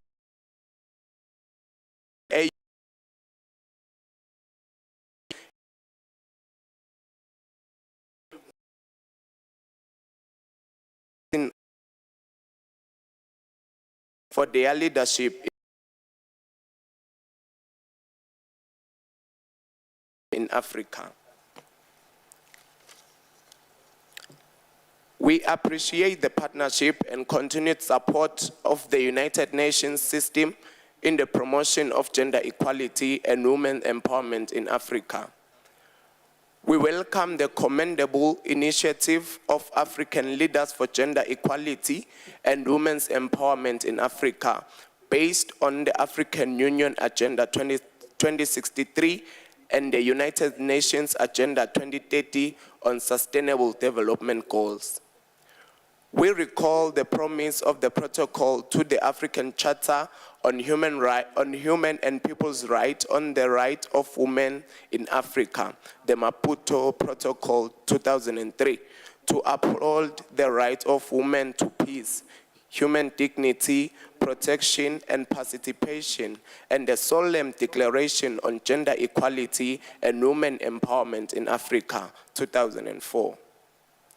We congratulate the various stakeholders for their valuable contribution to the endeavor to end violence against women and girls through the outcomes of the various consultation of traditional and religious leaders, women leaders, the youth, the private sector, inclusive of business and labor, civil society, and the academia.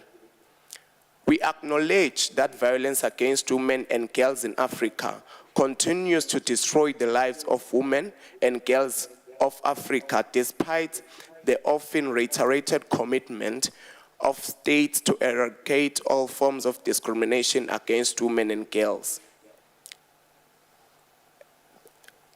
Agreements have agreed as follows. We aim to accelerate our actions to create an environment for gender equality, women empowerment, and leadership in Africa. To endeavor to dismantle patriarchal systems that create inequalities and to foster positive masculinity, to rebuild the African social fabric through processes that heal and rehumanize individuals, institutions, leaderships, and societies to embody the value of human dignity, equality, freedom, and self-determination. We ensure that the historical and structural drivers of violence against women and girls on the continent are identified and addressed in the economic, cultural, social, and governance spheres. We commit to provide the necessary resources to address violence against women and girls and ensure sustainability through national budgetary allocations. We reiterate our commitment to the implementation of the Africa Decade for Women Financial and Economic Inclusion, enhancing efforts to enable women economic power and address linkages between lack of economic and financial inclusion with women's vulnerability to violence. We encourage and support African research for evidence-based intervention to end violence against women and girls and implementation of research findings and best practices of positive masculinity in Africa. Commit to capitalize on the circle of champions to mobilize a wider circle of male leaders in various spheres to drive action to end violence against women and girls across the continent, paying particular attention to the intergenerational dialogues and engagements with young men and boys. We also commit to activate all avenues to enhance the participation and leadership of all women of women in spheres of decision-making at all levels and all sectors of society to fulfill Africa Agenda 2063 promises of a people-centered continent. Reiterate our support for the process of accelerating the elaboration of the African Union Convention on Ending Violence Against Women and Girls.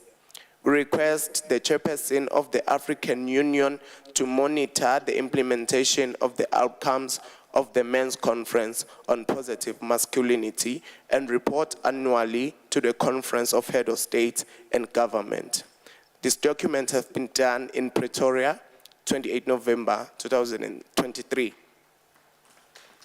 I thank you.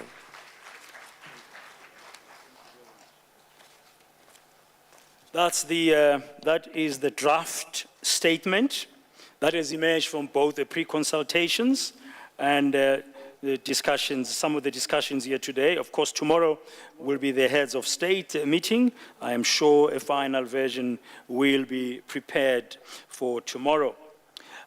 Just to remind you, if you are presenting tomorrow, you're going to have to meet up with Tamara. She was standing there a short while ago. I don't know where she is, so I can point out. There's the lady there on this flag to my right.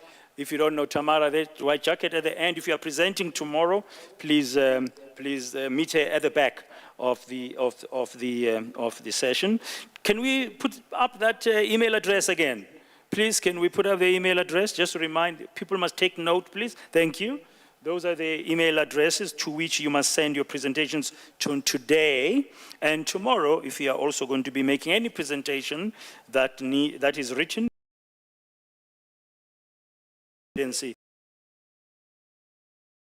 of South Africa.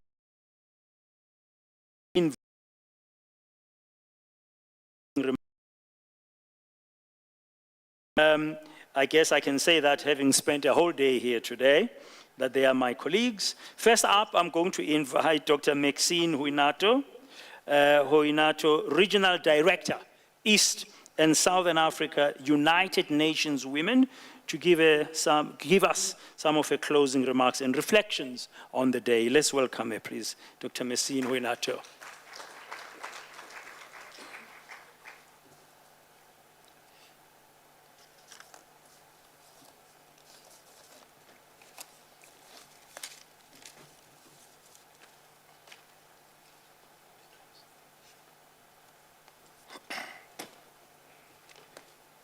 Thank you very much. I think at this time of the day, there's probably no protocol to stand on.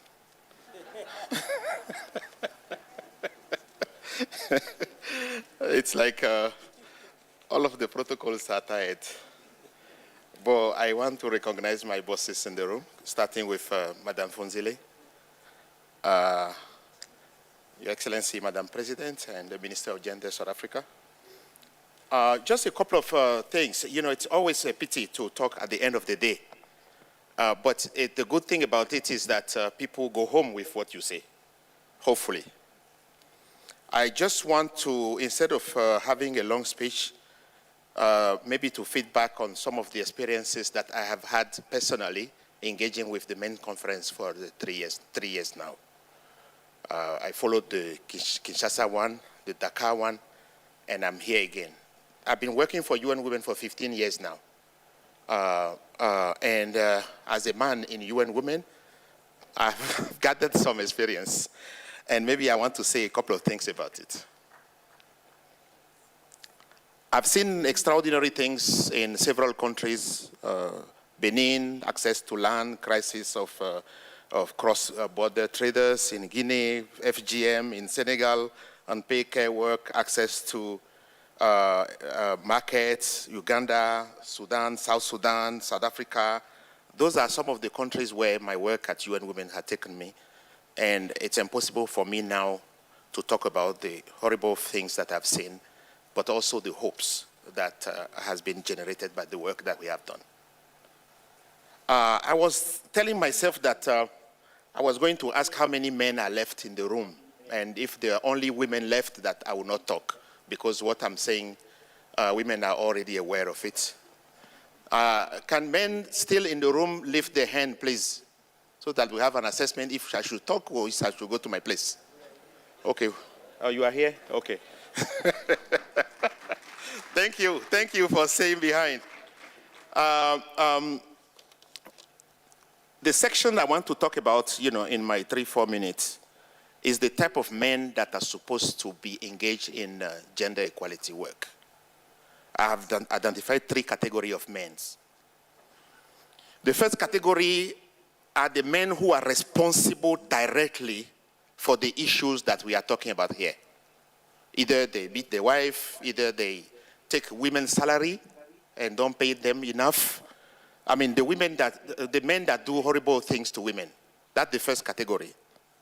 We want to maintain them in the room as much as possible and ensure that, as the climate change people say, the who is responsible should pay.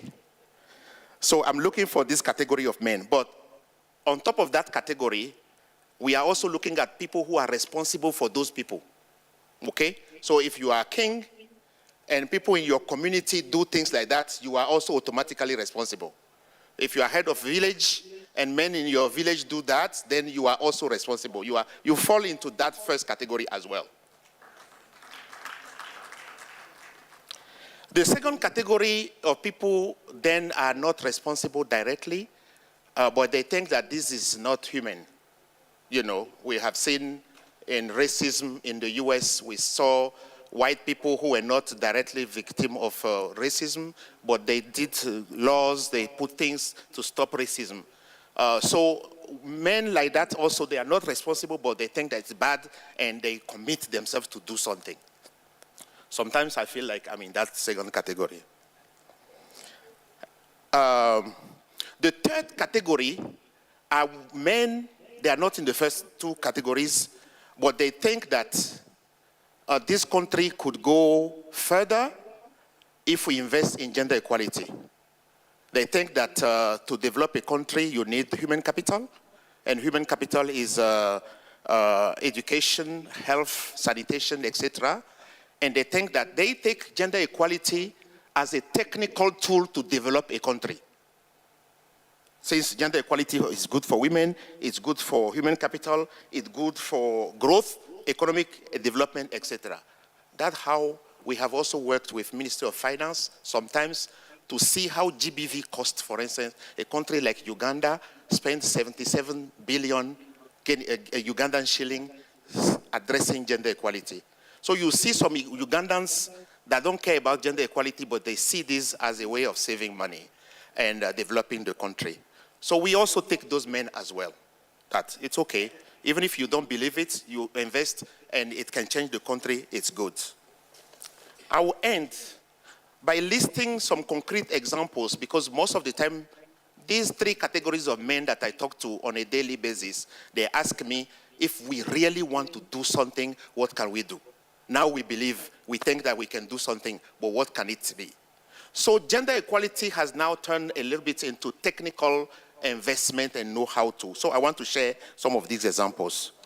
The first example that I've seen that and maybe the president are coming tomorrow, I will not be talking to them, but those who will be talking to them kindly take note and transfer to them some of the things that UN Women has done that have been very, very successful that they can maybe promote in their countries. The first one is temporary measures. We have seen that temporary measures, which is like quota, reserve seats, etc., have been extraordinarily effective in a lot of countries. Like even a country like Senegal that have 50-50 parity thing, we have seen political parties investing in women parliamentarians to increase their capacity. Meanwhile, when we had at that time 1 or 2 women, they didn't care. The women could vote however they want in parliament. They didn't care about that. But now we see political parties investing in women because they are more and more. Number 2, we have an interesting program that we call Buy From Women that we have developed in several countries in West Africa, in Eastern Africa, which is like promoting gender responsible procurement. Having laws that will promote government to buy from businesses that are owned and controlled by women. That has been very, very effective. If we had time, I would have elaborated what we have done, how many people have benefited from it, but I know you trust me, so I will not demonstrate it. The third one is a campaign that we call Men at Work for Gender Equality. It's a UN Women Development campaign that's been developed in 3 or 4 countries, where it has 4 dimensions. The first one is men at the workplace, what is expected of that man, men at home, men in town, and men in self. Men in self is how men can engage in gender equality without running mad, still find that it's okay. The sanity, keeping their sanity, even though they engage in gender equality. Some men tell me that they get crazy when they are forced to do gender equality for 2 weeks. That is what we have done, like working with the police, working with the boxing association, so that people can use their energy elsewhere rather than suppressing women. We have also established a high-level network for positive masculinity, where men commit to do 10 things for gender equality. And then we recruit women organizations that monitor now how they implement those 10 things. And the condition to be in that network is to be powerful. You have to be powerful. Either you are in decision making, you have to be powerful because you have money, you have to be powerful one way or the other as a man. And now we say you use that power now to do 10 things for women. And the results are very, very interesting. The last point is the areas in which we have had results working with those women. The first one is in the police, in the hospitals, gender.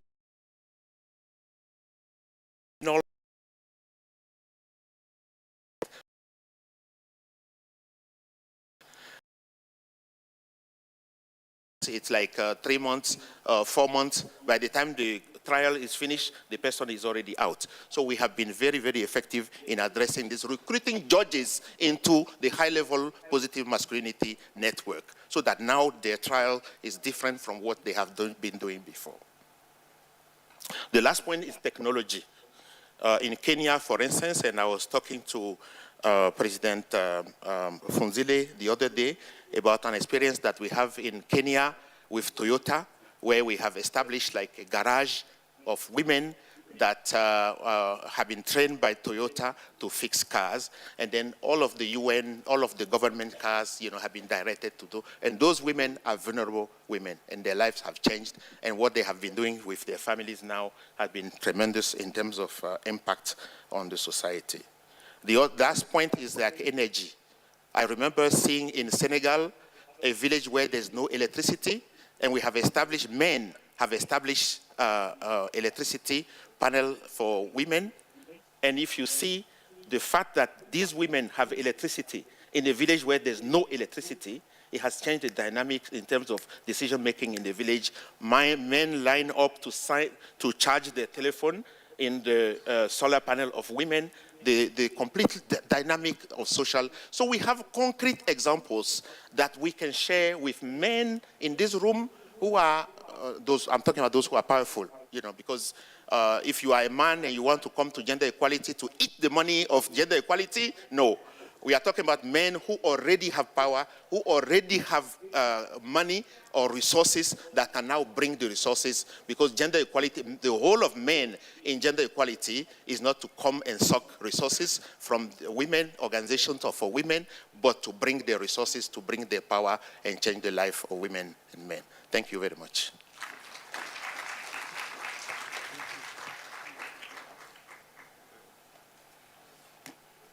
Thank you, Maxine. Now, I'm going to invite the next speaker. We've got 2 last speakers coming up. Her department here in South Africa plays a leadership role in responding to violence against women and girls in the country at both the level of response and support, as well as prevention. I'm speaking about South Africa's Minister of Social Development, Minister Lindiwe Zulu. Please welcome her to stage for her closing remarks with an applause. After her, we'll have the final speaker for the day.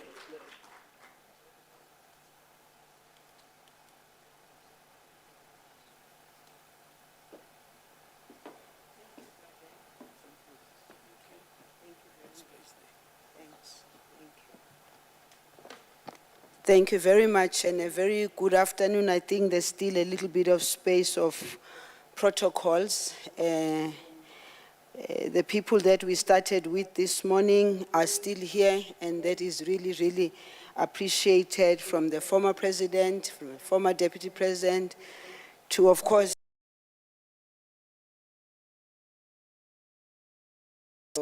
your conference and the presidency. Thank you very much. But I also would like to thank the men that have remained here, because this is one, when we get to such meetings, we know that as women, we always sit throughout these meetings and contribute very attentively, because we want to see the change. But I see that there's quite a number of men who have remained in the room, which therefore means part of what was a discussion here about political will, part of what was a discussion here about ensuring that men lead and they take the lead, we can see that those who are here are here. For those who left, please, the ones who are here, please, if you have their phone numbers, please call them and tell them tomorrow they must not leave the meeting, because we need them here. I think it's been a very long day, and most of the discussions that took place, and especially the last one being read by the young men in particular, I think that's what we need to focus on, and I'm hoping that people can have it so that they can look at it and make sure that by tomorrow it is a document that will be accepted by everybody. It is a document that people are going to take and make sure that it is implemented, but also it's a document that will have to be used in the presentation to the heads of state who are going to be here, for them to have a greater understanding and appreciation of what we spent the whole day about. So I'm not going to go back into what came through to our discussion. Safe to say that there were a few very important points that we must not lose sight of. And for me, it was how did we get here, as Minister Nkosazana Dlamini Zuma indicated earlier on, which therefore means if we know how we got here, then we'll be able to look at the causes of why we are here.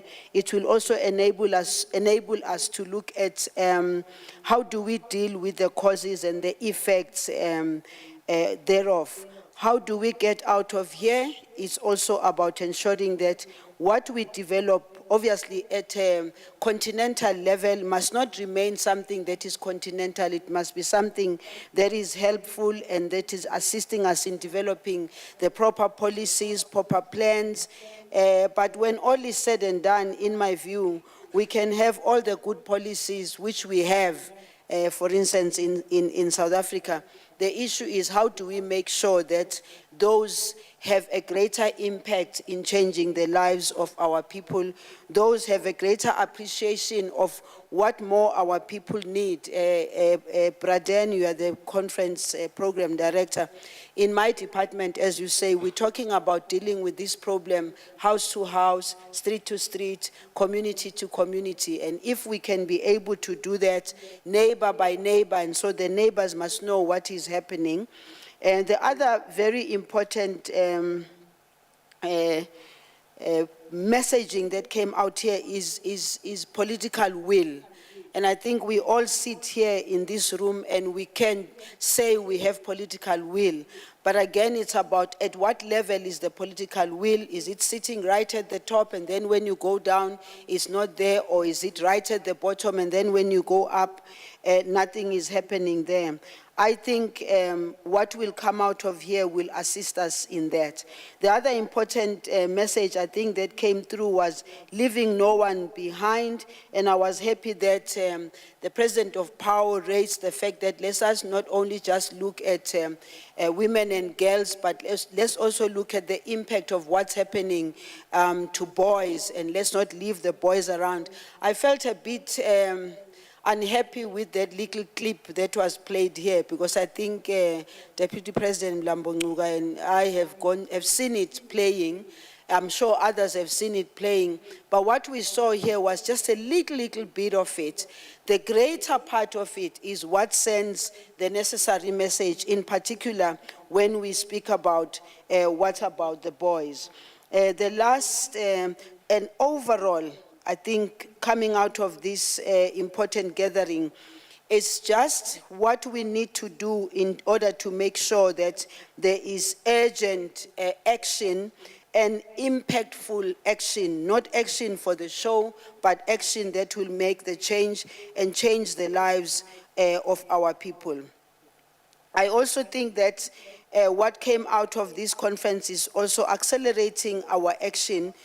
And I think we must be very practical here because from a South African perspective, you have many women who are in cabinet, you've got many women who are in parliament, and this is because there was a firm and very strong decision which was, whether we like it or not, was led by the African National Congress, which is the governing party, right at the beginning. And for those who care to remember that during the negotiations, women were not part and parcel of the negotiations.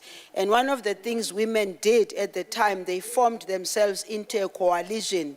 And that coalition was what led Braden to women being part and parcel of the negotiations, because the women at the time in the coalition, as led by our current Minister Nkosazana Dlamini Zuma, we didn't storm Kempton Park. We asked nicely, but had they not listened to us, I think we would have stormed it. But because they did listen, we didn't storm it.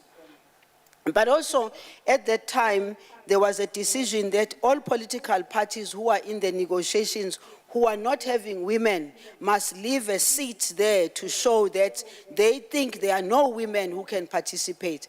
And I can tell you not many political parties wanted to be found in that space, but some did still find themselves in that space. And came time for going to parliament, they did exactly the same, but some parties needed to be exemplary to make sure.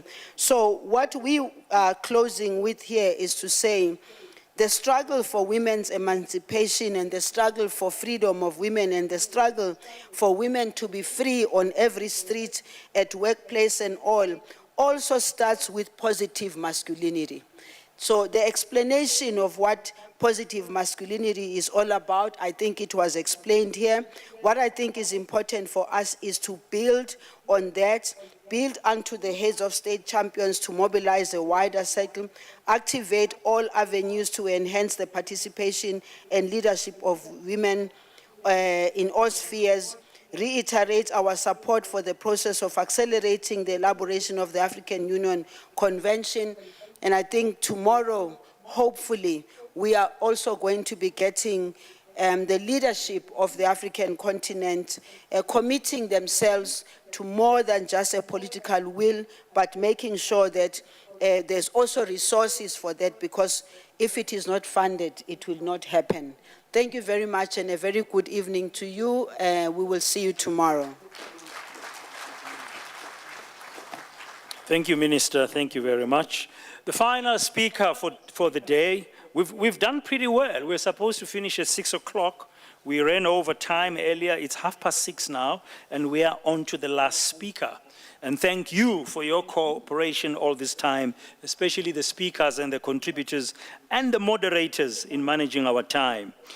Finally, I'm going to invite Ms. Nonkululeko Prudence Ngwenya, the Director of the Women, Gender and Youth Directorate in the African Union Commission, to close off the day for us.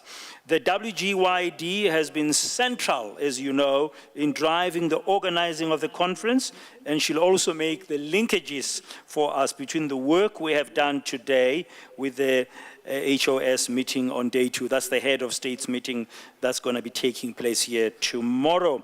Let's put our hands together for Ms. Ngwenya.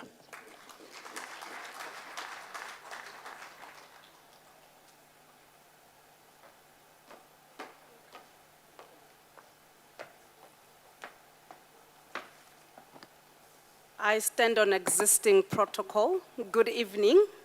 Obviously, it is an evening now, and I got the graveyard shift.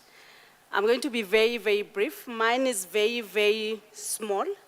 I just came to acknowledge all the important people that are in the room, and also really start by saying that we are indeed as a younger woman, not a young woman, we want to acknowledge the women who we stand on their shoulders. And these are the women who opened doors for some of us. We have come to the end of the third Men's Conference on Positive Masculinity in Leadership to End Violence Against Women and Girls. And we've had powerful experiences from today's discussions in support of the need to undertake explicit measures so that no one is left behind in our actions to stop the cycle of violence against women and girls. I'd like to also appreciate the leadership of the Republic of South Africa and the Union of Comoros in collaboration with the Circle of Champions, the African Union Commission, the leadership of AULIN, and all partners present here for a successful first day. The African Union Commission and indeed the women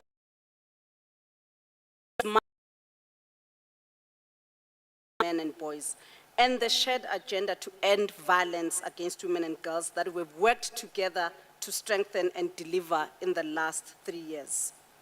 Excellencies, ladies and gentlemen, today we discussed many things, and in particular we spoke about the impact of violence against women and girls on the continent, and all the speakers concurred that this is an unacceptable situation and requires bold and an ambitious response.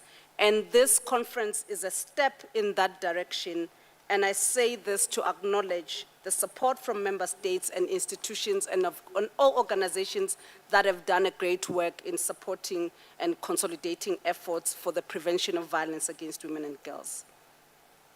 Again, we've had quite a few promising practices, and I think this is important for us and for all stakeholders that we're hearing about how other countries are doing it, how other communities are doing it, and also we've had difficult conversations, and I hope we will continue to have difficult conversations because the issues of violence against women and girls require nothing less than our full effort and commitment to navigate through discomfort and challenges.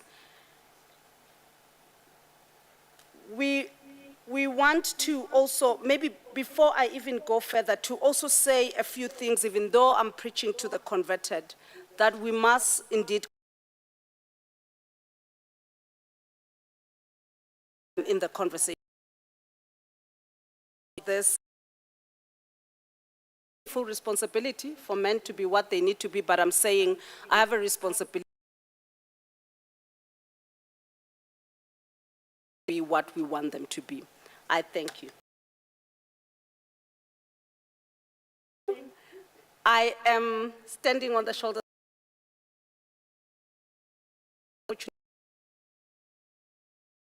who have played a huge role in the organization of the PA, and all other partners. Thank you. And Madam Minister,